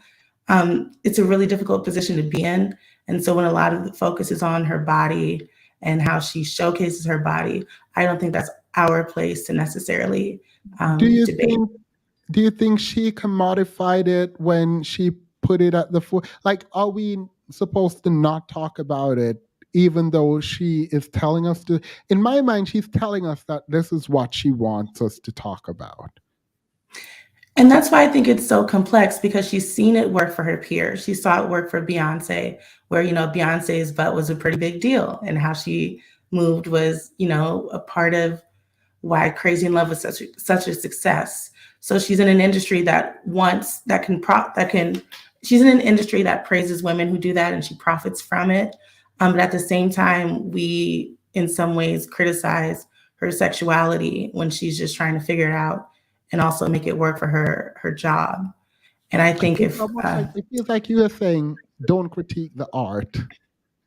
No, critique the art. That's like the main thing I'm not even, stressing. I'm saying when it comes to her growth as a woman, it's inappropriate to critique that, because we're saying it's inauthentic how she's being sexy, because that's not her. Isn't that part of the art and the artistry? Does it not include her? Because I also have an issue, because she is a Black woman, and I cannot let that be lost in the critique. But does that mean I just pretend it's good? I pretend it's not vulgar? Like, Beyonce came out confidently. Rihanna came out after what happened to her, Good Girl Gone Bad era, confidently. Chloe comes off more desperate than confident. Actually, not confident at all. Mm. And sorry. No, go ahead. So, I feel like there is art that speaks to that, but it feels inauthentic, because when you're like cheat back, it's like, what are you talking about? Like, who are you? And it's like, with Future, do you not are you the sensible young girl that that spoke up, or are you one of Future's girls? Like, not really, but it just feels like you chose the song Cheat Back, you chose Future for a very specific reason, and you're coming and you're putting that energy out into the world. It's like, I don't know who you are, maybe you don't know who you are, so maybe you shouldn't be making music. If you're going to make music, you're going to be critiqued. But if we're going to say don't critique her, it's almost like you're saying she gets to make music and we just should not talk about it. And you cannot talk about, I don't think you can talk about Chloe without talking about her image in this way, because I feel like she wants her image to be talked about. Maybe I'm wrong. Maybe she's like, I'm living my life, how dare y'all talk about my image? But that Clover video with that lollipop indicate that she wants her I don't know. Maybe it's not too much. Maybe I'm overanalyzing. Maybe I see her as a younger sister, and how dare me trying to police her sexuality in this way. What I do know is her art is not connecting. Right. And I'm going to say this last thing and then I'm done, because I like that you said seeing her as a younger sister, because I have a personal story about this, which is why I feel this way. And I have a younger sister who recently decided that she wanted to be a rap artist. And of course, being a rap artist in this day and age means that you're hypersexual in a lot of your songs and a bit vulgar. So for me, I still to this day, I'm not really supportive of her music. And I feel a bit hypocritical, because I'm a Meg stan and I'm a fan of City Girls and stuff like that. So it's like, why can I accept these women who are singing about these certain songs? When it comes to my little sister, I am actively not supporting her music. And I think for me personally, it was because she's my little sister. So I grew up with her. I know her very well. And I've always seen her as this child, this baby. And so now coming into her womanhood and, you know, how she wants to express herself, I'm uncomfortable with her womanhood because I that's not how I see her. And that's not the box that I placed her in. And so I don't have a problem with anyone critiquing her music. Like, that's not what the whole point of my spiel was. It was just when we're critiquing her womanhood, and if we consider her sexiness or her appeal to be authentic, I don't know if that's our place to necessarily determine. So that was all. Fair enough. Critique taken. I appreciate that. Thank you. Yeah. It means Black women would accept the abuse and we won't call Brad on you. They need to stop saying that mess like yesterday. Agreed. You're talking about the Jonathan Majors thing, and I agree with you on that. Oh, do you want to read these for me and then we can move to the other things? Brown Barbie. They said they like your voice if you want to, D. I think you're muted if you want to read the super chat. Oh, sure. From Brown Barbie, I think Chris Brown is what ruined the rollout. I disengaged with her album after that and went into it with a sour taste in my mouth. Then the album wasn't good enough to make up for the disappointment over the collab. Agreed. I checked out as soon as she went, not only with that she was working with Chris Brown, but when the pushback happened and she was like reposting a picture with her and telling us that Chris Brown is a good guy, I was like, go, what? You definitely don't know your fans. You definitely don't know your fans. Thank you. From lovely Lindetta, it's important to remember that we don't know her personally. She's grown up and had life experiences. So what we don't know is who she is. We just know what we saw when she was a child. She's an adult now. Yeah, agreed. Thank you. Hurry up and eat. I think we're scared for Chloe and don't want her to be an ex in Future's past, overprotective. I don't think she's interested in Future, huh? I hope not. But hopefully not, girl, because she definitely dated, what's his name? Gunna. I feel like if you date Gunna, you probably can date the Future.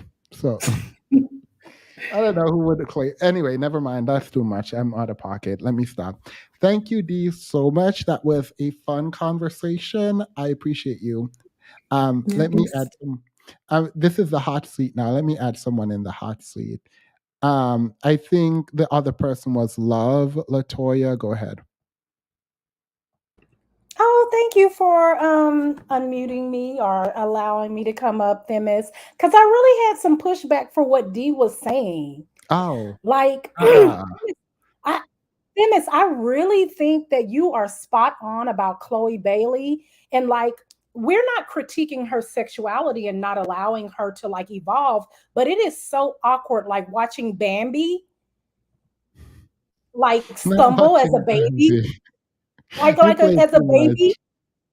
No, seriously. Like even with the Hafiz thing, like really operating in a realm that like is not for you. It is not your ministry. Oh my God. That is so true. It's not your ministry. It's not your ministry. You do not have to be like Jordan Peterson. Do you, Hafiz? Chloe Bailey, you do not have to be a replica of Beyonce just because she's your mentor. Be you. So really, it's that they're not in alignment with their own personal core values of who they are. They look awkward. Yeah. You can tell it's forced. It's so forced. It's not who they are. It's like me trying to model. I promise you, when I do a photo shoot, it's so inauthentic. It's stupid. I don't even do it anymore. No, I'm not going to let you do that with that nice picture in front of me. Please don't do that. Trust me, it's forced. I've retired the photo shoots, but I'm with you, Themis. Like even Destiny's Wife. We talked. Dee, you talked about what's the girl's name? Summer Walker, because she was a stripper. She already owned her sexuality. Like she was already owning her sexuality. it's not necessarily that we're not letting Chloe Bailey own her sexuality.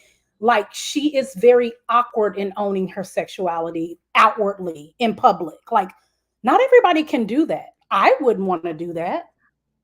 I own my sexuality behind closed doors, but like in the public view, trying to be like the other girls and do what they do so it looks good, you don't have to do that. Like, we already accept your talent. Like, Yeah. she's amazing. She's amazing and she's a beautiful girl.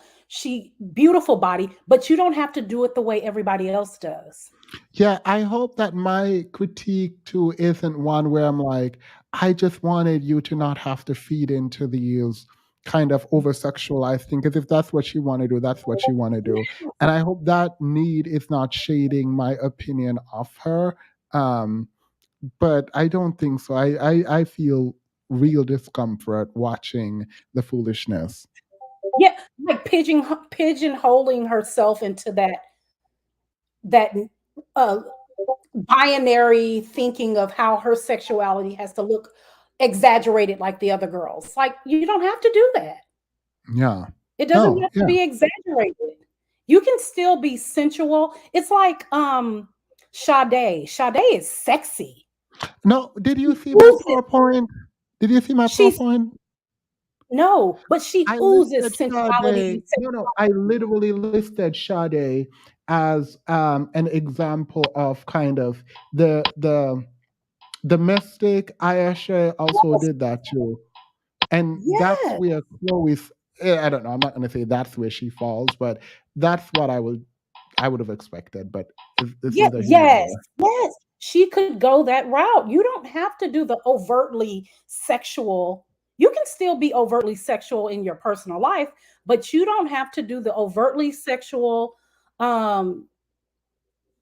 What, I don't see it. Oh, awesome. I did not see that. No, I've just been like, Sade has been in my spirit for like the past 3 months or so, and I've just been listening to her, and I'm just like, this woman is just so like, she's a vibe. She's a whole vibe, and she's like Oh yeah. grown woman. She's Wasn't grown she woman. arrested in Jamaica? I'm kidding. Let me leave that Listen, I alone. don't know her business. Look, that's the thing. We don't know what's going on with Sade. Her business is not all plastered out. You don't know who she's been dating. But every Yeah. man, like back in the 80s, 90s, every man was like, yeah, Sade is it. And she never was like overtly sexual or had to do any tricks or booty shots or, she didn't have to do any of that. It was effortless. Yes. Effortless. Like her Yeah. sexuality is so like contrived. It's way too Yeah. much work. And she doesn't even have to do anything much because that voice alone. Let me stop. I'm done. Thank you. You know it. I Thank appreciate that because you. we're on one accord. We should I come did back up here and just you and I should do a stream where we just drag the young kids because they need to. Listen, when I'm listening to you at work, this is terrible. You guys, I'm a massage therapist and esthetician, and I put my little earbud in when you're live or when I'm watching one of your videos and I'm doing a massage, and it takes everything in me to not burst out laughing. It Now is you're the worst. disrupting their peace. Listen, but I'm not, because I'm having so much joy, and like my clients, they're in a whole nother world. Like, I'm giving them the good vibes from Themis. Oh, thank you. I appreciate that. Period. Tell your son I said hello. Period. Have a Oh, you good know what? one. My Mike, he loves you. Oh, I appreciate that. I would love to come back. Huh? I said I would love to come back up too. Yeah, definitely. Thank you so Thank much. you. Chanel, go ahead. Oh, hi. I Not that actually, Beyonce picture. You play too much. Go ahead. oh yeah, I'm a Beyonce. Okay, so I actually do not agree with you on your stance about Chloe. Um, my sentiments are pretty much gonna echo what Dee said. We don't know Chloe. We just know her as Chloe X Halle. We know her as a duo with her sister, but we don't know who she is as an individual artist. And I don't think I don't think her audience is allowing her to grow up or to express herself. And she is an adult, and she's a young adult woman at that. And I think we're being hypercritical of her sexuality, and I don't really like it. It kind of feels icky. All right. It's very difficult to disagree with you with Beyonce looking at me. But we don't know her, and she has an album out. Right. Whose fault is that? You know what? I will agree her album rollout is too early. I do agree with the fact that her becoming a solo artist was a little bit rushed, but I have no criticism in regard to how she decides to present herself. Who am I to sit up and say that the way that she presents herself is inauthentic or cringy? I personally don't think it is. I think what it is when you're a young woman, because I'm around the same age as her, I'm in my 20s. So what it is when you kind of have an image of a good girl, and then you kind of break out of that mold, or you kind of show, the other facets of your personality. It can kind of shock people because people want to pin people down as an archetype, and I think people are struggling to fit Chloe in a box. They want to know where she fits. We've seen her be the goody two shoes her entire musical career, and she's busting out with this new image. And I think what it is people are having a discomfort with her sexuality, and also where to put her. Like, where do we assign her in this music genre? And it's clear she wants to be raunchy, and I don't think there's anything wrong with that. But for whatever reason, her audience is not allowing it. They're not having it. All right. Well, her audience, I don't know if they're the people who decides if she gets to be raunchy. She's trying to appeal to an audience that don't care for her. Yes, and I think that's also where the disconnect is. Aside from her music, I mean her personal image. I don't know. I can't agree with the idea that she's faking. Yes, I do think some aspects are cringy. Like the lollipop was over the top cringy. I really wish she would have saved that in the drafts. But but as far as her sexuality, I don't know. It kind of makes me feel icky when people criticize a young Black girl's sexuality. I don't know. It just makes me feel weird, and I don't think I'm able to fully articulate what it is about that I do not like. No. I, by the way, love this. I like the inclination to defend the women who look like you. I think that's a good thing. So even if you can articulate it, know that I will never be the person to be like, you are wrong. You don't know how to do this. Like, that's fine. I'm trying to understand though, because there is the artist, and I think your job as an artist is to provide art, and what we do with the art is we enjoy, critique, all of that. And you are not shielded from critique when our experience of you and your art is not authentic, right? So if as a viewer, I don't feel like you're being authentic, and that's not just me, but that's a lot of people. There is now a question about your authenticity in that which you're producing, because we know for a fact that you're good. We know that is not even up for question, that you are a good artist and you could be amazing and an icon. That's not up for question. Absolutely. I think she's a very technically skilled artist, and it's going to be crazy. I think she's more technically skilled in singing than Beyonce, because Beyonce is not technically skilled. Girl, no, absolutely not. No. Next. I'm not saying Nope, she's a next. better artist than Beyonce. I'm saying she's technically more skilled than Beyonce. She has more technical skills. Nope. We're not going to disagree on that. We're not going to do that.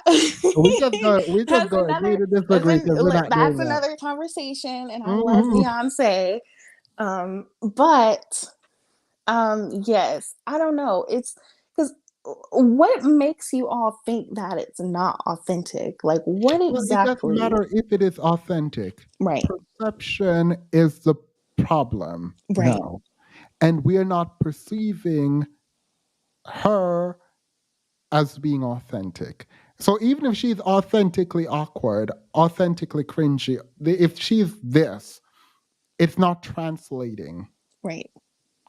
And it feels unplanned. And when we are talking about archetype, maybe she is going to become the first pop star to not be put into a box first and then evolve. But you come out with a kind of archetype, you lean into that archetype, you change it later, and then you add to it. But unfortunately, there is some kind of a box, and if you don't fit it, that's beautiful. You become you, and hopefully it's authentically you, and that's great. But if no one buys into it, then hopefully you like your music and you're proud of it, because ultimately at the end of the day, you're who you have to deal with at night. So if Chloe loves what she did, then period. Right. You know, and yeah, it's really not up to us to determine what is authentic and not or not. Oh, no, it is. It is. If we're the I don't think consumers, so. I don't think if we are the so. consumers, we get to, if capitalism is the measure and we are the consumers, then unless she's like, I am being an artist that is going to put out art that no one buys, then period. But if you want people to buy not just your art, but buy into you as an artist, the public's opinion matters. It does. And she says verbatim that she wanted to be an icon like Janet Jackson. You need buy-in. You need public buy-in. This is not a, oh my God, I'm just happy that I do what I want to do. No. You can do that and it can do well, but ultimately it requires buy-in.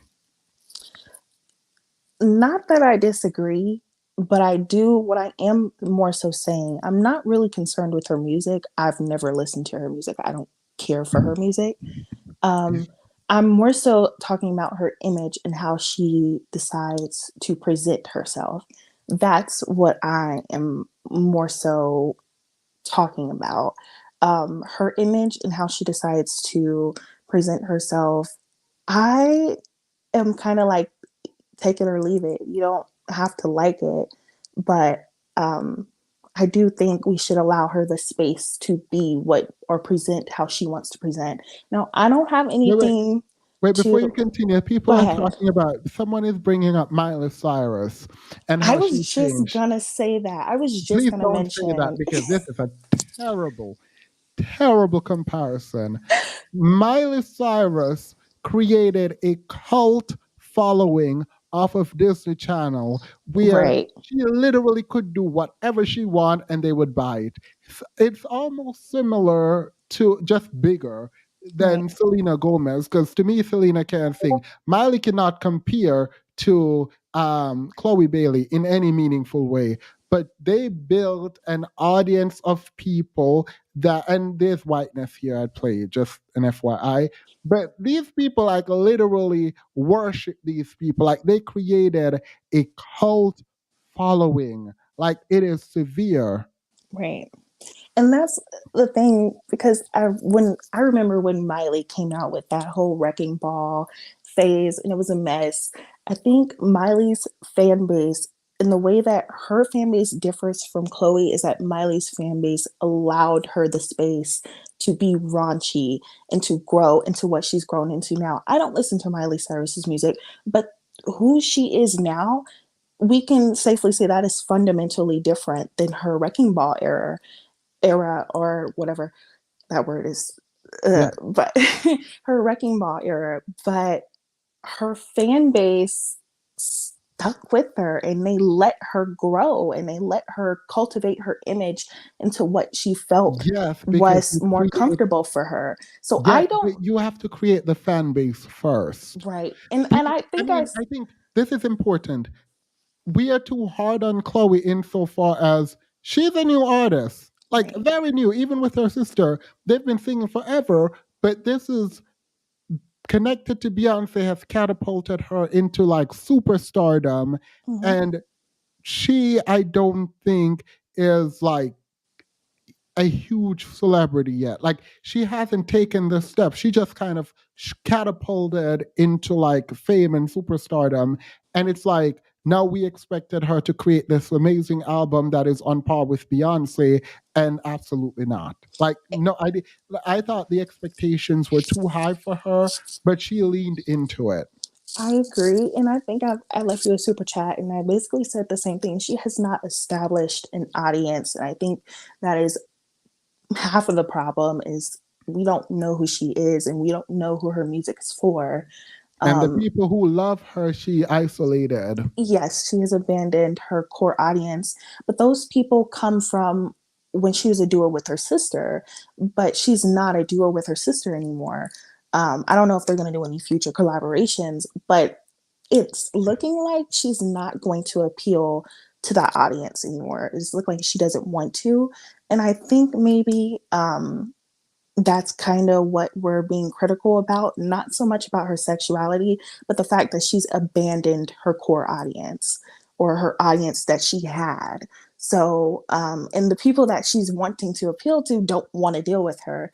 I think her audience that she wants to appeal to is kind of like Summer Walker's fan base or like Caesar's fan base or like Jeanine Aoki's fan base. Like, you know, which is weird because like, it feels like a lack of strategy. Like, forget what you want to be, who you want to be, blah, blah, blah in your personal life. That's fine. At this point, we're talking business. Right. And Zendaya has done a wonderful job, I think, of like really leveraging who she is and what she want to be and being strategic.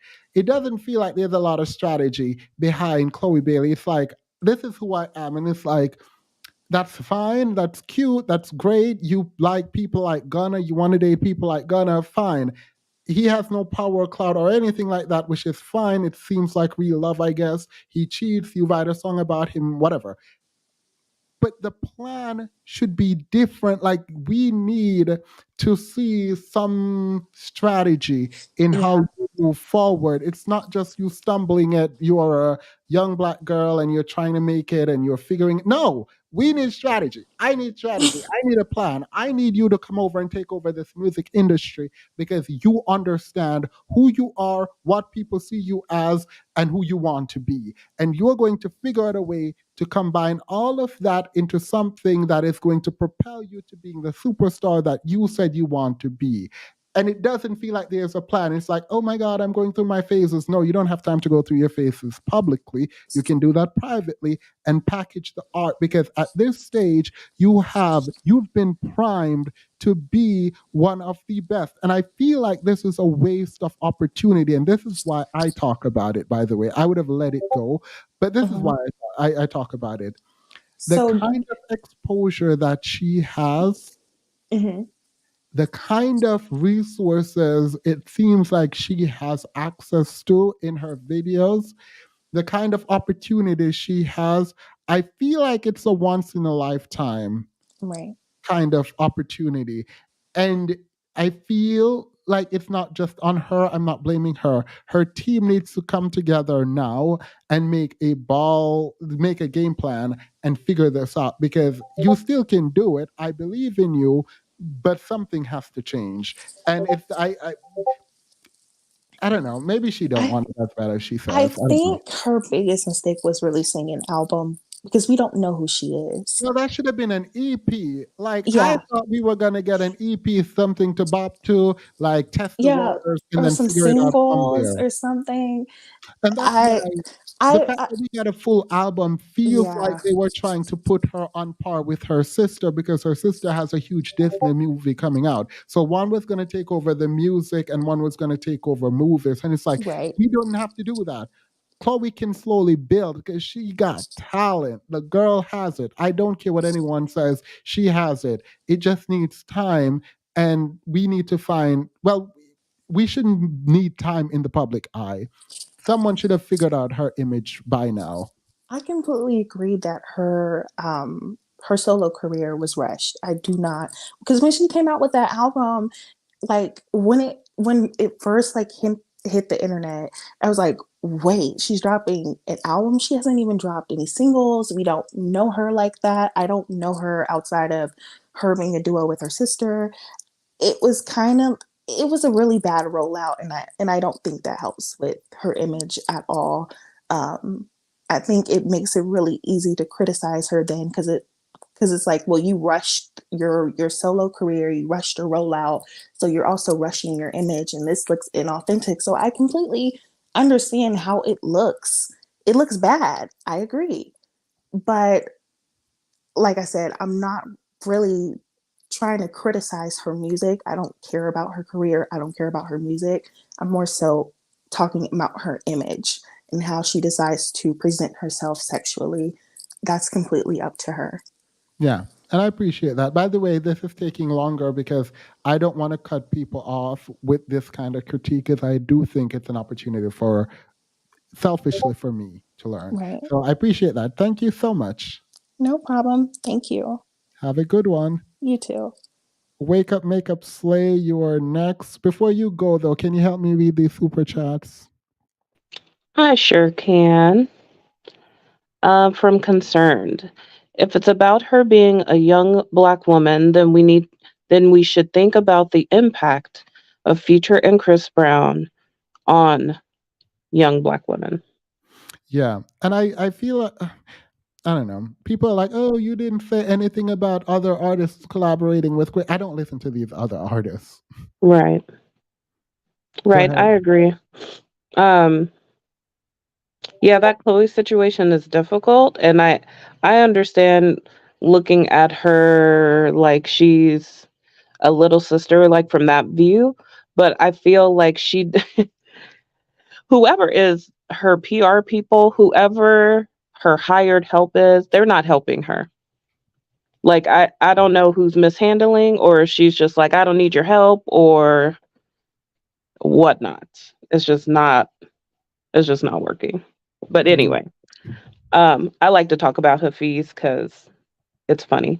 Wait, But before you go talk about Hafiz, let's read all this. Let's read oh, some more of the- super chats? Okay. Yeah. Love Latoya. There wouldn't be anything wrong with it if it was more of a smoother transition. Yep. It feels rushed, like the album.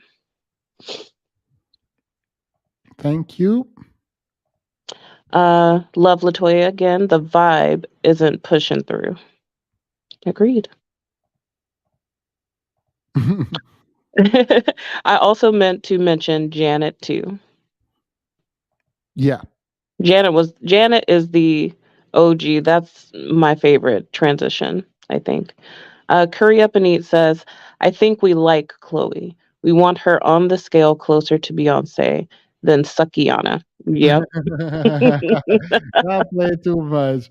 All right, go ahead. You said you wanted to talk about Hafiz. Yes. Okay. So it feels like Hafiz does not have a good mentor to follow to accomplish what he's striving for. Because I don't think Jordan Peterson is it. I don't think Jordan Peterson, that's fine if he wants to speak like him, but I don't think that's a mentor for him. I feel like the people who are around him probably don't want to hurt his feelings. Because how can anybody on the other side of production watch him orate and not have constructive criticism, right? That speech he was giving about Naruto and hurling your life force, like it feels like he's winging it, but I honestly think he pre-planned.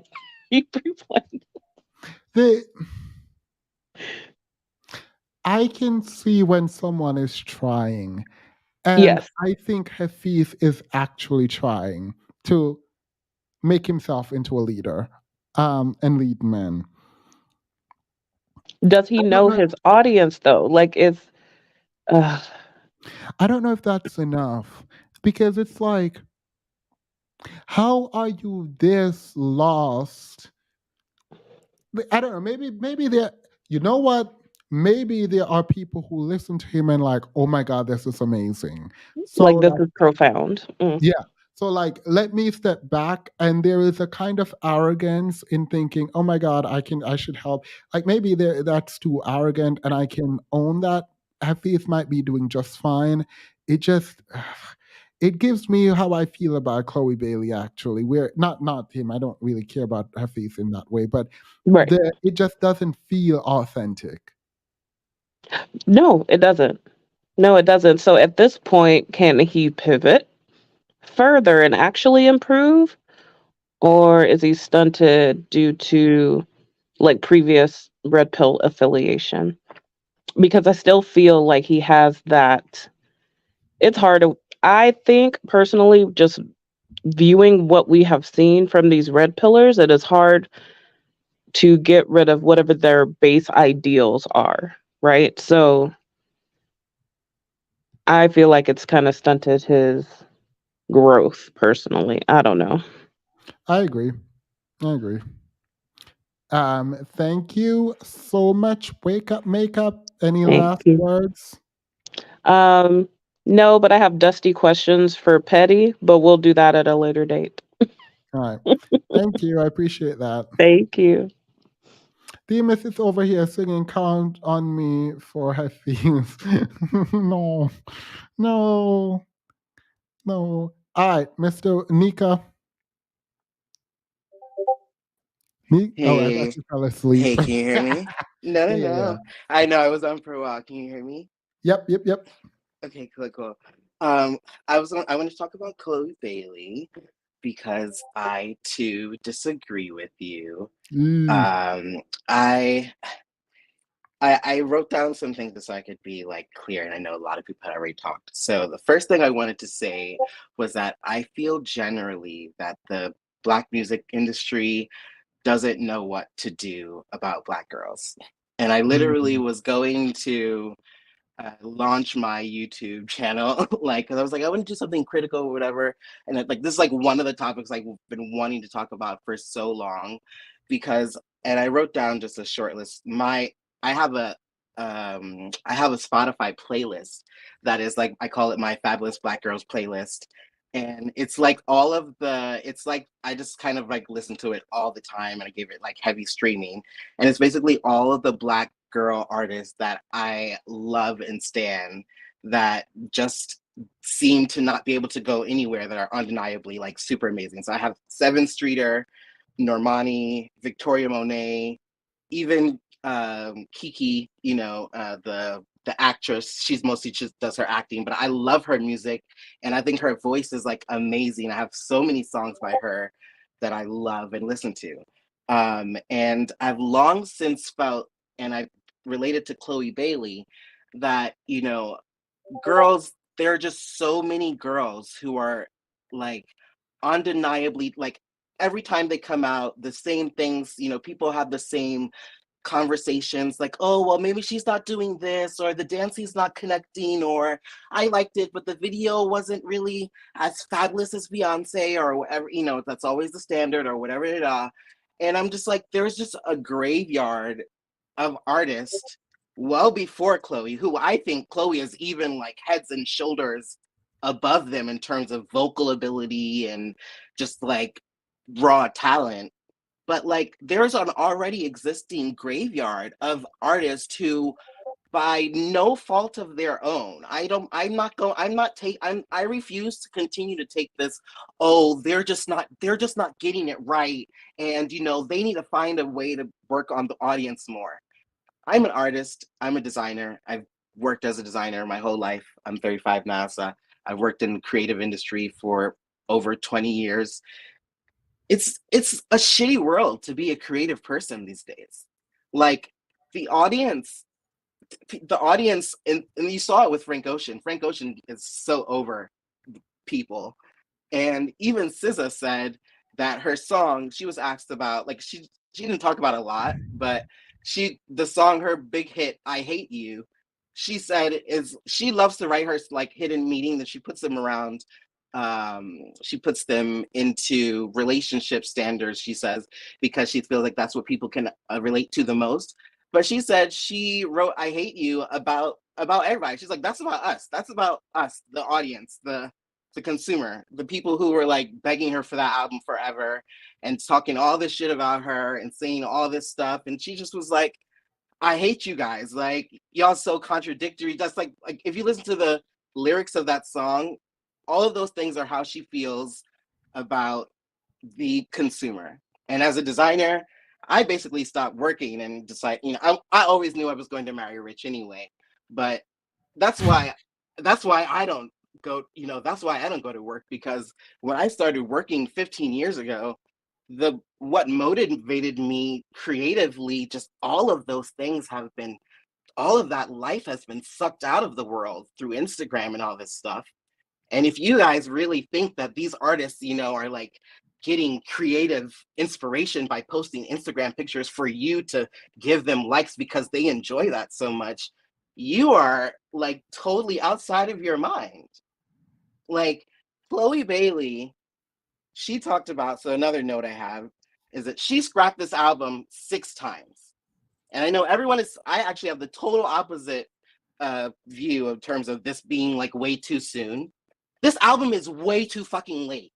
And this is all fucking Beyonce sabotage around her. And it's not Beyonce's fault but this is basically like, if you're really into rap and hip hop music, which I am, and you listen to all of like the big rap and hip hop podcasts, like it's the equivalent of rappers when they go on to labels of other big rap. It's like, oh, I'm 50 Cent let's just like somebody active. Like when an active rapper like Drake or somebody has a label and then they're like, oh, I'm going to sign you. And everyone is like, oh, all of the fans are so excited. Oh, this person's going to come out with a great album, blah, blah, blah. And then it's like 4, 5, 6 years later, and they're just giving you loosies. And you're like, wait, where's this album? Like, I was so inspired by this person. And I'm not like, where's their album? The opposite is true. Chloe Bailey's album should have come out a long time ago. Her album should have come out when we had a clear understanding of who she was, and we did. And what happened was when we had an understanding of who Chloe was, that was when pandemic basically hit. Like this, like about 2-3 years ago, pandemic hit, and then there was just like this wave of like, Summer Walker also hit, and I'm a huge Summer Walker hit. So they couldn't release her when Summer Walker was ruling the world. And then there was also this really big like push of music that was like, we're back outside music, right? So the we're back outside shaking ass music was really big. And so they pushed Chloe out of the Ungladly Hour music she was doing and the covers she was doing. And they were like, yo, give us some booty shaking music, because we got Normani and what's her name, Cardi B, and everybody else out here giving us ass shaking songs.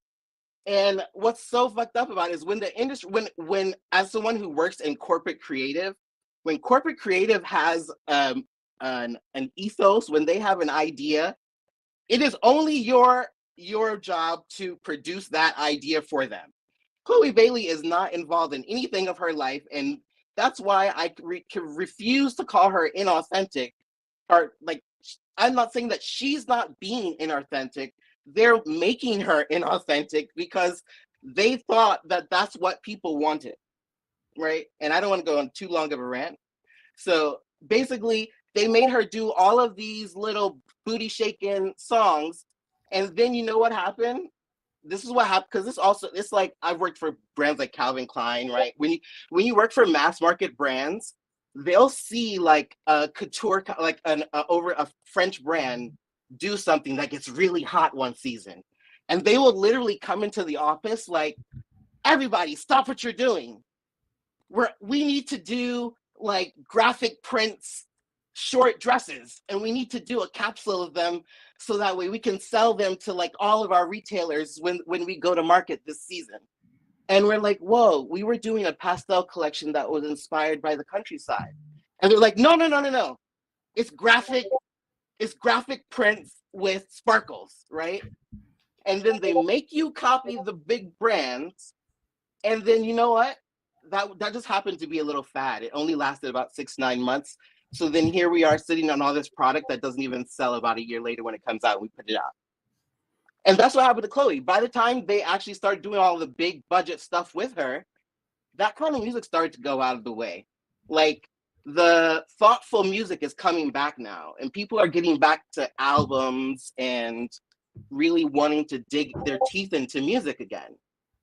And I could talk about music for hours because I'm a crazy music head, you know? And like, if you look at that kind of, and what's so unfortunate about that, and that's why her album is so disappointing, because like, I'm a Lana Del Rey music fan as well, right?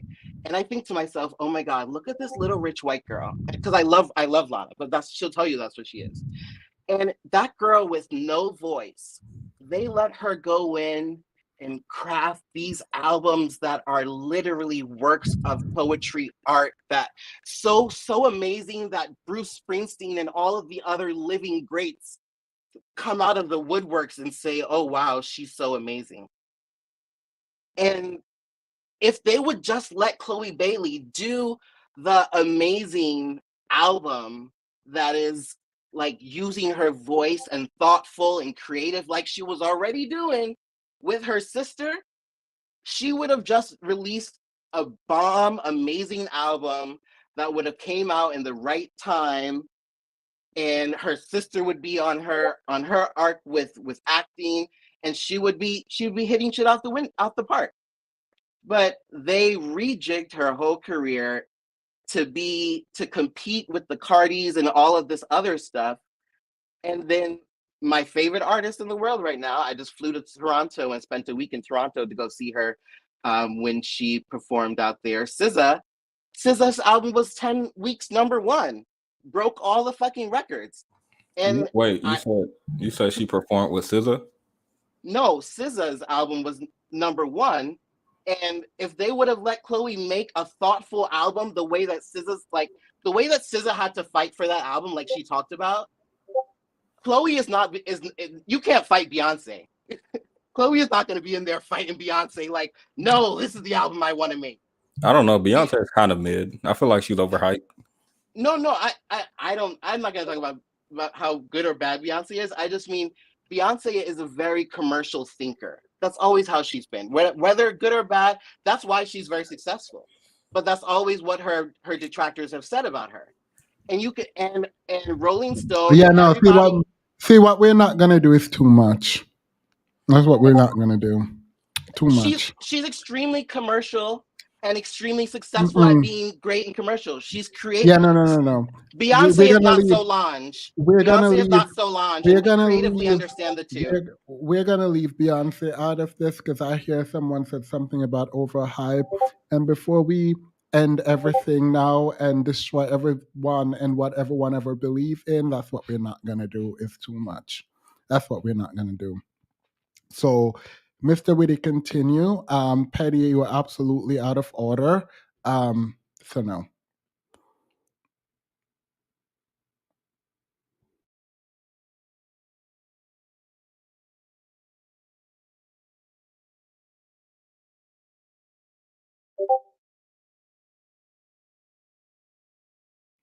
Mr. Witty is on silent. Then Sava, go ahead. Oh, can you hear me? Yep. Oh, hi, Themis. Hi, everyone in the room.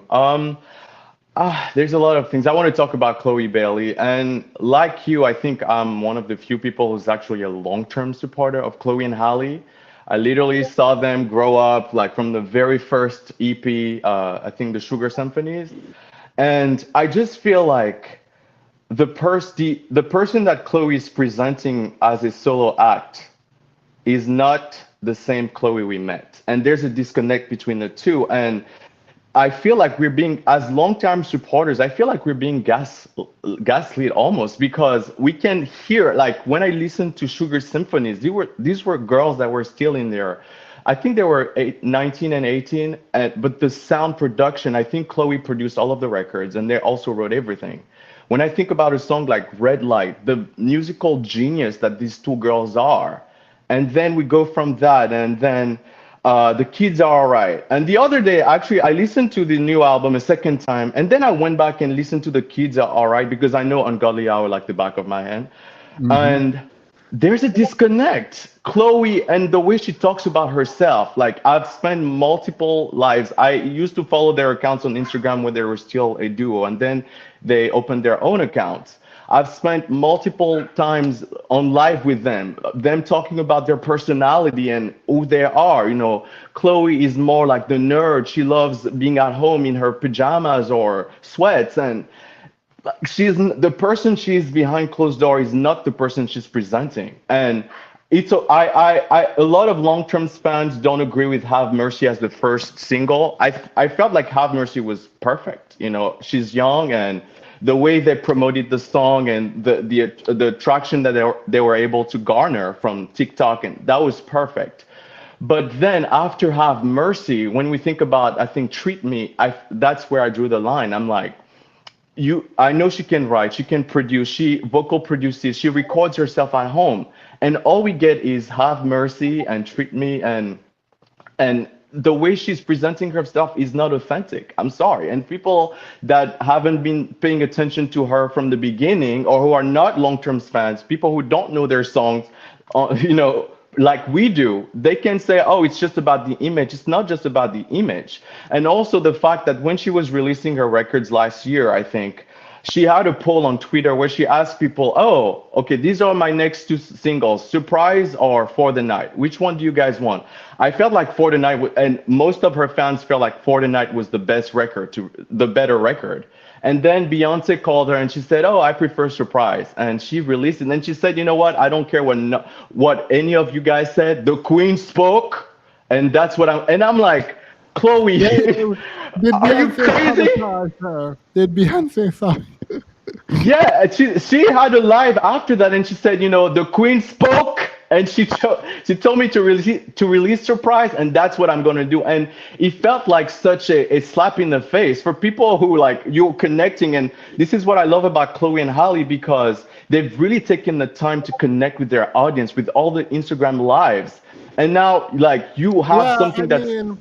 There was a thing came out that Chloe and Halle had a pre-recorded live, and it switched to them in real time, and it was a mess because they weren't actually there. It was, okay. Anyway. Which I can understand because they're busy, but that the disconnect is there, especially for people who know music. I know what a good record sounds like. I mean, let's talk about the album. The cover is not good. I'm sorry. I know.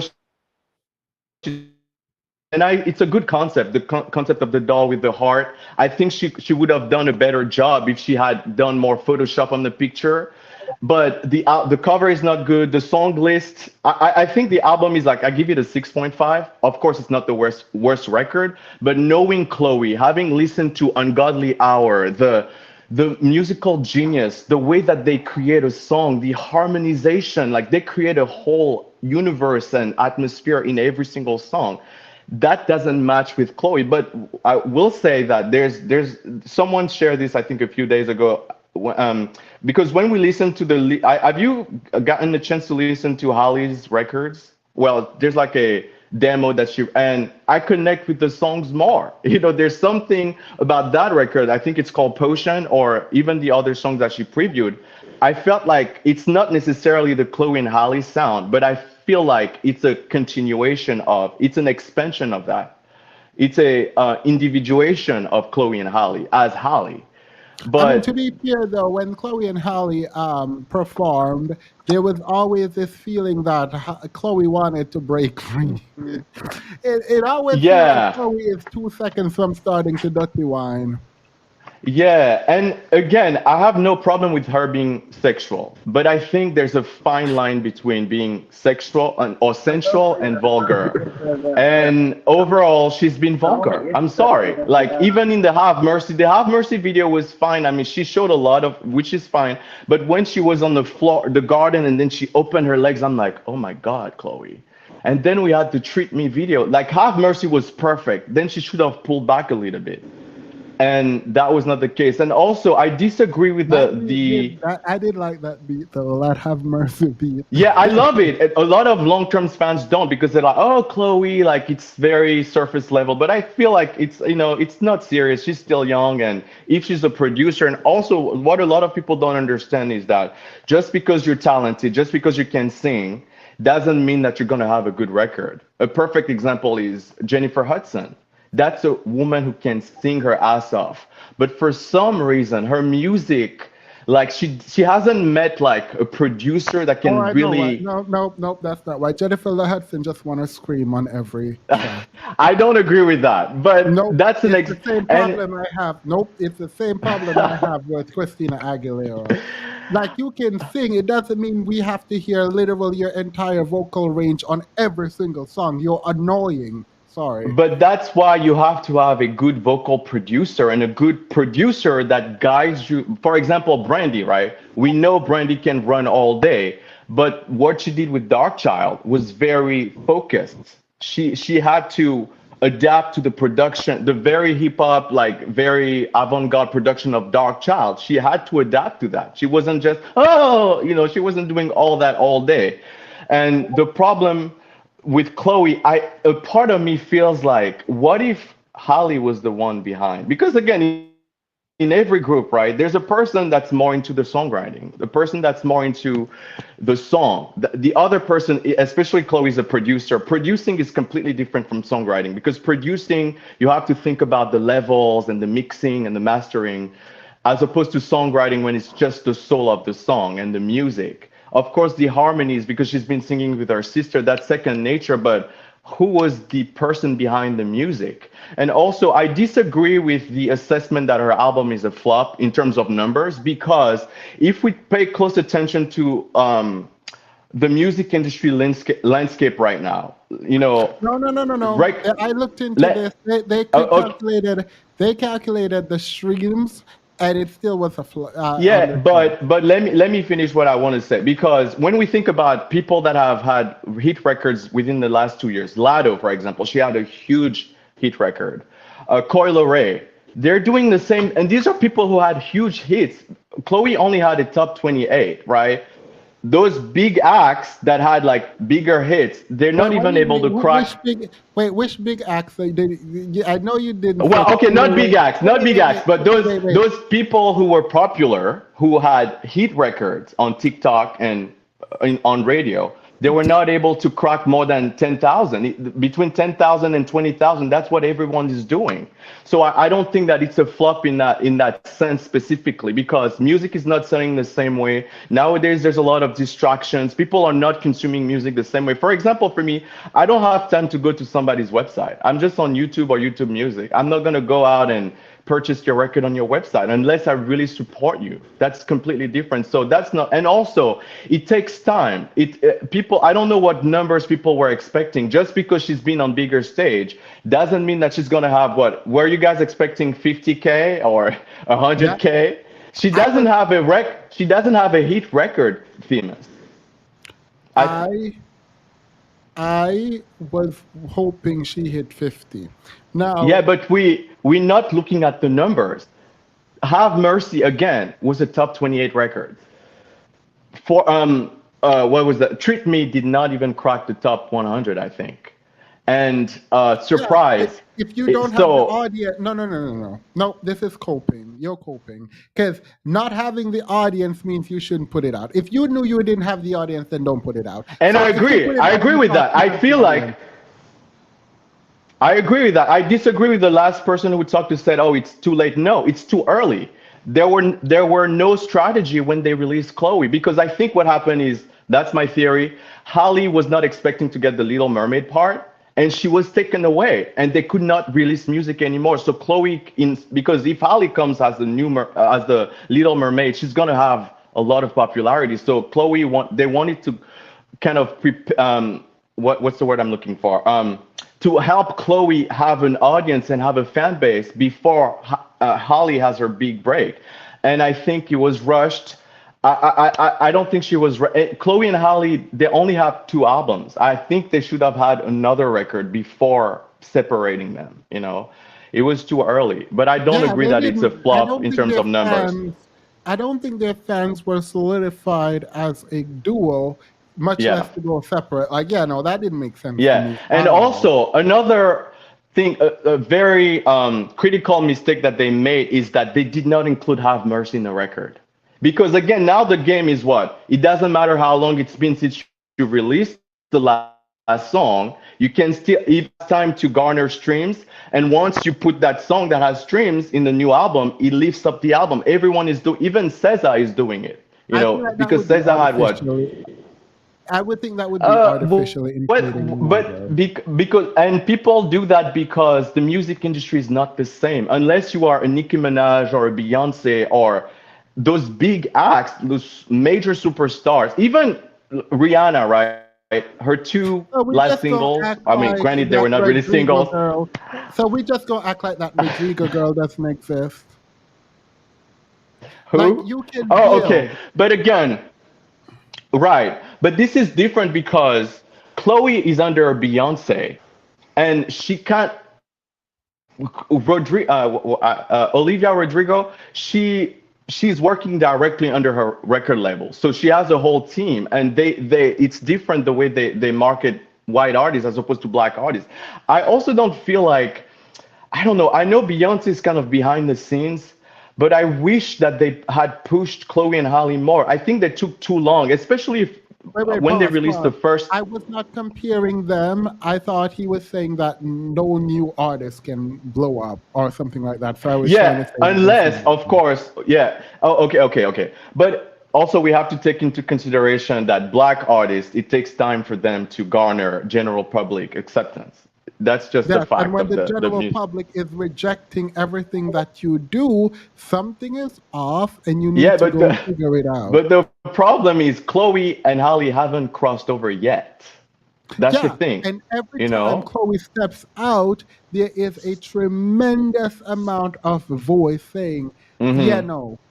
And Yeah, if you're and like, if all you're hearing is "yeah, no," something is wrong. It's not all hate. Something is fundamentally wrong if every time you step out, there is like, even people who love you are saying, "Yeah, this don't make no exactly. sense to me." So when you're hearing that, you don't then just drop an album. When again, the Chris Brown thing is emblematic of exactly what I mean. She Exactly. announced Chris Brown. People are like, "Yeah, no, girl, we don't want that." And she then goes and posts a picture and say, "Yeah, you're gonna get it." Then releases a video with what seems like a really high budget, and people are like, "Yeah, girl, no." And then you go and get Future and then drop that, and we're like, "Girl, what are you doing? We don't want none of this." And then you're like, "Okay, whatever. You don't want it. Here's an album. We told you we didn't want it, but you keep giving it to us, so absolutely not." And exactly I'm not a hater. I love Chloe. I want her to succeed. But still, because I can see her potential. I can see who she can become. And I'm sorry, like even when she talks in interviews, I've been watching a lot of her interviews, she completely dismisses any criticism. Like the Chris Brown, the Future. She's like, "Oh, Chris Brown, he's a great artist. Oh, he's so talented. I was so excited." What about the people that felt betrayed? That she always talks about, "Oh, it's so hard being a young black girl in the music industry." And this is again, right? I'm all for forgiveness and everything, but still, the person hasn't made amends yet. The person hasn't worked on themselves yet to deserve. That's the same with like Kelly Rowland. She's always caping for Chris Brown. I'm like, Kelly, Chris Brown doesn't need you. Your career needs you. Okay. Yeah, that's another disappointment. And it's just the way they're marketing.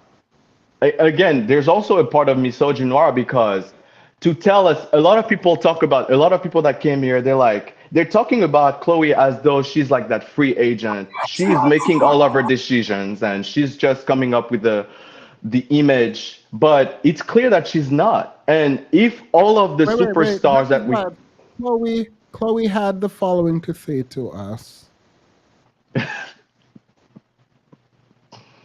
Album. Everybody got a say and they can kiss my black ass. Because I know you guys love it. And this is all I need. I can see it. Internet. Okay. I love that for her. Well, some I mean, people wouldn't to be mind. Some fair, people wouldn't mind kissing her. But wait, no. Here's anyway, the thing. neither here nor there. Wait, But I'm going to go see her. If the album was good, then period. The album is not good. It's not just the album didn't do well because we're hating on whatever. I have to disagree. Go You ahead. gave the Why album do you think it's not good? something. Because You gave the album a 6 point something. So by your score, the album is not good. Okay. This is because okay, the album could have been good enough if she had done these three. If she had added all the singles, because I feel like. Wait. So let me explain what I mean by that. Let me explain what I mean that. Oh, I'm sorry. Go ahead. Can you hear me fine now? There's a lag, but I'm sorry about that. It's a bit disingenuous, genuine that you were like, oh, I say it's bad, it's not good. I didn't say it was bad. Okay, for me, a 6.5, because again, also I have to rate this album as an artist. I know how hard it is to put the work in the studio. It's really hard. And so I give it a 6.5 because again, you can tell that there's potential there. Like the production, of course it's not perfect, but still I have to give her that score because it could have been better if she had a more cohesive record. For example, if she had added all the previous things. Is a 6.5 good? I wouldn't say it's passing. It's pass because again, if I listen to I have to give 6.5 because I wouldn't say it's a good, but I wouldn't call it a bad album either. I would say it's passable. It's not a good album, but it's passable. She could have made it. Grade out of 100. What's the passing grade in? Okay, we're going straight for numbers here. Okay. Again, I guess for me, I have a different also way of looking at it because I come from the out of 20 system. So it doesn't always translate well when you scale it to 100. So for me, a 6.5 is like, okay, you didn't fail, but you still, but if you scale it to 100, it's going to be different. Or even if me is a fail. Okay. Okay. For me, I consider it a passable album. It's not a bad album because again, when I listen to other people, this girl, she knows her stuff. She knows production. She knows how to create. What's the sense of knowing all of the a person who can read but never reads is still as ignorant as a person who can't read. That you know what you know does not matter if it's not seen in what you produce. So what would you rate it then? What would you rate it? Her album? Yeah. The fact that none of the song is memorable for me means that it's probably a 4 point something. Oh, okay. That's really bad though. Yeah, I mean bad. that's Can I step in? Yeah, are you done, Salva? It's a good transition. Okay, let me see.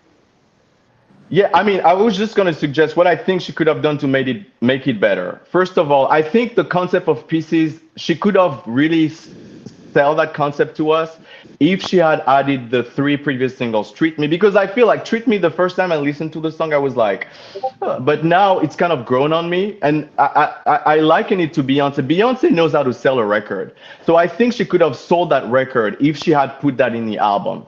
And with Treat Me and Surprise, I think it makes the album, the story makes more sense in terms of pieces because again, she's in pieces. So the album is not necessarily supposed to be 100% cohesive, but still the story makes sense. And of course I would rearrange the album order, but that's all I have to say. All right, thank you. I really appreciate your energy, someone said, because you fought for dear life for Chloe. So period. Thank you so much. Absolutely. Have a good one. You too. All right, go ahead, Kayla. Hey, Themis, thank you for having me up. Justice for Plastic Off the Sofa team here, gang. Period. So I think this is a great transition because a lot of people are just making excuses, and I think that even with Sava giving it a 6.5, and then the girl with the Beyonce picture saying she doesn't even listen to Chloe's music, she doesn't know, like, that is the point. She is a musical artist, and if the music is not good, everybody's going to find other things to critique you about. And when people are saying and giving all of these thoughts about Chloe's image, but don't even know what the music is or how to rate it or how to think about it, that's the point. That's the problem. The music is not good enough to overshadow all of the other things that she has going on. But in other people's cases, it is. We have a lot of artists throughout history that have had problematic images, and the music overshadows it. One being, of course, like we all know, the PEDO, Sir Kelly. People to this day will not give up his catalog, knowing what he's done and been convicted. We have people like Michael Jackson, who is one of the greatest entertainers of all time, who literally turned into a white man in front of our eyes. Like, I know that's controversial. I'm shaking the table. But, like, when I look at it, I'm like, I cannot believe that people just let this. I mean, he literally changed his entire appearance. There's a YouTube video, like, showing the evolution of his face. It's like, we don't care because he's Michael Jackson. Nobody cares about him allegedly, also being accused of being a PEDO because the music is so good. Like, we overlook a lot of things. We overlook a lot of things that people do because their music is good. Chloe's music is not good enough for us to overlook the cringiness. And the music matters. And the people that keep saying that it doesn't is a problem. She's a musical artist. She wants us to like her music. Every artist does. I'm an artist. I'm a songwriter. I wish she would let me write her a hit, period. And my single is called Pieces. My single is called Pieces. I played it on here back in November. Thank you so much for letting me play that. I got a lot of numbers and streams from that and followers from that. But I have Ari Lennox, right? She's somebody that transitioned fairly quickly with her image. She was getting a lot of backlash for having the natural look. A lot of people supported Wait, her, one Black one women. second. 1 second. People are saying he has vitiligo. Yeah, Okay, I but wait. I'm not saying he doesn't because I don't have his medical record, but his lips, nose, and hair change right, seems awfully exactly. odd to me for a skin look. Period. Go ahead. Yeah, and And that's also, something go ahead. that I want to really dive into one day. I don't know why people are scared to talk about that, but anyway, that's not the point. Ari Lennox is one of those people that drastically changed her image because people were talking down about her. She got her buzz down, you know, middle part, and started showing skin. Got up in the gym. She was showing everybody that she got that body and that she can be sensual. And I think that people accepted that because she stuck to her core audience. Even though she switched up her image, she became a little bit more sexual.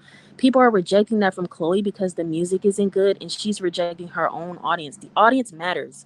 The audience matters. If you open up a business, a restaurant, and nobody's buying your food, why do you have the restaurant? Like, you want people to come in and eat your food. If people are not coming in and eat your food, you got to change the menu. You got to switch it up.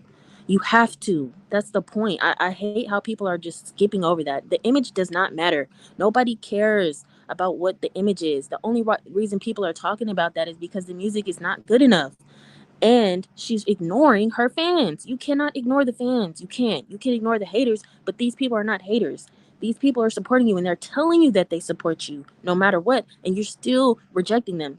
And then, business is business, all right? We can talk about one thing that Cheeky Banter did say about the music industry sliding Black women. I agree. You know what I'm saying? A lot of Black women get pushed to the shelf. They don't get the support. They don't get the resources. They don't get the push. And I agree.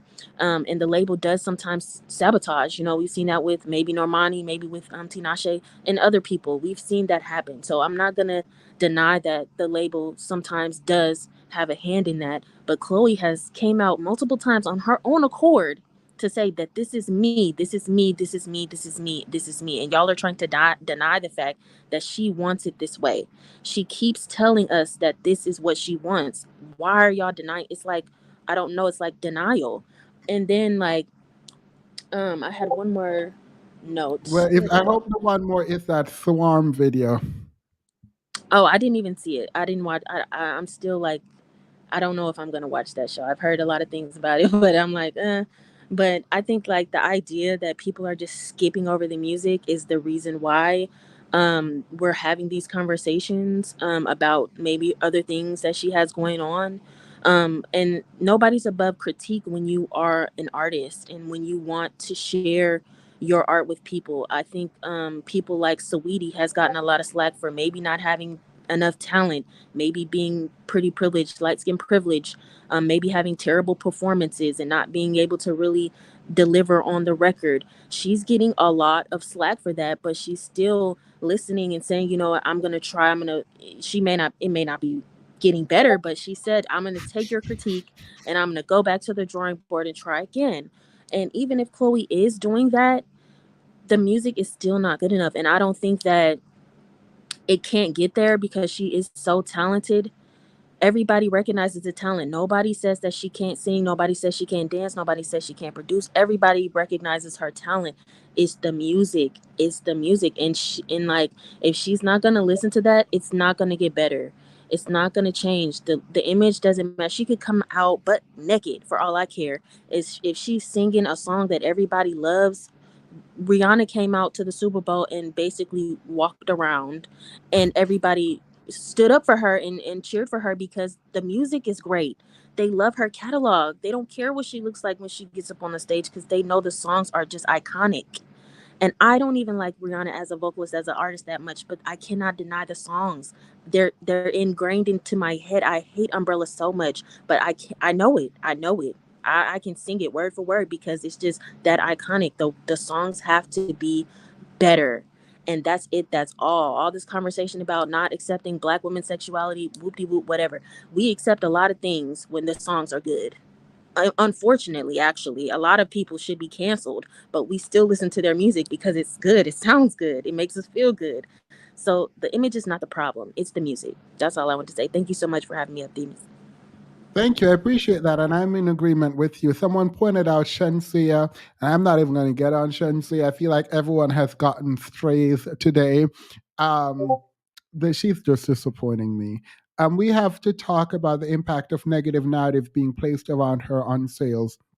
People were so negative about her that even I, as a fan, forgot to listen to the album. Negativity is infectious. Oh, that's unfortunate. I actually haven't thought about that. And maybe there is a conspiracy to bring her down, but I listened and I did not like. Mm-mm. I did not like that. The I will say that album.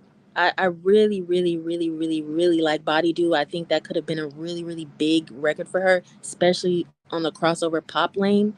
I don't know why there hasn't been a push for that. I don't know why there's not a real visual for that. I don't know why they didn't want to do a collab. I think Doja would be perfect on that record.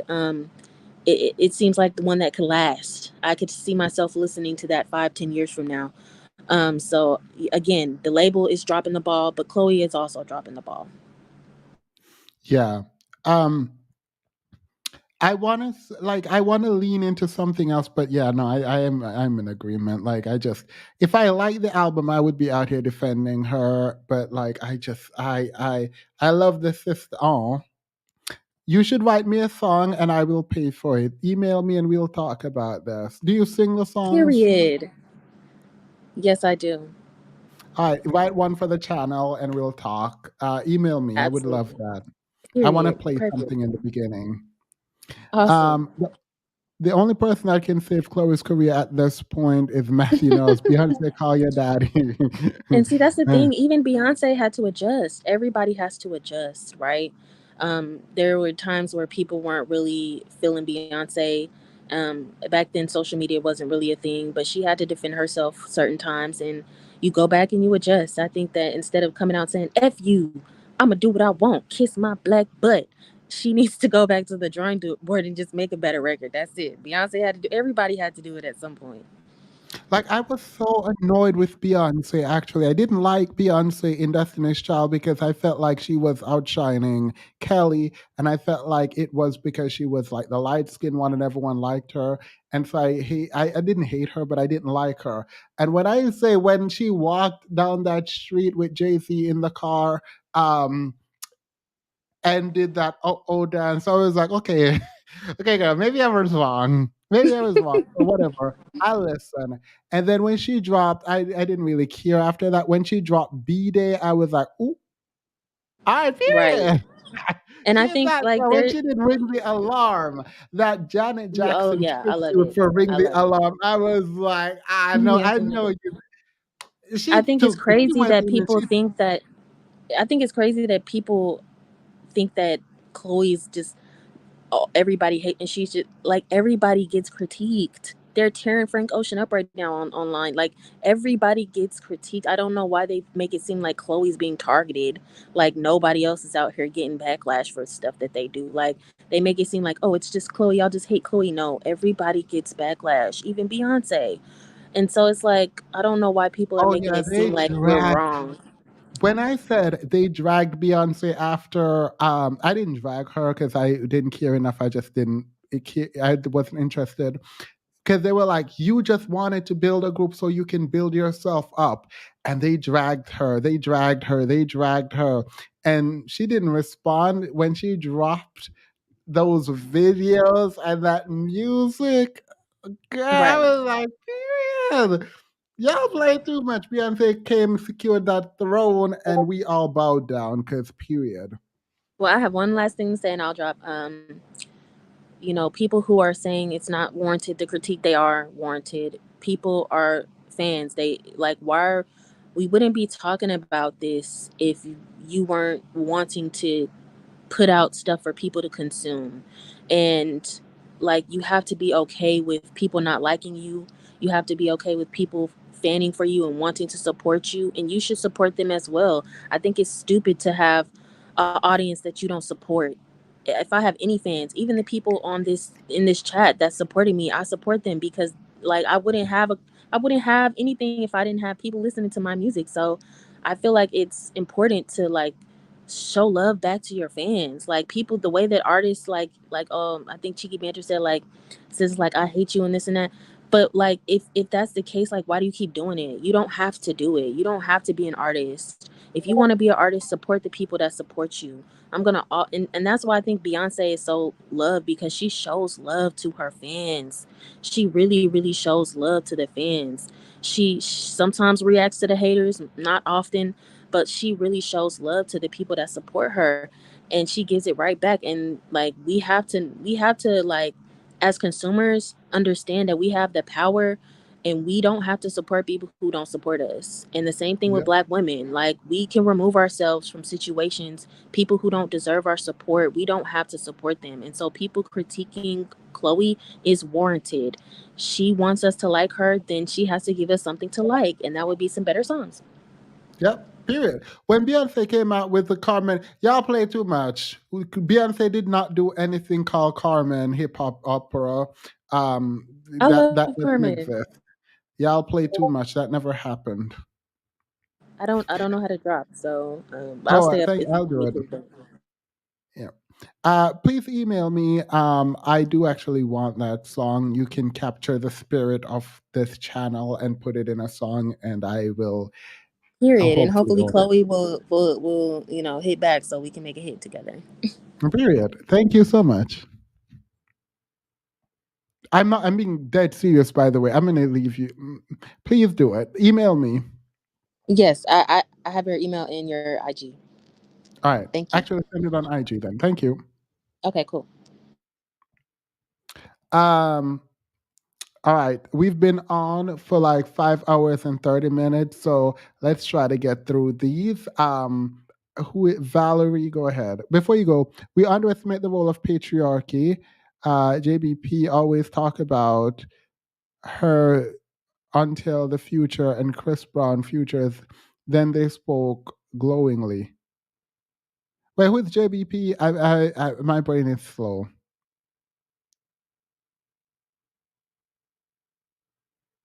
I don't know who JBP is. All right, go ahead, Valerie. Yeah, I want to say I kind of disagree in some sense. The music has to be good, but image is important too. So, they always talk about artist development. Like, if I don't want to see you, I'm not going to listen to you. If I don't want to hear you talk, I'm not going to listen to you. So, I think artists back in the day, sometimes they got away with a lot of things because there was less social media. So, you would not, by the time we saw Michael Jackson transition, we already liked them. You know what I'm saying? Or by the time we knew about who R. Kelly was, we already liked them. Whereas artists now don't have that space and time to build before you can like them. So image is important. And I also think that we need to, I think the United States doesn't really know what Black women want in terms of what they want to hear, if they're conservative or not conservative. I think if you do music that is overtly sexual, at least visually, right? Like, she said she wants to be a Beyonce, but before Beyonce got to this point, she already had a repertoire of music that wasn't so vulgar, right? So, like, my kids listen to Bills, Bills, Bills, right? I'm a mom. I'm not gonna listen to a lot of some of these songs because some of the things that they're saying is just so out of this world. Even some of the music videos that we watch nowadays, like, it's a lot. Like, I remember when I was younger, there's some videos or award shows I could have watched with my kids, and nowadays, for me, I feel like there's a lot of stuff I'll be like, "Ooh, I don't even watch it." I like, if it's different as us as adults to see it. And even in terms of like TikTok, to me, like, I see like a lot of kids dancing to certain songs with the words, and I'm like, you got your kids dancing to that? There's still like a good amount of us that are a bit more conservative, and it doesn't mean that you can't necessarily sing or say certain things, right? Beyonce went to Dubai. She wasn't like twerking in Dubai. So image does matter to a certain extent, right? If you do want to get general viewership, if you do want to get to the point where everyone is singing your songs, not just like, if I'm bending down low, dropping like an eagle, then yeah, it does matter to some extent. You do need to have more variety in your music. Can you hear me? Yeah. I don't understand the critique. No, because before she said image doesn't matter as long as the music is good, and I don't think that's true. Image doesn't. No, I think she was saying image. She was saying image matters, but if your art is good enough, art can transcend their image. Yeah, I get what she's saying in that sense, but like I said, I think it's a different time back in the past versus now in terms of how we consume music, and whether it takes us 5 seconds not to like the artist by the time the information travels to us versus before. You understand what I'm saying? So like her going on a show and saying everybody can kiss my ass, it's like, bruh, like for me, it's like, oh, you know what? I don't need to listen to you. And I've listened to some of her music in the past, and I was like, oh, I kind of like her, but I do have. But I don't think that's fair though, because like that she's reactionary and that she's upset and this is how she cope. I feel, well, I'm not telling you what to do, but for me, I can give her grace. Like, I mean, I can joke and be like, okay, whatever, but like I can give her grace because like if everyone is attacking, if I feel attacked and I'm like, okay, whatever, I wouldn't be that vulgar in my response, hopefully. But like I can expect that she's emotional and that's fine. Yeah, but like the previous caller said, you're an artist, right? So if you're an artist, whether that's a painter or whatever it is, you're going to get critiqued, right? It's not, I don't think it's villainous when they're most of the critique, right? It's like, oh, maybe she's showing too much or whatever. It's not like, oh, I hate her or I can't stand her. That's not what it is, right? Maybe it is that you want to listen to the content or you want to view the content, but because the content is super just over sexual. Like, why is it an artist like A-Star all the way from Africa can come here and have hot music and you can't, right? So maybe there is something to your appearance or to your presentation. Like presentation doesn't matter too. To me, it's congruent, right? And like I said, Beyonce in the beginning had a different repertoire, so she had time to grow. Whereas her, she just kind of came out and it was like blah blah blah, like in your face, and that's kind of a lot. It doesn't matter, and maybe for some people they might not take it personal that you're like people can kiss your butt. But for me, that's kind of like, oh, I've kind of seen her a little bit here and there. And you're like, oh, okay, people kiss your ass. There's so many artists for us to listen to globally that I really could tap out on you. Yeah. I mean, that's fair enough. That's an opinion. I do recognize, though, that there might be a lot of artists, but they're not as good as Chloe.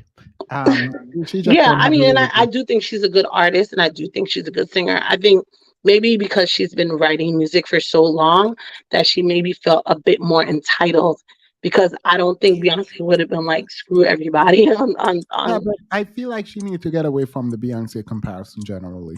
Yeah, I think so too. And I think maybe to some extent she's been around so many other artists that she's not sure how she wants to present herself because like the other guy said, like how she presents herself before versus now is just so drastically different. So sometimes you could be emulating something visually and you don't even realize if that's who you want to be, and that's why it maybe comes off as a bit inauthentic.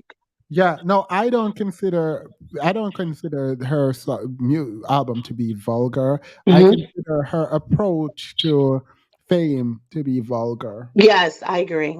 I agree. Anyway, I'm gonna go. I'll let somebody else come up. All right, Coco. All right, thanks. Bye. Hey, can you hear me? Yes. Oh, okay. So first, I want to say that I absolutely love the album. I love it. I literally listen to it on like repeat. I even play it in my sleep.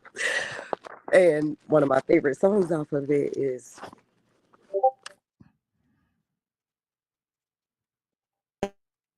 with the Chloe thing. I do think it's Wait, mostly your her. internet went out because Jesus was like, stop the lying. No, I'm being so honest. I'm being so honest.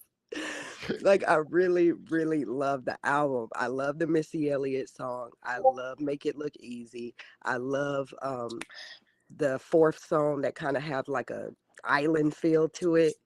But long story long, I honestly do feel like her image is what makes people not want to listen to the music.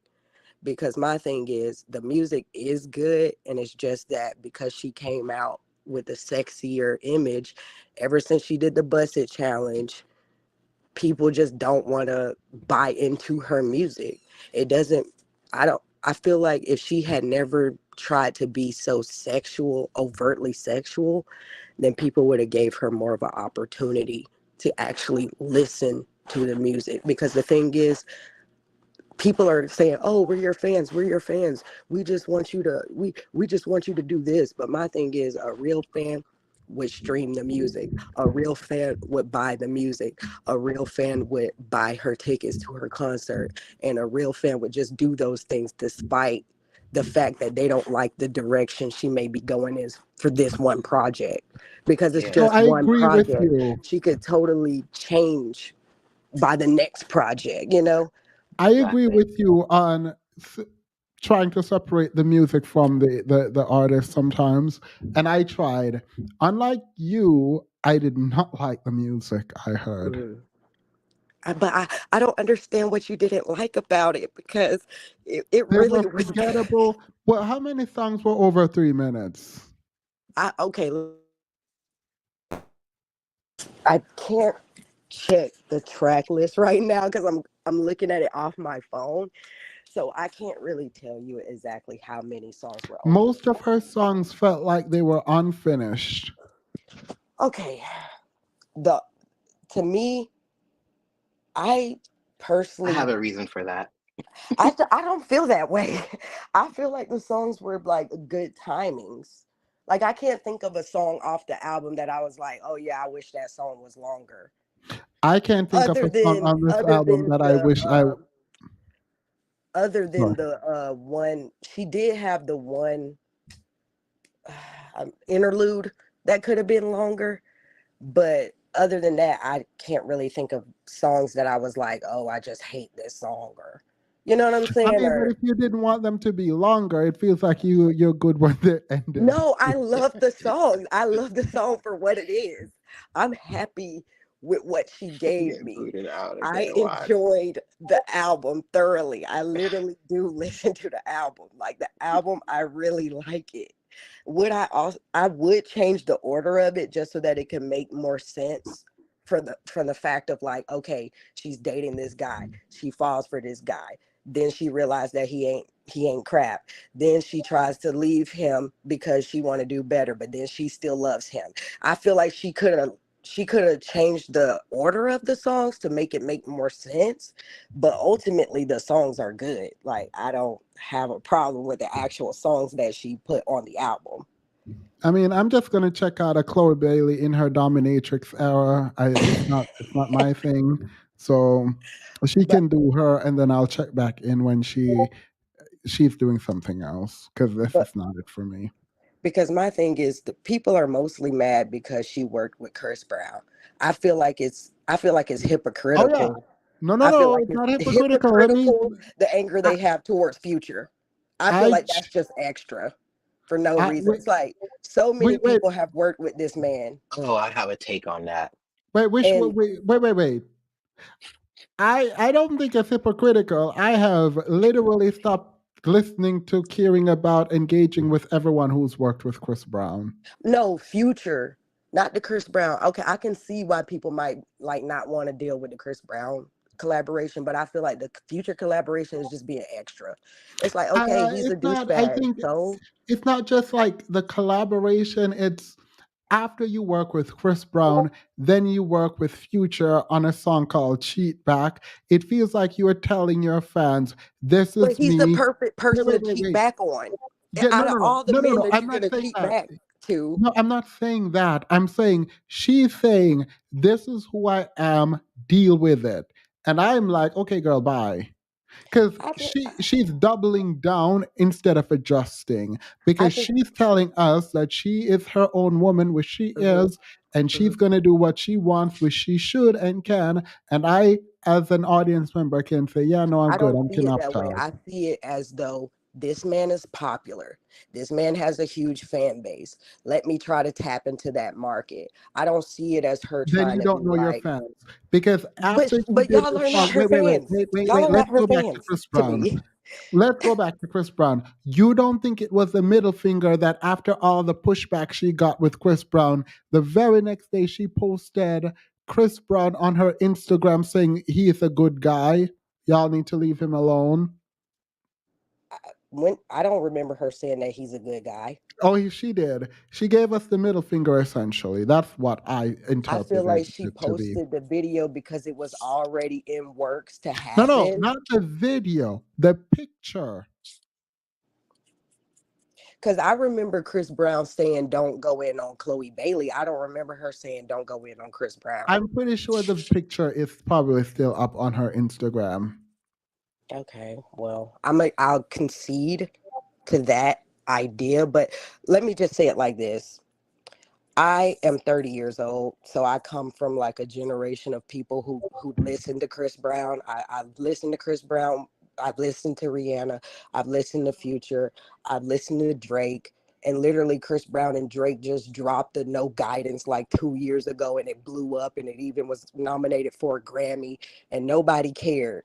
But because she's a black woman doing Nope, it, it's not because she's a black woman, because it I don't is listen because to black I women do feel not like listen how to could you Drake. how could you portray other black women and you I as a did black not listen to woman. Drake. Well, if black women want to hold black women accountable, then that's fair. But if you're saying hypocrisy, I'm saying I don't listen to Drake, and I Mhm. definitely don't listen to Chris Brown or Future. So I'm like, okay, like there's But nothing to I'm boycott. saying that the people, it's like I just feel like it's crazy to me how men can work with him and blow up, but because a black woman does it, now she has to be torn down because of it, or now she has to be canceled because of it.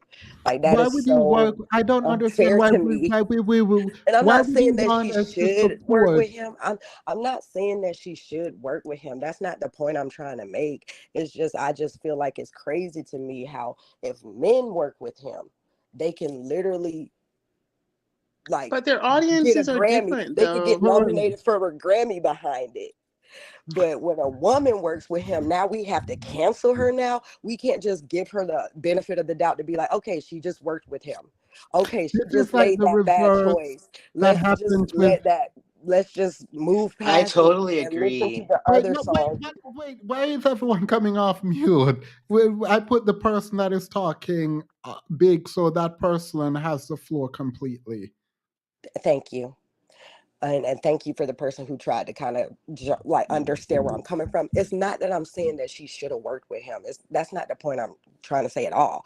But I'm trying to say like I just feel like it's crazy how it seems like only when a black woman does it do we want to be like, oh, now we're gonna cancel her too. Like, oh, Wait, because so she on made that this note, horrible choice to is that work a with this bad thing? person. I don't think people are trying to cancel her, but isn't that a bad thing to have standards among black It women? is when you don't hold those same and I got to be real, like the same people who probably, I'm not saying you, but I feel like maybe 60% of the people who are willing to cancel her wasn't really willing to cancel Rihanna. They weren't willing to cancel LMI. They weren't willing to cancel uh it's just I mean, technically, LMA has canceled herself, but with Rihanna, I would understand why no one. If Rihanna went back to work with Chris Brown, like I I would. mean, or Drake, or Future, or even other guys who have worked with him, like men who've worked with him, who I are feel still like you were saying successful to this cancel, day. cancel, cancel. No one has canceled Chloe. But like when you say stuff like, "Oh, well, if you're gonna work with Chris Brown, now I'm not even gonna listen to you no more," then what is that? Like that's canceling Me to me. having boundaries. But Like, I'm just saying that is a form of cancellation. That is a form of no, no, cutting no, no, no, no, somebody no, no. off because you don't like the decisions they're making. And it seems like only black women get held to that type of a standard. It seems like, You can't do this. You can't say you, and then when I say I am consistent with everyone who works mhm. with Chris Brown, then you say I'm not just talking about you, Well, I'm talking about everyone. I'm I'm sorry that I used the term you. I'm only saying you meaning everyone. I'm Gotcha. like it's like a general thing because I don't have like a set person to refer to. So I'm just saying Oh, you, gotcha, gotcha, gotcha. but I'm really meaning like anybody in general because obviously there are people that really stand on that. Like for example, I'm low key kind of hypocritical too because I won't listen to R. Kelly, but I will listen to Chris Brown. Like it is what it is. I'm not gonna. It's not. That's it. I know it's hypocritical, but I'm just saying. Like I feel like black women in general in the industry, especially these younger black women who are just entering, we're holding them to a even more higher standard than we've ever held any other woman before them or men who are working with them at to this day. We're trying to put our morality onto these women, and I just feel like it's unfair because what she's doing is following the same uh pathway that the women before her have done. It's Do so you many think wait, do R&B you women. think Chloe's fans are different from those of the women I before? don't think that the people who are saying that they're her fans are her fans because first of all, they didn't stream the music. And Yeah, second of because they all, didn't like the music. So to it's one no, thing to no, because the music, I don't, how you can't, I don't think everybody just didn't like it. I think certain people probably didn't like it. Certain people probably didn't like Chris Brown. Certain people probably didn't like Future. Certain people didn't like the image that she's putting out. So I don't want to put it on just, oh, the music was trash. Because to me, I love the music. And I'm not just saying that to like prove a point. No, I genuinely understood No, but what that's she not, was trying to and that serve. doesn't prove that you like the music might mean like 10,000 people like the music. Most people did not. But you're saying it as if it was just because the music was bad. And that's not a fair to me. That's I not a would fair. grade the music as less than a 5. So for me, Mhm. personally, Yeah, subjectively, the yeah, music for me was bad, forgettable, yeah. bland, vapid. And Those are the descriptors that come and to and mind. that's fair that you think that, but I thought that she had some deeper cuts on there. I thought she had some fun cuts on the album. And so for me, I feel like I can't just assume that everybody else who didn't stream it just automatically didn't stream it because they thought the music was bad. Like I said, some people thought the music was bad. Other people just didn't want to listen to her because she worked with Chris Brown. Other people thought, oh, you doing too much online, so we're not going to even we're over you. Like, we don't buy into your persona that you're trying to deliver to us. And so my thing is, how can you then say you were a fan of her? You weren't a fan. No, Because if you you was were. a You were a fan, fan of the image she put forward. We are pretending like, oh, she came out, gave us this cute little girl, and now we're mhm, like, oh my God, why we don't want you to grow up? No. That you mhm, came out and gave that's us that. actually what Wait, I wait, wait, think is wait, wait, happening. wait. No. That could be what is happening, but you sold that image to us. When you and your sister I came mean, out, you gave us an image and you mhm, told us this was who you are and this is yeah. honest music and this is the music you want to create. That is what you said. I'm not saying you can't change, but don't be mad when people don't change with I you. mean, when they came out, she was 13 years old, making videos with her baby sister on No. I'm YouTube. talking about Ungodly And Hour. I'm talking about Ungodly Ungodly Hour, Hour. Ungodly Hour and the music off of her album, really, it's not that different at all. Like the music that's No. on the It's not her. Ungodly I'm talking. Hour. Wait. We're going to the music and the image. We're talking about her image and her image now. So if you're saying she's growing up, Hmm. period, but Hmm. that's fine. You can't just say, oh, the person she came out as and sold us that Hmm. image. Now she wants to change. How dare us not go along with the change? You can change, but we can Actually, say, I okay, the feel change that is. way. I feel that way. I feel like if you really truly are a fan of somebody, you allow them the space to do something different. You Nope. don't just cut them off Nope. because the You one can do time they whatever you went out of want. I am one not a time they fan. did Well, something the truth different. is, I am not a fan, and I think people shouldn't be fan of people. They Hmm. should be fan of the art. So you create Okay. this body of work, we love it. You create Hmm. that body of work, I don't like it. Create another body of work, and then I like it.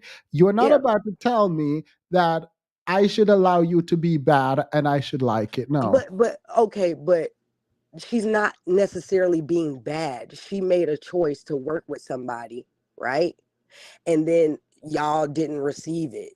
But Yeah. but my thing is, she's doing something that everybody before her, women in general and men in general, have worked with bad people. You know what I'm saying? He's not the only person out here beating women, and he's not the only person out here that's known to done something. What are we talking about here? Who is not the only person beating women? I hope you're not making excuses for Chris Brown. No, I'm making excuses for Chloe All because right. I feel like it's unfair that people are just trying to cut her off for working with a jerk in the industry when there's tons of jerks in the industry that people work with, and people look past it every day.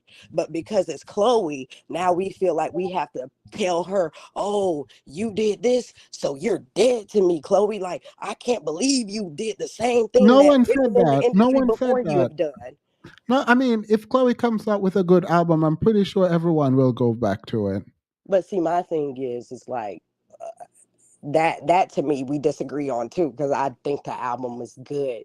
I honestly do think the album is good. I honestly feel like the hate towards the album is more so because of the collaboration she had on it. Wait. Pause.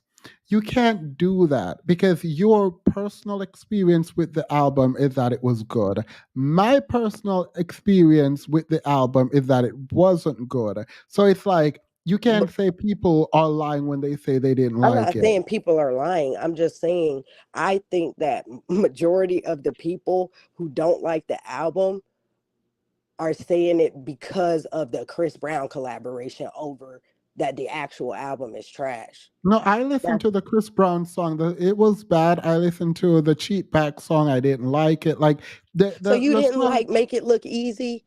You didn't like oh man, I wish I could just go to the track list. You didn't like I Told You, you didn't like Lose You, you didn't like Feel Me Cry, you didn't like Falling for You, Worried. None of those songs, none of them was even kind of good to you. I mean, kind of good is different than good. They were kind of Okay. good. All right. Well, I mean, I just feel like I don't see I don't understand why people are just In so Pieces was polarized towards this okay. album. Was the song called "Feel Me Cry"? Hmm. That was cute. Like I You didn't even like the In Pieces song? no, I said "In Pieces" was cute, and then "Feel Me Cry." I Okay. think it's "Feel Me Cry." I don't know the name of the song. Feel Me Cry is the name of the song. But my favorite song personally off the album is Make It Look Easy because I feel like that's the realest song to who she is. I feel like that song really talks about how she genuinely feels in the moment. But a lot of people, they just don't buy that this is who she is. And I, I don't know if that has to do with necessarily the music being good or bad. Again, I think most of the backlash is towards her image and actually towards her But yeah, that the that people don't you were believe in saying her. that, but like I am telling you, the songs aren't. I personally don't experience the songs as like amazing, right? Like the best song Hmm. was mid for me, and Yeah. every song was like not good. But Like I, was it mid to you because you felt like it was just too short? I mean, no, because I wanted it to end. So like it wasn't good enough for me to want to continue to listen. But it was mid to me because it was bad. So I wouldn't say it's mid because it should have been longer because I didn't want to listen to it for longer. But it being short saved me from listening to more of what I didn't want to hear. But I Hmm. didn't think it felt like someone, I think Nika Bubbles was saying, oh, it was 3 years or something. It took her a Hmm. while to come up with it. It still feels rushed to me.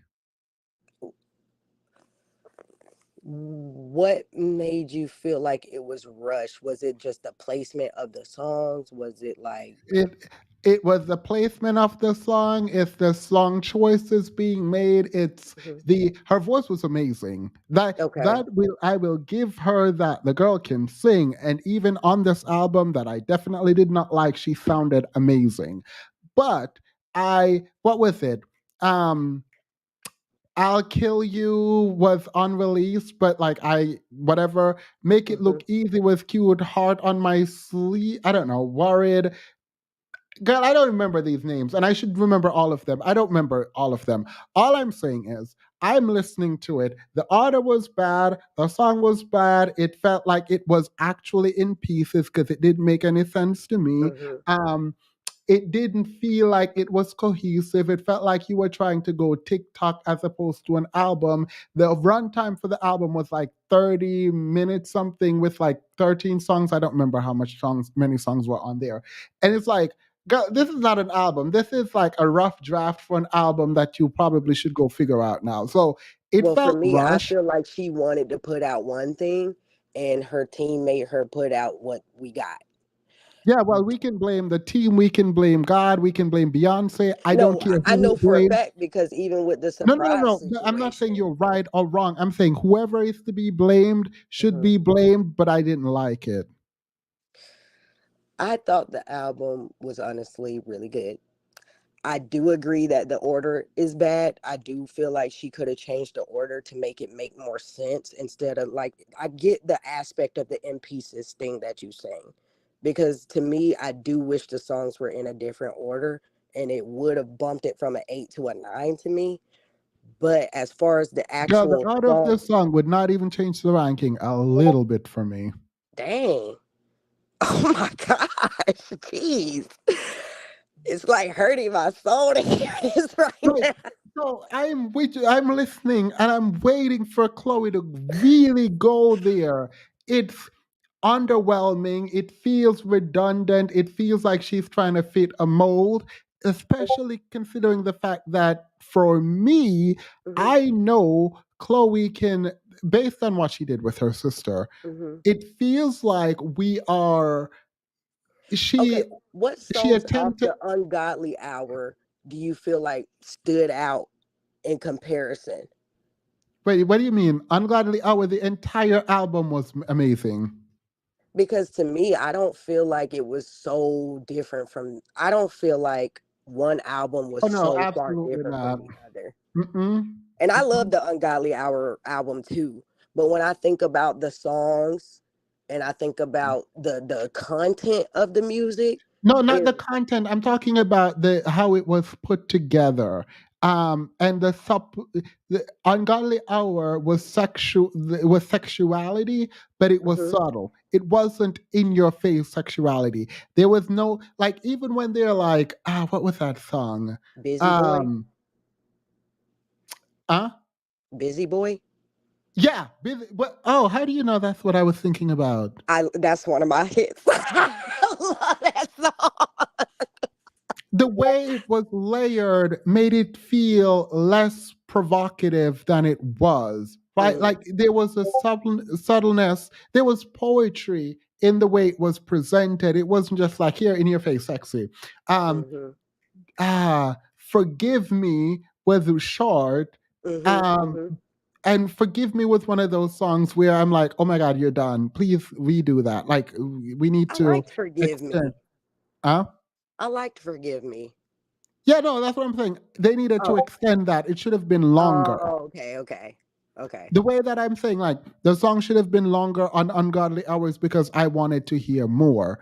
If all the songs were 1 minute on In Pieces, that would have been fine because I wanted them to end. Oh wow. Okay. Because to me, I guess what was confusing me a lot because I'm one of those people that when something I like comes out, I watch a lot of reviews on it. And it was literally breaking my soul to hear certain people hate the Missy Elliott song. Well, actually, I didn't really hear a lot of people hating the album too much, to be honest.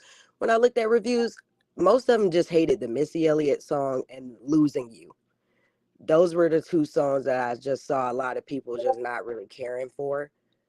But that's where I'm getting the like confusion because I feel like when I was watching the reaction videos on it, a lot of people seem to be okay. Like they liked the album for the most part. Like the album was not something to where they was like, oh, I can't deal with that. Like it's bad, you know? So I don't know how it went from like people being typically okay with it, like more positive about it as far as with the reaction videos to where it became getting like a 6 and then she gets no sales on it and then like no barely anybody like supported her with it, you know what I'm saying? And that's why I deducted out of that okay, it's just because of the whole image thing. They're not really If buying into her image. Yeah, no, it's not the image, it's the songs. If I were Beyonce and I gave her full creative control and I wasn't a part of any of it, and she came to me at the end of the album and she says, "Hi, Beyonce, here's my album," I would be like, "Okay, good for you. I'm not promoting that." Like, I would not. But okay, but if so, would you as Beyonce just tell her, "Oh, I'm not promoting that," or would you tell her to go back to the studio and redo it? Because my All right, thing is, how did the album even get out if to Beyonce it was just trash? Like all right, that this doesn't is make sense. good. This is good. So Beyonce's first album, they told her there was no hit on the album, and she still put it out. And there were like not one, two, three. I think there were 9. I don't remember hits on the album. She said this isn't one of her concerts. If I'm giving you full creative control of your album, I'm not telling you to not put it out. I'm going to give you my opinion and you do with it what you will. However, I don't know if that's the relationship they had. I'm just saying for me, or 5, I don't know. I am not if I give you full creative control, I'm giving you full creative control. I'm not gonna Yeah. stop you, but I will So tell you my opinion. okay. Out of all the music that Chloe alone has put out, do you feel like all of her music is just subpar compared to Ungodly Hour? Yes, I think all of her music were worse than Ungodly Hour, but I did like Treat Me. I don't know, Mm-hmm. like I it's tacky and annoying, but I did like it. I like it in the same way that I like Megan's Body. It's Yeah. something that gets in your head and it's Mm-hmm. stuck in there. I liked what's that song where she was Medusa? Have Mercy. Have Mercy was a bop. I like the video for Surprise. I like the vocals in Surprise. I do too. Um, I like Surprise. I hated the song she did with Mulatto or whatever her name is. Um, I like the song, but I didn't care for the rap verse. I felt like it could have just been Chloe. yeah, And true. I I mean, agree. I would think it would be mid even if it was just her, but yeah, it would have been better if it was just her. Mhm. So no, Chloe is that girl, but just not that album. So Okay. I feel kind of differently because honestly, I do like Chloe's music. I'm one of those people for some reason, I just feel like I get her. I feel like I understand her image. I feel like the target audience she is like a young girl who's just kind of understanding her sexuality and who she is, honestly. I feel like she really did put her all in this album, and it really does suck that so many people kind of throw it away just because of certain collaborations on it. Like, it's but why do crazy you that keep saying that? Like, true, some because people did that, but I still believe that most people don't like it because of the collaborations and because I of don't her like image. it because I didn't like the songs. Yeah, but I mean, you're one person, I'm one person. We think differently on the song content as far as that goes. Yeah, but I don't believe. you're telling people that like their reason for not liking the song isn't valid when it's like No, that's I'm what not. they. I'm saying a lot of people didn't even give her a chance because they were already done with the antics that they feel like she's been putting out. And I don't even think it's antics. I think she's being herself. I think that at 24 years old, yeah, you're gonna get on the internet. Some women are gonna get on the internet and want to show off their nice body. If I had a body like Chloe, I would probably be on TikTok too doing the most. But I don't. I have a regular body and I have a regular life and a regular job. So I don't have time for those type of things. But if I was Chloe, yeah, I would want to use my body to do what I want online too. You know what I'm saying? So to me, I do feel like majority of people kind of wrote her off because of the sexy image. And I do feel like if she had that good girl image that they were so hoping that she kept, that they would have even listened to it or even gave it more of a chance than it even had to start out with. Because I refuse to believe that every single person just heard the album and was like, no. I feel like majority of people didn't even listen to it, didn't even give her a chance. Like they didn't even try to see what she was gonna deliver, in my opinion. I mean, she Because didn't it just deliver. doesn't make any sense that she didn't even have like a lot of streams like that on it. Like I just it mind boggles me, honestly. I don't get how she got so low in sales and stuff. Because my thing is, Maybe it's that Swarm video. Maybe we saw the Swarm video and we were like, yeah, no, we're good. yeah, that's why I feel like majority of people didn't even give the album a chance to decide whether or not they like the music or not. I mean, people who, if you're turned, you don't know your audience then, and that sounds like still a you problem. But see, my thing is, it's like I don't know. I refuse to believe that the people that if she didn't work with Chris Brown, the album would have did better. Like I just don't believe that the audience that's trying to be out here putting her down so heavily was ever really Wait. rocking So with her. wait. You said you don't think if she didn't work with Chris Brown, it wouldn't do well. No, I'm saying like the people who are trying to make it seem like, oh, we were your fans and you abandoned us. No, I don't believe that they were her fans like that. All right, so you'd see how that's contradicting, right? No, I don't, honestly. Please explain it to me. You said that you thought that people just didn't listen to her because she worked with Chris Brown. And Yeah. now you're saying even if she didn't work with Chris Brown, the people wouldn't listen to it. No, I'm saying the people are trying to make it seem like they were her fans and they're not her fans. I was That's her what I'm fan. saying. I was her fan. When Chloe and Halle came out, I was dragging people left and right. I was swinging for my life. I was fighting for them girls. Dang. All right then. Well, I guess I guess they all were just her fans and they just abandoned her. I'm sure there's some haters in there, but uh I didn't watch for Harriet's video in full, but I Mhm. know Kimberly Nicole Foster is a fan. No, I watched the video. I I loved the video. I felt like she really did. I feel like she was speaking from a place of love, honestly.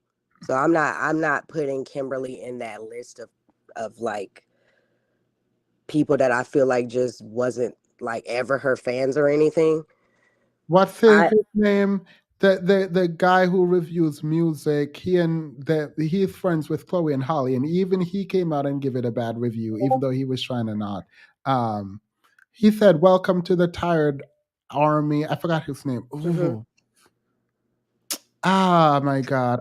His name is like right on the tip of my. Zachary Campbell. Zachary Campbell. Yep, Yeah. there he goes. Even he, friends with them, could not defend it. And I knew he was bending so much you thought he was in gymnastics. I honestly, out of all the reviews that I be watching, I have not seen his review of the album yet. Oh, Cause please go watch it. He tried to make it good. He tried. He really, Mhm. really tried. But even him, as compromised as he was being that close to them, could Mhm. not give it a good review. But see, my thing is like, okay, yeah, it would just be an eternal loop at this point because, like I said, I understood the album. I feel like I resonated with certain songs off of the album, so for me, it hit different. It really did. The album hit different for me, so it's hard for me to just be like, oh yeah, the music was trash and that's why the album. No, like I'm not gonna ever agree to that. You know what I'm saying? Because to me, I like the music. I thought the music was good. I thought the songs were great, honestly. There's certain songs on there were honestly beautiful to me. And it really does suck that I personally feel that because of her image mostly. I'm not gonna say it's all because of her image, because like you said, everybody is gonna still get backlash regardless of how great it is. You know what I'm saying? You're still gonna have people out there that just don't care for it, right? Yeah. Do But you work for Chloe? no, I genuinely just love her. I genuinely love the music. And I'm just one of those people that after hearing so many people kind of like dogpile on her, I just couldn't keep hearing it. It's like I just had to put my little 2 cent out there, even though it's probably like the unpopular opinion, but Yeah. Thank you so much. all right, I think we just agreed to disagree on this part, but I appreciate you. And we should have another discussion. These are intense, so I appreciate them. definitely. Sorry I took up so much No, no, time, don't and apologize. I Thank you so appreciate you. much. I appreciate you. Bye. Bye. Please remember, Beyonce had them kids as her backup. So when the kids left on the Savior Islands, we saw her as a woman. Look, Beyonce don't even promote her. Oh, anyway, let me think. Chloe fan has to support her like the Barbs. The Barbs are crazy. She is windmilling hard for mediocre music. It's a little cringe. No, um, 13 songs, 38 minutes, but deep cuts. and interludes too. She has the audacity to open talking about, do you ever wonder what your man is doing when he, I don't know what she said, but she said something, and I was like, girl, that is 3 seconds you could have given to something else. Let me stop. By her definition, why did she stop listening to R. Kelly since she was a fan, right? Concerned, go ahead. Thank you too, Elle. I think that Valerie, I think there might have been a hearing, because going back to it, I think that what you were saying, and I might be wrong, but it was that the people did not give it a listen, and it is because of the Chris Brown collaboration that there was an issue. But anyways, I think that there was a word choice that I forgot that you guys disconnected on, but I'll leave that alone because I can't remember it now. What my point was is that I personally believe that if you're going to cry for young Black women, then also understand, and if you're going to cry that young Black women don't get treated well, then you also have to understand that the things that you do as a young Black woman also are, like, people are going to critique you for that. So Chris Brown has been awful to Black women. And so is Future. And so for me, you putting your hat in with them and you being so defensive about that decision is you not being good to young Black women and realizing the impact that people like this have. Like, as you said, Themis, these two men were deliberate decisions. You can't accidentally start, doing music with Chris Brown and Future. And there are other musicians you could have done music with. You chose these people to make a stance that I can't. If you're going to be on your grown woman thing because you want to be grown woman energy, then grown women are all like, I'm not going to treat you with kid gloves, because working with Chris Brown is a statement. Now, I love Lizzo, and she said that Chris Brown, something like she loves Chris Brown. I understand. I didn't like that moment. That was not my favorite. But I will say that that's very different than making a song. And I think also, okay, we didn't cancel Rihanna. Rihanna, first of all, it was a different time.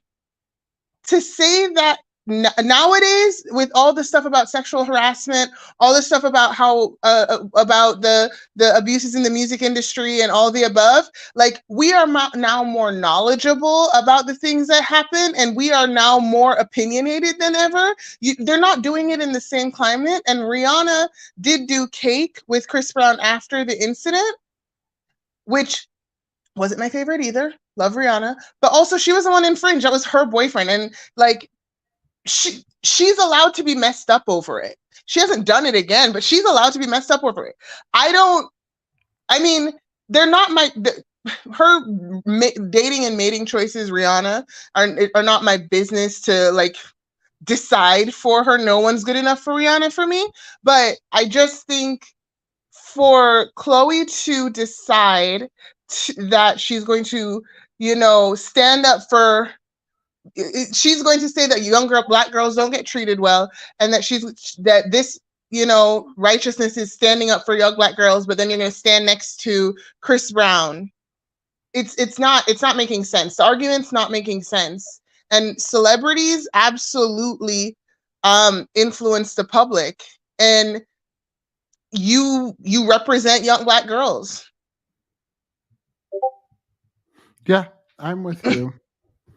So I'm with you. I don't. I think obviously think we should handle people with care, but I don't know. I think there is something really sad about the fact that someone that I don't know, like, it just doesn't feel like Chloe knows what she's doing, and that kind of lack of planning and forethought is annoying me. It's just really annoying me. Which is fine, right? Like, she'll figure out I don't make mistakes. I give grace, right? I give grace. The thing is that I don't like when what I don't like is go F yourself, essentially, which is the same thing that Daniel Caesar said, like, cancel me. Like, if you're going to come with that level of like energy to your people, you can't cry hurt when people are like, all right, bet. You know what I mean? Like, that's the part that's hard for me. It's the, you know, if I'm being victimized. Okay. But you also full and well knew what Chris Brown represented and did it anyway. You asked me what you gonna do about it. Not listen. Would have a You know what I mean? You asked me what you gonna do about it. Who gonna check me, boo? Your audience. You know what I mean? So it's just it's the part that, I mean, I want to, I've been consistent. I want to give grace to Black women. I want us to have the same privileges that everyone has, which is second chances. But I also know that, for the same reason why people had an issue with every other Disney star or every other musician or every other whatever, like, celebrities have to also realize that if you want to be famous, that fame comes with responsibility. Yeah. That's No, it. I'm with you. Thank you. I appreciate that. You want to help me with some super chats before you go? Sure. The same thing happened, Brown Barbie. The same thing happened to Chloe and Chris Brown happened to Deutsche and Kodak. That's probably not the right way to say it. The single was supposed to be a bot maybe, but Deutsche forgot her core fan base doesn't mess with Kodak Black. Oh, I don't know any of this, but thank I don't you, know these people. I'm sorry. Brown Barbie. I know Kodak Black, but yeah, thank you. I'll go look into that. So Curry Up and Eep says, I liked Age Ain't Nothing But a Number until I found out who R. Kelly is, but that's just me. Girl, when I found out who he was and what he did, I was like, yikes, never listening to that again. Same. Love Latoya's come on, Themis and Thoth with a subtle drag. We we know great music, and this basic interludes and reprises aren't it, period. Yeah, I'm going to stop dragging. All right, Curry Up and Eat. This fan is making me want to barb out for Chloe. She want proof you didn't like it. That you want proof I didn't like it. Thank you so much, concern. All right, good night, guys. Good night. Curry Up and Eat. You're in the corner. I'm not done it doesn't matter. I'm gonna continue. Su, is it Suchi? Suchi, yeah. How are you? What anything anything but Chloe. I'm Chloe. It's crazy because I really didn't even want to talk about Chloe. I kind of wanted to touch on something else. But I did have something written down for it. We don't have to get into it though. It's cool. I pretty much agree with whatever you guys were saying though about it. I've been a Chloe fan for a while. Me and my late sister, we used to listen to her all the time. So, or to both of them really. So I really get where you guys are coming from with that. But aside from that, the topic I really wanted to touch on was like the last two women on the podcast thing. I can't remember their names or whatever, but it was the shaming that they were doing with the whole like body is a temple thing. It's like I've heard that before. I'm in like my mid-20s, but I've heard that throughout my life directed towards me, directed towards other young women in church, outside of church, in work. And it's like the part that I don't understand is like, why isn't my body a temple because it belongs to me? It's like it's a temple because it belongs to this hypothetical invisible man that I might meet one day, and I'm gonna give my body to him. So the first time, I kid you not, oh my God, this is not it. The first time I heard your body is a temple, I completely did not understand it. I thought the complete opposite of what they thought they were saying. Same. I thought all were welcome in the temple. So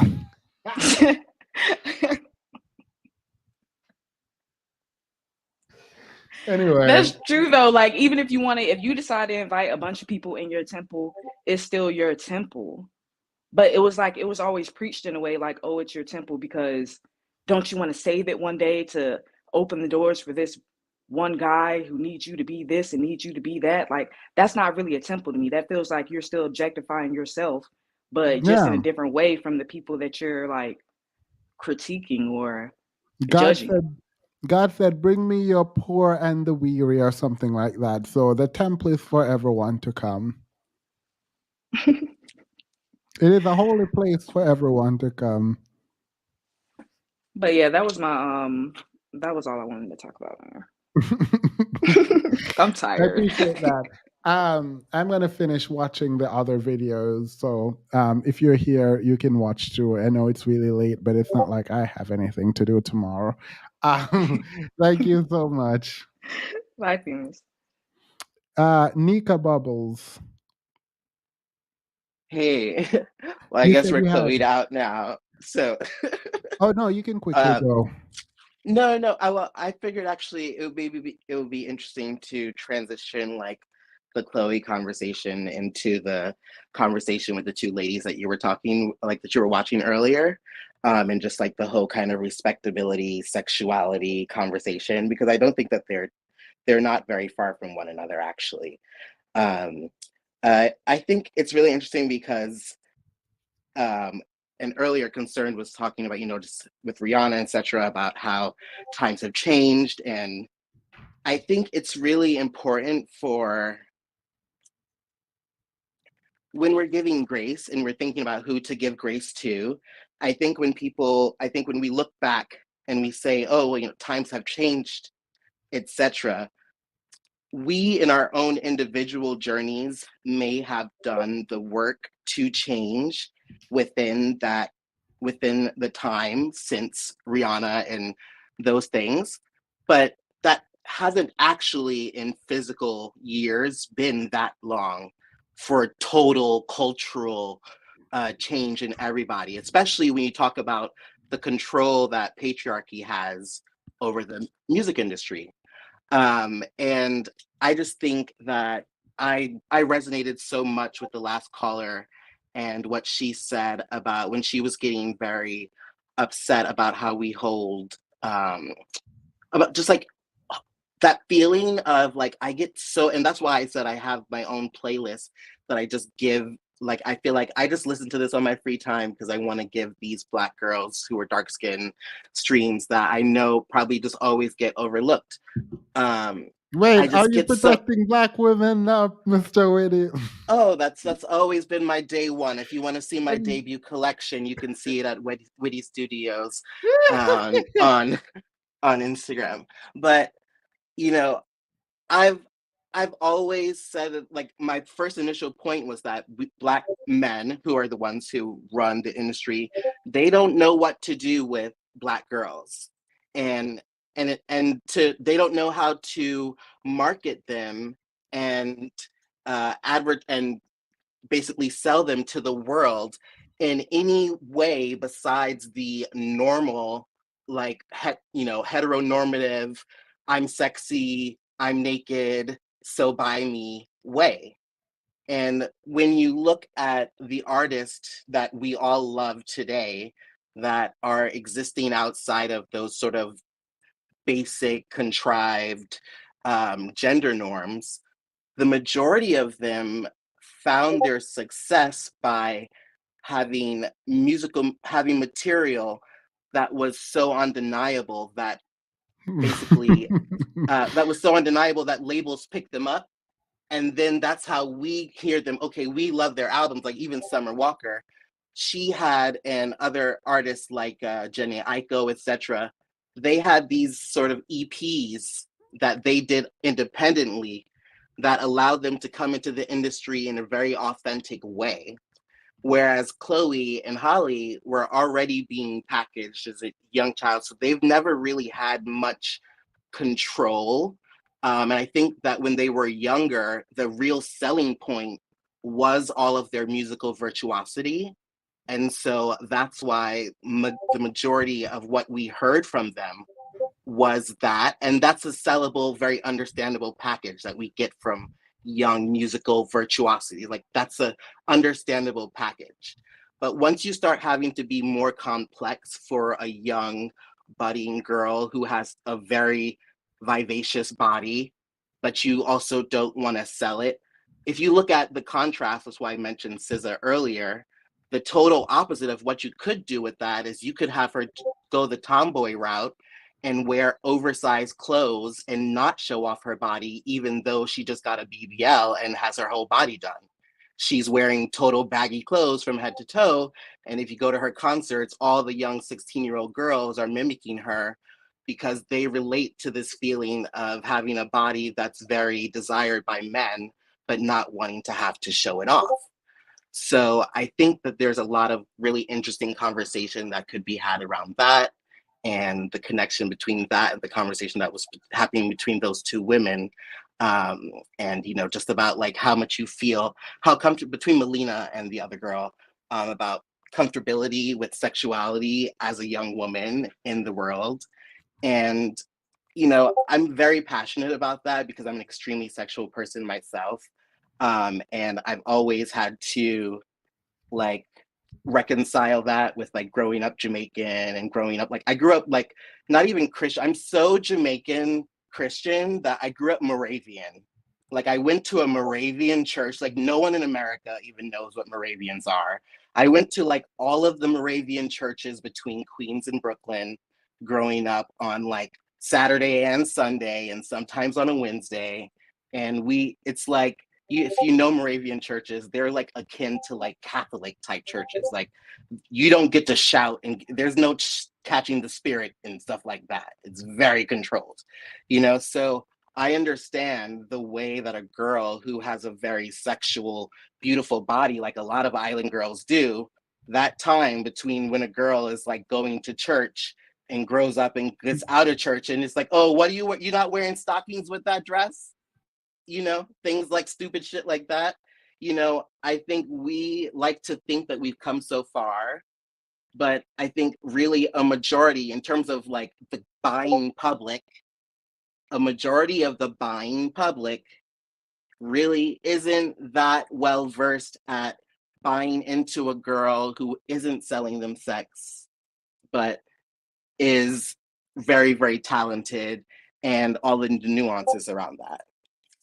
And so the little notes that I had written down were just that, like, if you feel like the album is rushed, I do feel like the album was kind of an express push out because like SZA's album was just going on such a run that I literally tweeted or I posted on Facebook that I was like, they're literally just telling, okay, girls, like we'll let you put out these albums that you guys think are great because everybody was holding all the girls back from having their albums out.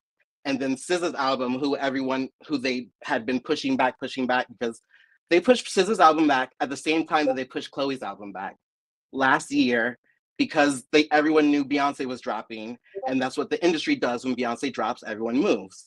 And they were both very upset about that. And the timing was really bad about that.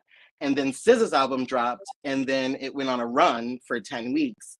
And somewhere along, it was like in the 6th or 7th week, they were like, okay, Chloe, put this album out. And then all of a sudden, she's like, oh, hey guys, they're letting me put my album out. And I think the reason why is that they were like, because Black people don't know how to market Black girls outside of the basic, ooh, I'm sexy, blah, blah, blah, be bullshit. Like that cool girl, I'm in my feelings, stuff that they were doing on their last album would have been gold right now because that's the vibe, that's the trend, that's what people really actually want to listen to, and that's why SZA's album broke all the records and has been #1 for so many weeks. And like you can't make that, you can't fake an album like that, you can't just throw that album together. You have to you have to really give artists creative space to do that. And one of the last things I wanted to say was one of my favorite lines from Betty Davis in All About Eve is when she says, you know, they're nobody's fans, they're juvenile delinquents, she's like, you know, they're maldefectants, they've never been indoors long enough, you know. And as a creative, that's how a lot of us, and this is, you know, an aging great actress at her time. That's who Betty Davis is in the film. And that's how a lot of creatives feel about the buying public right now. You guys said, and the girl who earlier who was saying, you know, I don't believe that they were fans. I was like, that's why I'm sorry that I unmuted my mic, because I just felt like such an amen. Because I feel like there's so many people today who think that they're fans and they don't really understand what being a fan is. Like they don't, it's like, as a creative person who like has been like, who works in a creative process, the amount of people who really understand what it is to like enjoy something and really critically like pick it apart and think about it more than just like, oh, this wasn't popping. There was, I went through it and there was no hits. Or, oh, you know, like it was mid, blah, blah, blah. It's like the creative, and then like because of the internet, we can just all say everything, right? So it's like, you know, everyone just says whatever they want. They just spew it all out there. And in 15 minutes after the album drops on Twitter, everyone has an opinion on it. So I don't think a lot of people really gave the album a lot of time or space. And yeah, I think the album definitely should have been better. I think that the reasons why it's not better are because of creative control reasons and misogyny around sexuality and control. And that would be a perfect transition if you're going to continue watching that other video, because I think misogyny and patriarchy and the way that those things control women's bodies is something that women should think about more when they're critiquing other women, because it would be very important to understand that the people around you are performing for the same audience that you are. And just because you have decided to choose a different role in that play doesn't mean that other people and their role isn't necessary. And in fact, sometimes them playing that role is actually like useful to you being able to do what you want to do. So like let her have her sexy era while the cool girls are doing their little artsy thing. And I literally feel like after this album, she's gonna get so much backlash. She's going to give us the most Chloe X Halle album in her next album that we're all gonna gag, and we will be like sad that we said all the negative things that we said in the time. So I think people should learn to be better fans, and we should actually support better music if we want the industry insiders to allow the creators that we love to create better music. And if we're not buying all the City Girls stuff, and that's not what the metrics are saying, then they won't have Chloe making City Girls music. So Black people have to learn to be about what they say, because we have a big problem in our community with saying one thing and doing another thing. And maybe that was long-winded, but I think that's a best way to sum up my feelings on Chloe and the transition. I'm imagining that you're not going to interlude. Sorry. How do we become better fans? Oh, that's a great question. In art school, actually, one of the things that you learn is how to be a better critical viewer of art, and essentially you learn the difference between you and the outside world in terms of viewing art, because that's why in the movie industry they have the actors, what's that, it's not the Oscar, but the one where the actors all vote on each other.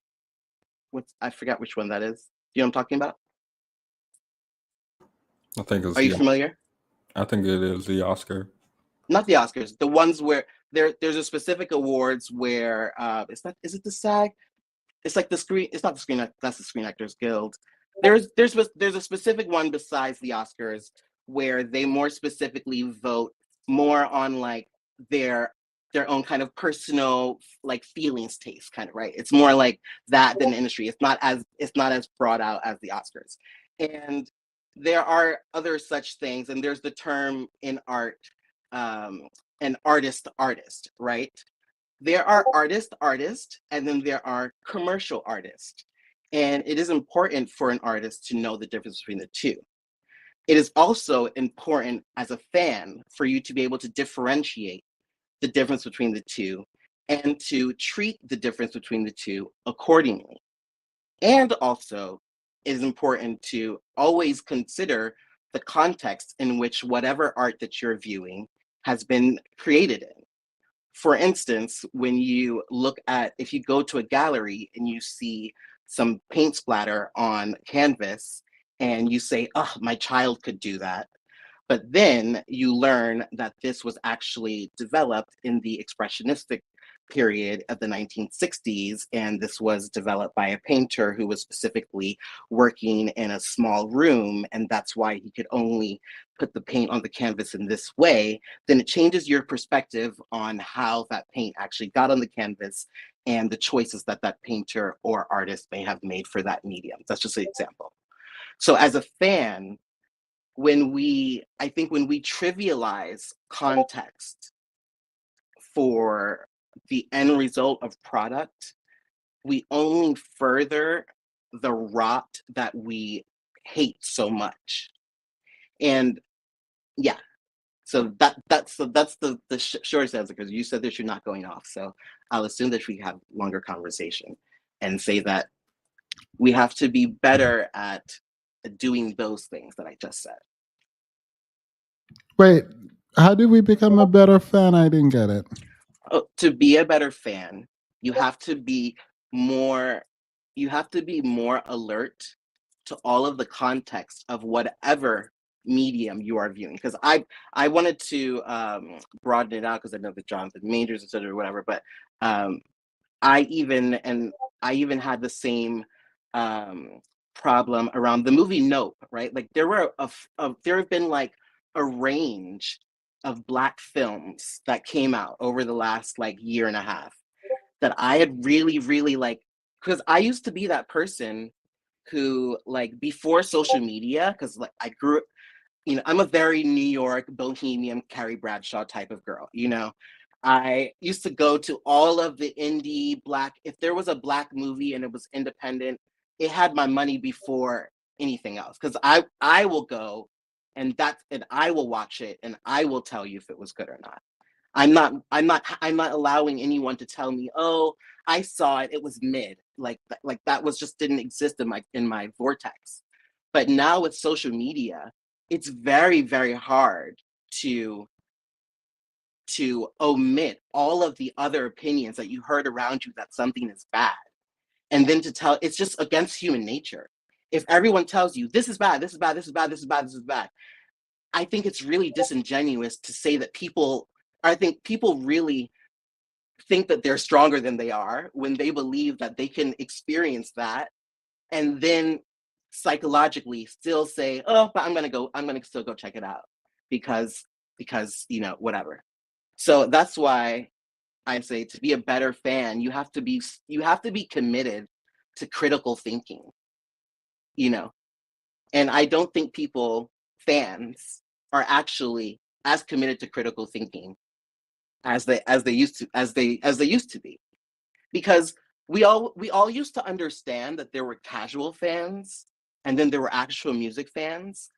But I would have to say, and I think most people who are real music fans, I don't think that it's the sea is a lot different now. I think most people are just, it was popping, it was hot. I came across it through my friend. Like, I don't think most people really have an ear today that they think they do. And so that's all I will say, that I think to be a better fan, you have to think more critically about what you're engaging with, but you also have to be self-critical.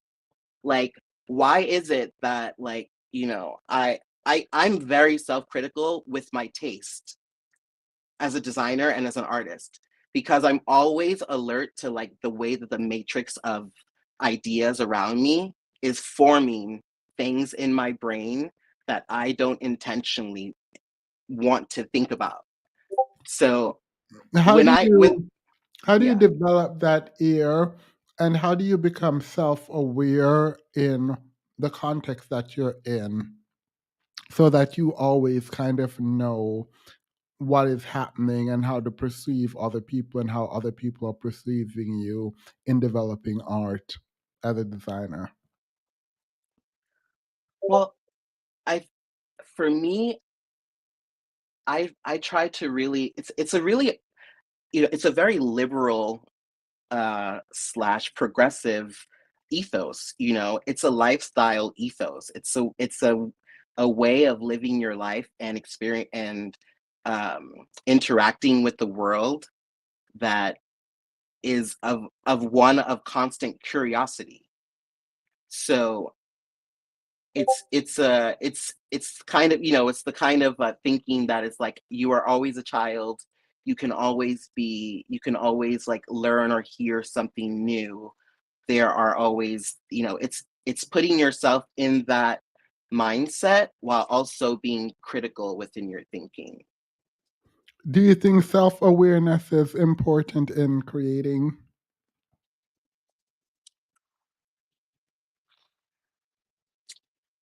In true high like realms of development, I actually believe that because I'm also a very athletic person, and you will actually find a lot of creatives are into, fitness and things like that, um, because there's a degree to creativity that requires one to actually develop so much, um, like waste in a way, and then to get to a point where um, you are actually producing off of like muscle memory, essentially. So like you want to be self-aware in the beginning because you want to be able to, like, you are, as I said, as it's a creative lifestyle process of always questioning. So you're never not self-aware, but you have to be very, very, very careful about becoming so self-aware that you lose yourself, and then you have no awareness of anything. And that's the most scary and worst place to be in, which is where I think, I don't know if it was Rolling Stone or Context, whatever, that's where the bad reviews basically put Chloe's album. They put it in it's not that it was, badly sung or that she wasn't, because she did produce, like, it's all the musical talent just going nowhere. And that going nowhere is because of the lack of authenticity. The lack of authenticity is because of the walls in the Black community around being authentic.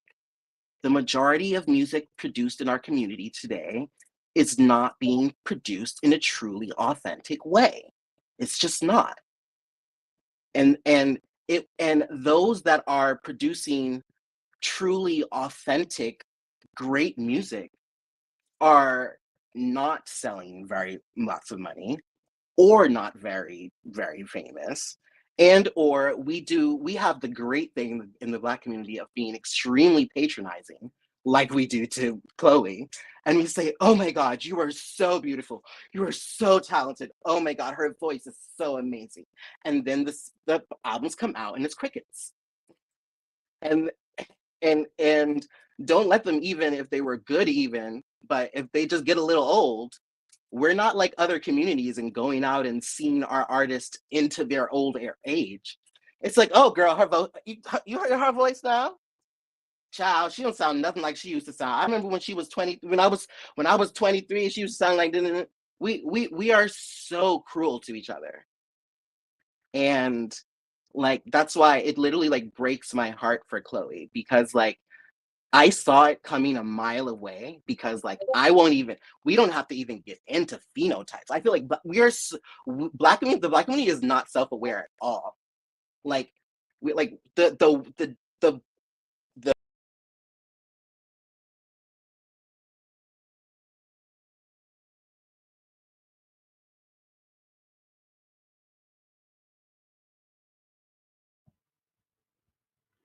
left 5 seconds and came back to a TED Talk on artistry, and Theme is doing an ASMR mukbang. This channel is a gem. Nika is back. Hey, Prince Betty. Wait, thank you. Now, Themis, you didn't have to do him. I didn't do anything. Is self awareness in the room with us?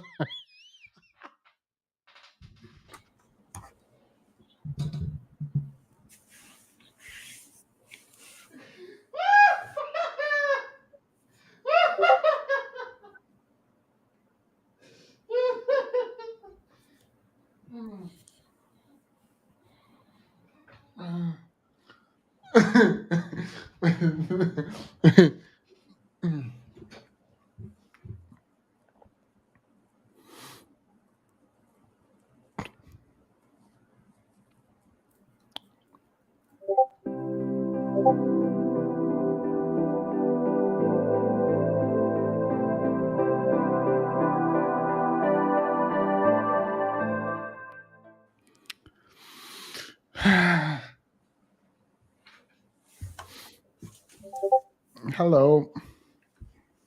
Good evening. Good evening. Mr. Witty. Sorry, I didn't want to end my statement like that. I was just on the line, I think, so long it cut out because there was like the callers from before. I just was saying that the Black community is not self-aware at the effect that negativity just like has in general, like. And Wait, I think you said Black community is not self aware. Is not self-aware around about negativity and about the negativity in our community and how that negatively affects especially our artists. And I say that because I'm an artist, and I think like the creative process, unfortunately, and the like to really truly be a fan of a creative is kind of a privileged, it's a position of privilege that Black people haven't actually been, like in terms of the creative arts, we haven't really been wealthy enough or had enough access to privilege for long enough to really know what I feel like as a creative, like true patronage and fandom of artistry is. Because if you No. compare our understanding of how we develop those sectors within our own community to other No. communities, it's just lacking very much. No. Yeah. So, I mean, I when you said how can we be better fans, I think that's actually a really good question for everyone to ask themselves. If like if you in a conversation like this, like okay, maybe you hated the album, blah blah blah, No. whatever. No. But you could just be like, okay, I hated the album, but is there a way that I could maybe be being a better fan right now? No. So yeah, I think that's important. Yeah. No. No. Super, for sure. For sure. Yeah. Famous, you could like never ever do that voice better than me. I just want you to know that like I'm like Anna Wintour adjacent, like approved. I don't want to I like wouldn't want to say that, but like I just yeah. I'm like Paris Hilton dancing on tables in Meatpacking District approved. So yeah. Yeah. But I love my people, and Definitely. that's why I want us to be nicer to our artists. For sure. For sure. Like, I mean, no, really, the theme is like, as a person of wealth and status, growing wealth and status, right? As you grow older, wouldn't you like there to be, No, I am baroque. I am baroque. Oh, come on, Mr. Lawyer. As you grow older and you build a family, don't you want there to be a nurtured community of Black artists, of from painting to ceramics to music and of everything else, who have been actually nurtured and actually thought after, so that way when you're, because you take care of yourself and because you are of wealth and status, when you're 70 and still on this earth living well, don't you want to be able to go to a concert and say, oh, I love this person from back in the day. For They're still sure. having concerts For because I sure. loved them when I was younger. Yeah. Right? I want that for Definitely. us. Yeah. Yeah. Yeah. I do. I love how you're trying, but you just like can't get the fry quite right. Like it's the vocal Definitely. fry. It's the yeah. For sure.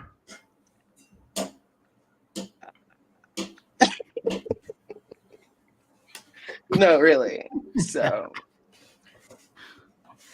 I mean, Yeah. I'm self-aware to know that like I should definitely not look at whatever's in chat. But I mean, I thought it was a really good conversation. I Yeah, don't know if my definitely. contributions You are. contributed. Your contribution was contributing. No, I mean, I tried my best. I saw many mentions in the chat that they agreed with me. So, that's the Yeah, I think if that's we the measure in these parts of town. Yeah, no, I think if I did a poll right now, most of the chat agrees with you.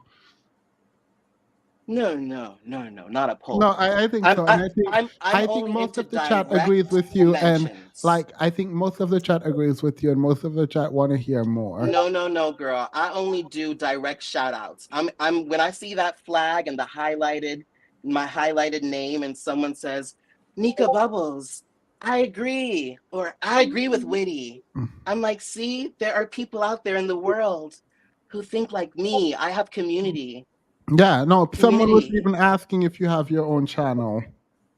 No, I'm developing it right now, but you can I'm just mostly posting like my tennis lessons when I go on like vacation in Bahamas and such, but you can just see mostly tennis lessons, and I do have some of my art drawings, but It's you giving can see soft life.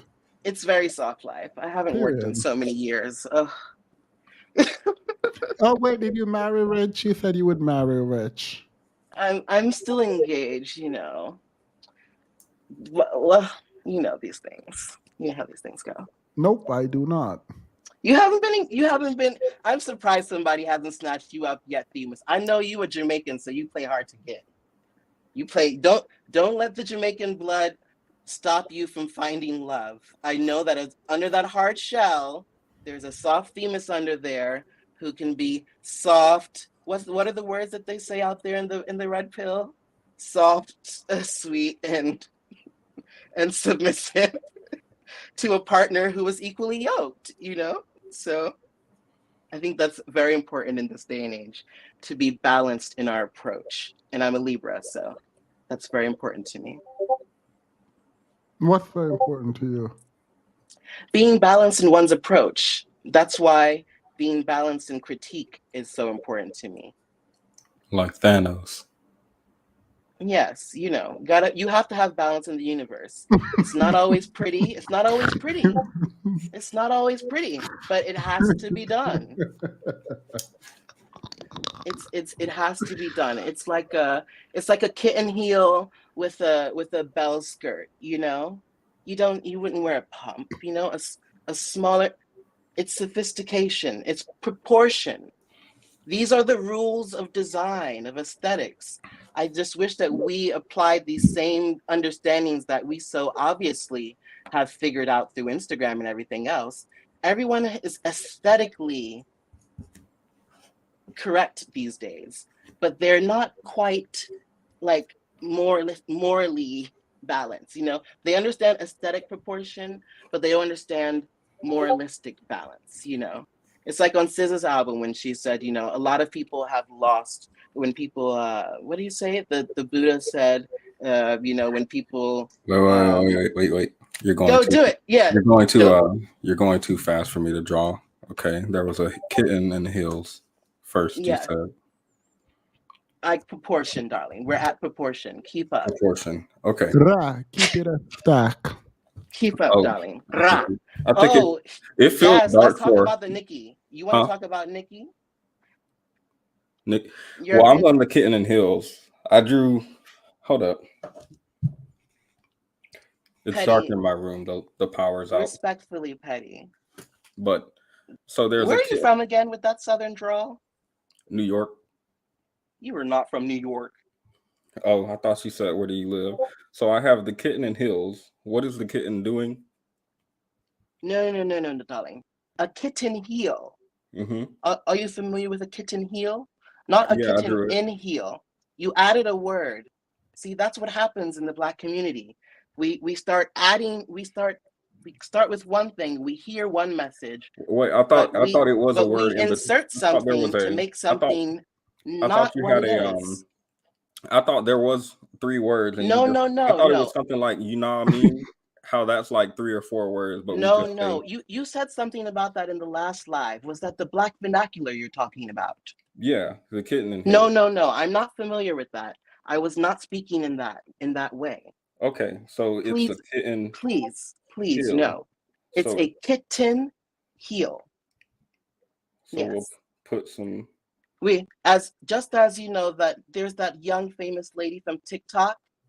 It's TTEN, not So when you say IN. hill, you mean Spelling like is important. when you say hill, you Petty, mean we're like on a live where Black people are watching. you mean Young like Black men who you will call degenerate later on are like a watching. You stiletto? cannot be misspelling things So and the showing hill is like a degeneracy for stiletto? the whole world to see. So the hill is like a stiletto and it's a Is kitten that a hill. banana? It's a stiletto. That looks like a banana peel. Well, I'm not an artist. Although this is quite a masterful performance with a Sharpie. I must commend you. So what is the kitten hill doing or why? No, darling. No, darling. You are so slow. Mhm. I don't think you're going to be able to catch up. There was a bell skirt. There was an image of Christian Dior. There was a sense of proportion. There was something that went above your head and around the corner. And that's okay to admit. But these childish drawings are confusing. Yes, very confusing. Cartoon artist, though. I went to Parsons. I graduated from Parsons. If you are in New York Oh, my City, grandma maybe. had Parkinson's. Oh, you see So again it's the like Black vernacular. when you say a bell skirt, Yes, there you go. where is the Now, bell what you're hang? going I to guess do the is you're going to ringer. place a very small line Mm-hmm. sticking out of her foot. No. Draw a small little line out of that circle underneath the skirt. No, those are long lines. Well, I had to draw her feet. Now you have given her a turtle body Mm-hmm. with little turtle legs, and now she's half turtle, half human, with a kitten on heels. Oh, this is quite fun. This is like pick. What is that? What's that game called? Picture something. I don't really like playing with other people. Okay. I hate people. So it's a woman with a bell curve. Pictonomy. What's it called? Pictonomy? She has a kitten hill and a turtle. What is this turtle doing? There's a turtle dove waiting for you under the bridge. Gibberish. Thinking. The turtle is a dove. Let's just say words. Fountain. Rainbow. Disguise. Marketability. I don't know how to cynicism. I don't know how to illustrate marketability. Cynicism. Oh.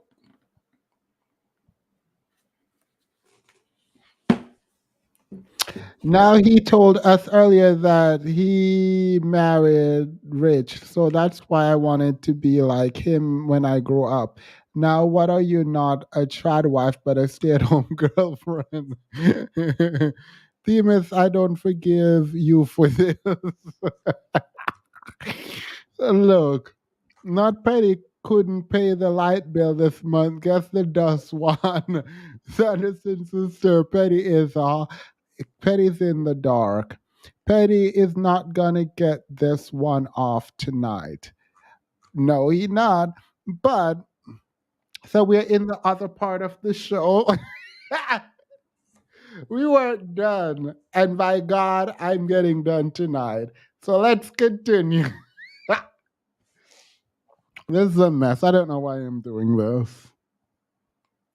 You hear something at the door and it's scary. It's like a noise. Sounds like someone's breaking in. Do you run and tend to that, or does Destiny run and tend to that?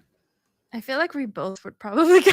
No, stop Yeah, it. I think so. Melina. I think we both would. Melina. I think we're pretty. I don't know. We're pretty like the You same. would be front and center trying to battle that thief. Come on. No, but you're saying if someone knocks on the door in the middle of the night, if you would go check who it is. I'm saying like if you felt there was something dangerous happening, you're walking down. We're getting the gun. That's what we're okay, but who would take the lead in a position like that? There's a reason I'm asking. I don't know. I actually have no idea. I mean, I'm like a very like he's pretty strong. He goes to the gym and stuff now. I'm a very like strong person. I've done jujitsu. Like I like guns. Yeah, but you're not as strong as Destiny.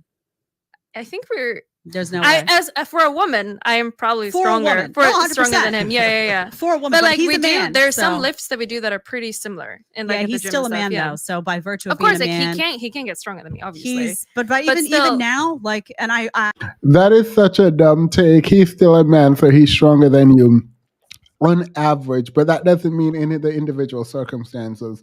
This woman is such a grifter to me.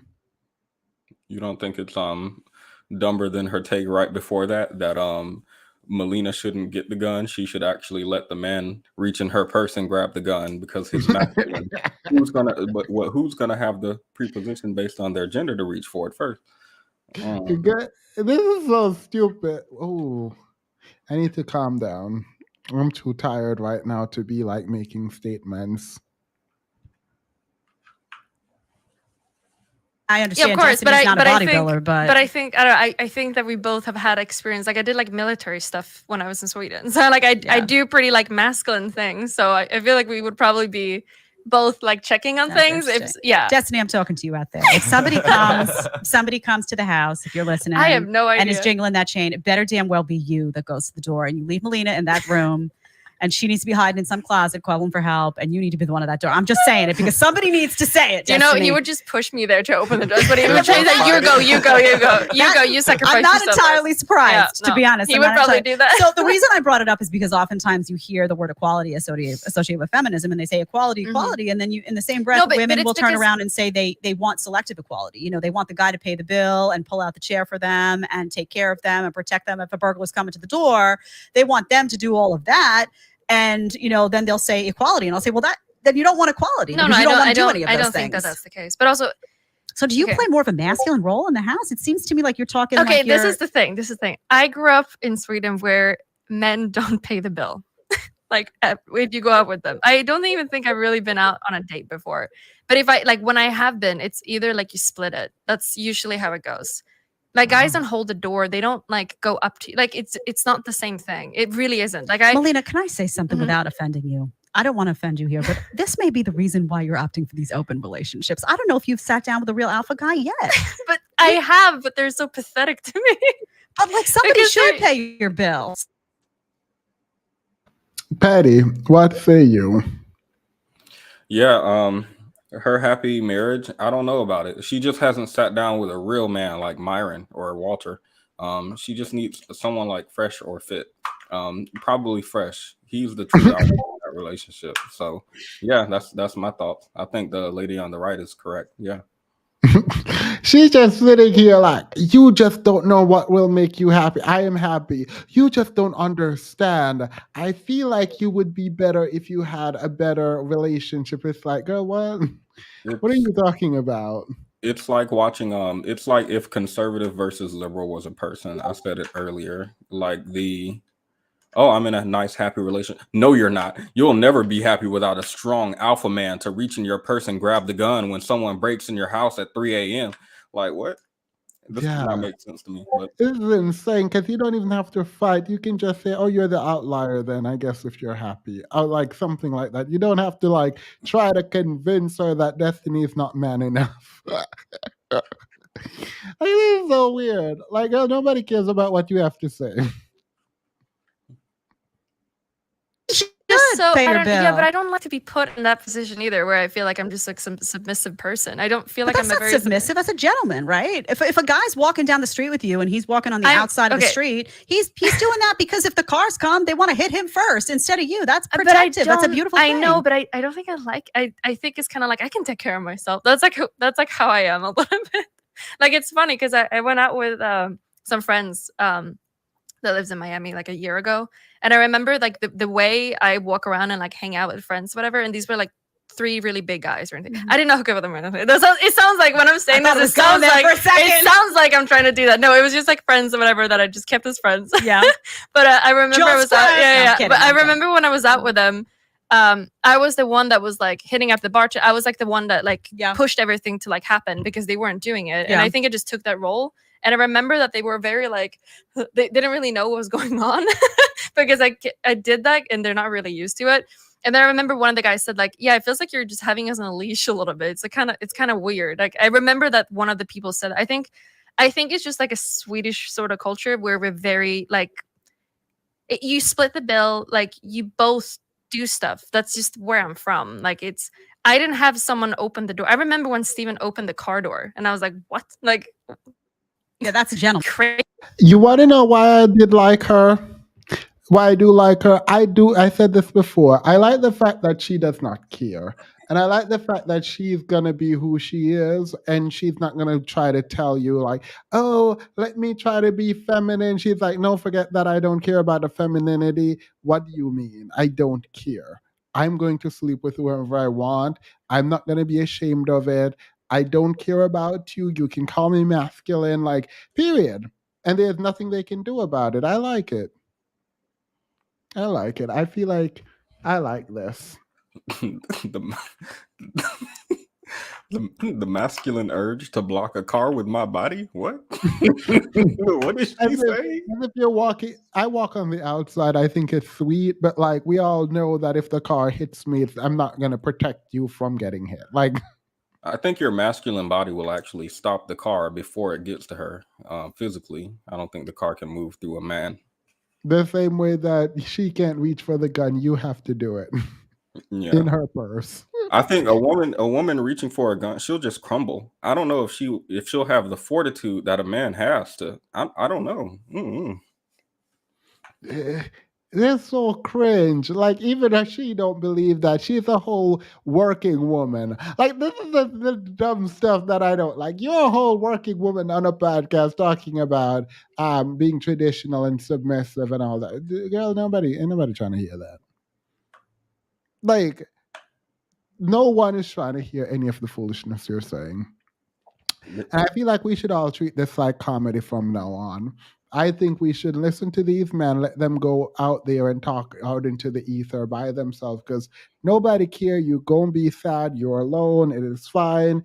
No one needs you. And that's just that on that. It's like, I watched someone say this and I was like, men really must need women. Like, to feel fulfilled because the way they're trying to convince women that they need them, it's like really weird. If women actually needed you, you wouldn't have to convince them of that. Crazy. Yeah, I thought that was like okay. Like I've never had that happen before. So, and I surmise, just to give you my opinion, if you were walking down the street and something dangerous happened and you were walking down that street with a few guys that immediately reacted and didn't even give you the opportunity to do that, you would be you would feel really good about that moment. I know you're saying that you're feeling I can take care of myself, and I call that the matrix programming all the time. And I know I grew up in New York City. I grew up with a head of like, I have to pay my own bills and I have to be this and I have to be that. And there's something that happens that's really beautiful when you're sitting in front of a guy who takes charge sometimes. If you just let yourself sink into it and stop being reactive and triggered by it all the time, you'd be surprised how nice it is to know that somebody's got your back. That's all it is. It's not... They could probably do it in some ways that I would like. But I feel like some people almost... What it feels like... Okay, maybe this is just... Maybe I just run into the wrong guys. I feel like if I'm like hanging out with some guy that sees himself as alpha and stuff, it almost feels like they're just trying to almost like it's like a condescending thing that they're doing. So they're just trying to like push me down a little bit. That's because you're in a head of you're in a masculine head though. I don't think so. I think a lot of guys can be like, you wouldn't know about this because you're a woman. If they say that straight up, I'm like, excuse me, like, are you threatened? Well, that's not going to be appealing. Are you threatened? Yeah, but I feel like these sort of dudes have done that, you know? It's like, no, you wouldn't be able to defend yourself if something happened. I'm like, what the fuck? Like, dude, like, I'm a fucking fighter. Like, I can do that. You are. And like, I would rather be like, you can do this. Like, I'm and I gonna will tell help you though, you I out, know, and you look like you're in shape. Yeah. Don't get me wrong. Yeah. You look like you're physically fit. I go to the gym as well. Mhm. But if you come across the average less fit than you guy in the street, you're gonna have a problem. I'm telling you straight up. I don't, you know how much, no matter how No, much of course, no, jujitsu I you've get that. done or- Of course, I get that. But like, if I'm walking like around with a friend and they're taller and bigger than me, of course I will feel more safe just walking with them. But it's not like they necessarily have to point it out. You know, Does it's that make okay sense? to you're married. You have a guy that, you know, you have the relationship you have, whatever the terms are, but he loves you. You know, it's okay to lean on that man, though. It is okay In to what lean way? on that man in Like, any way. In any way. Yeah, in a relationship, of course. I mean, if you don't feel that way, you that's can a lean. problem. You can lean to each other. That's fully what I Well, believe. of course, yeah. he can lean on you for things that you're going to bring to the table that Yeah. he doesn't. But for Yeah. things like safety and security and all that stuff, you should hopefully be able to feel that you can lean on that man. If you can't, Destiny, get to that gym. I think I'm just very like independent in that way. I don't like to lean on someone. I like to do things myself. But you see, this is all connecting for me, you know, very independent, kind of, you know, you're in the open relationship. This is all connected in an interesting way. I don't know what messaging came to you as a little girl about feminism, about that you're coming into an age where the feminist movement is very different from when I grew I'd say up. my parents were more like leaning. They were And not. what is your politics? Are you like Destiny? Yeah. Are you? Yeah, Okay. very similar. Oh yeah. man, good thing we didn't Mhm. get into Yeah. politics here. That could have been a whole other thing. If you like the short clip. So wait. How are you here, Sinji? Not you, hang on. Please let me know if you were here the entire time. I was trying to see if I could run the stream down to have people like get mad at me and leave. And then everyone stayed, and they just stayed and dragged me in the chat. They just all stayed and dragged me in the chat. So this is weird because we're at 7 hours, and now I am exhausted from trying to exhaust everyone else. And my plan absolutely failed to the point where I'm the one tired, and everyone just. All right, so you weren't here the entire time. Good. That's crazy. It's only 10 here. It's 1 where I am. What did you say? That's crazy. I wasn't invited to the family dinner. I kind of feel a type of way about that. You take it up with Finchi. Petty say you didn't invite him to the family dinner. How dare you? I thought we were all family here. Isn't it usually like the friend or sometimes family member that commits violence towards women? If you're looking for a big person to protect you, isn't that usually the person to turn on you, not like some random person in the street? Yeah, no, this woman is absolutely horrendous. Like, no. The theme is, if you want us to leave, just pull a Chloe. Since Jaden will red table talk, I never want to hear about bringing to the table. Girl, this woman is like absolutely just out for lunch. It feels like you said she's a grifter. It does feel like she's a walking contradiction. Even just the I don't know how to turn this off. Even just like the "I don't endorse open relationships" line, where she regularly defend like Tate and other red pill people who the idea is that men should be able to cheat. So what she means to say is she doesn't think a woman should be doing it. Aside from that, the idea that I feel like she's spoken before. I won't say this with like certainty, but I feel like she's talked before about how irrational it is for women to be scared of men en masse and women to be scared of walking down the street and what a man will do to them, because not all men are like that. But as soon as she starts talking about how she feels independent, all of a sudden, what are you going to do when a big, strong, 6 foot tall, 300-pound man jumps out of the bushes with a knife and your hand can't grip the gun because it's too feminine? I have no idea. what her scenario was, but Someone, I agree with you. Like, it's like, oh my God, you need a man to protect you at all times. And that's just the way it is. But then men aren't dangerous. Sinji versus Nika, that is the debate I'll pay to see. Sinji has a debate, you have a requirement, so y'all can get that APA. What was it, AP or MLA? I forgot which format she wants. She did give a thing to waive it if you guys want to debate her. But people have been trying to use my channel as a proxy for debating Sinji, and no, it is not a proxy because you need to give her her money or her essay.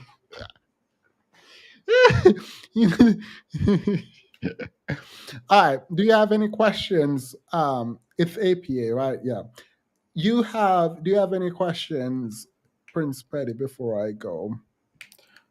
Sprinkle. I have some old emo pictures you want to see? Yeah. Okay. This is something my friend made. She put me beside Lil Uzi Vert as a comparison. I'm not sure why. Wait, did you put it up? Wait, you didn't see it? Hold up. Wait. Do it.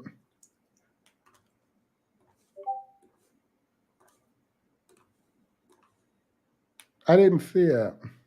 Yeah.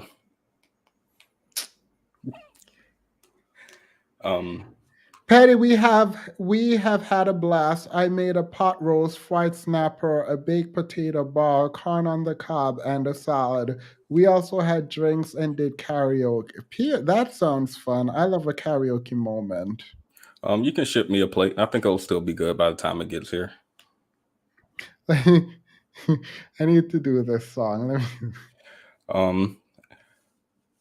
I did have thoughts on Hafiz and Pearly things regarding, I guess, his channel doing really, really well during his red pill phase. I think he was getting hundreds and thousands, maybe even millions of views and likes and shares on the videos where he quote unquote hold women accountable. After he married and tamed down a bit, started more content around being a good Christian man, self-improvement for men, pointing out a few of men's flaws, holding men equally, well, not equally, but accountable as he does to women. His viewership seemed to decline. And of course, it hit a plateau during the Pearly Things debacle, where the manosphere disowned him. To continue our conversation from Wednesday, where I made the suggestion that it is possible that the men are simply misguided. I cited a study that showed that men who grow up conservative, for example, tend to be those who talk about feeling oppressed compared to their liberal male peers. You pointed out correctly that when you've offered help previously, the men don't show up and that the results have been less than stellar. You also asserted that it was not misguidance causing the men to act this way, but rather a deliberate decision, which would be consistent with what we know so far, insofar as Hafiz's channel dying once he started trying to help men in a healthy way. What are your thoughts? There is no appetite for self-improvement in men, and unless it is shaped in this ostentatious, showy Andrew Tate-esque approach, it's not going to hook. I don't think men are misguided, but willfully so. I talked to my mom, and she thinks that I should not give up easily on things because that's not in my character. But I don't think it's a matter of me giving up. It's a matter of knowing that there will always be an issue with me and my approach. So like I don't want to do it in the same way that I did, but I will continue to try. But I'm also going to protect like my safe space, like my mental space too. So like, yeah. Does that make sense? Yep. My songs were Dirty Diana and Leave Me Alone. Wait, period. You better sing. We need to do a karaoke night where I just listen to people because, period. Oh, by the way, thank you, Thinji. I appreciate that so much. I think I'm going to call it a night. I failed on my mission, but I enjoyed it. Pearl Oyster had her face looking like Erica Mena in that video. She is Safari. Period. Girl, Erica. Never mind. I'm not gonna say that. Any final words?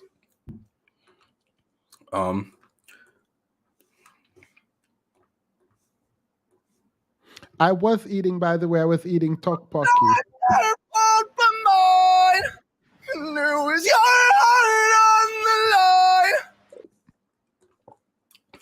That's all. Didn't I'm not gonna sing it again.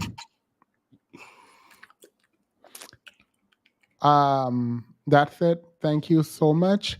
Thank you all for being here. You know, I was singing that by the way, right? That was you were singing the other one. I don't know what the other one is. Oh, I forgot the name of the other one. What's the name? Y'all think I'm emo? Someone said the guy that you just showed is racist. The guy I just showed is right. Oh, is it racist to use a meme of someone who's racist? That man is very racist, Themis. All right, well, I will never sing that song again. How about the one the one that I was singing before? Why do y'all know emo lore? I don't know, girl. I just hear the songs on TikTok. Anywho, thank you all. I appreciate it. We went for 7 hours and 30 minutes. So tomorrow, oh my God, I have a video to make tomorrow. I thought I was just going to sleep in tomorrow. Oh my God, Finji, you might like this. But I'm doing the BWE women archetypes, and I hope no one gets mad because not everyone is in it. And I'm not like, oh, the most important people. That's not what I did. I just did the people that I watch because it's easier to like categorize in that way. But I hope people aren't mad. So I'm going to do it. I already have everything planned out. I just need to record the video. So good night. Farewell to you, my friends. So long for now until we meet again. Mashallah and all that good stuff. Bye.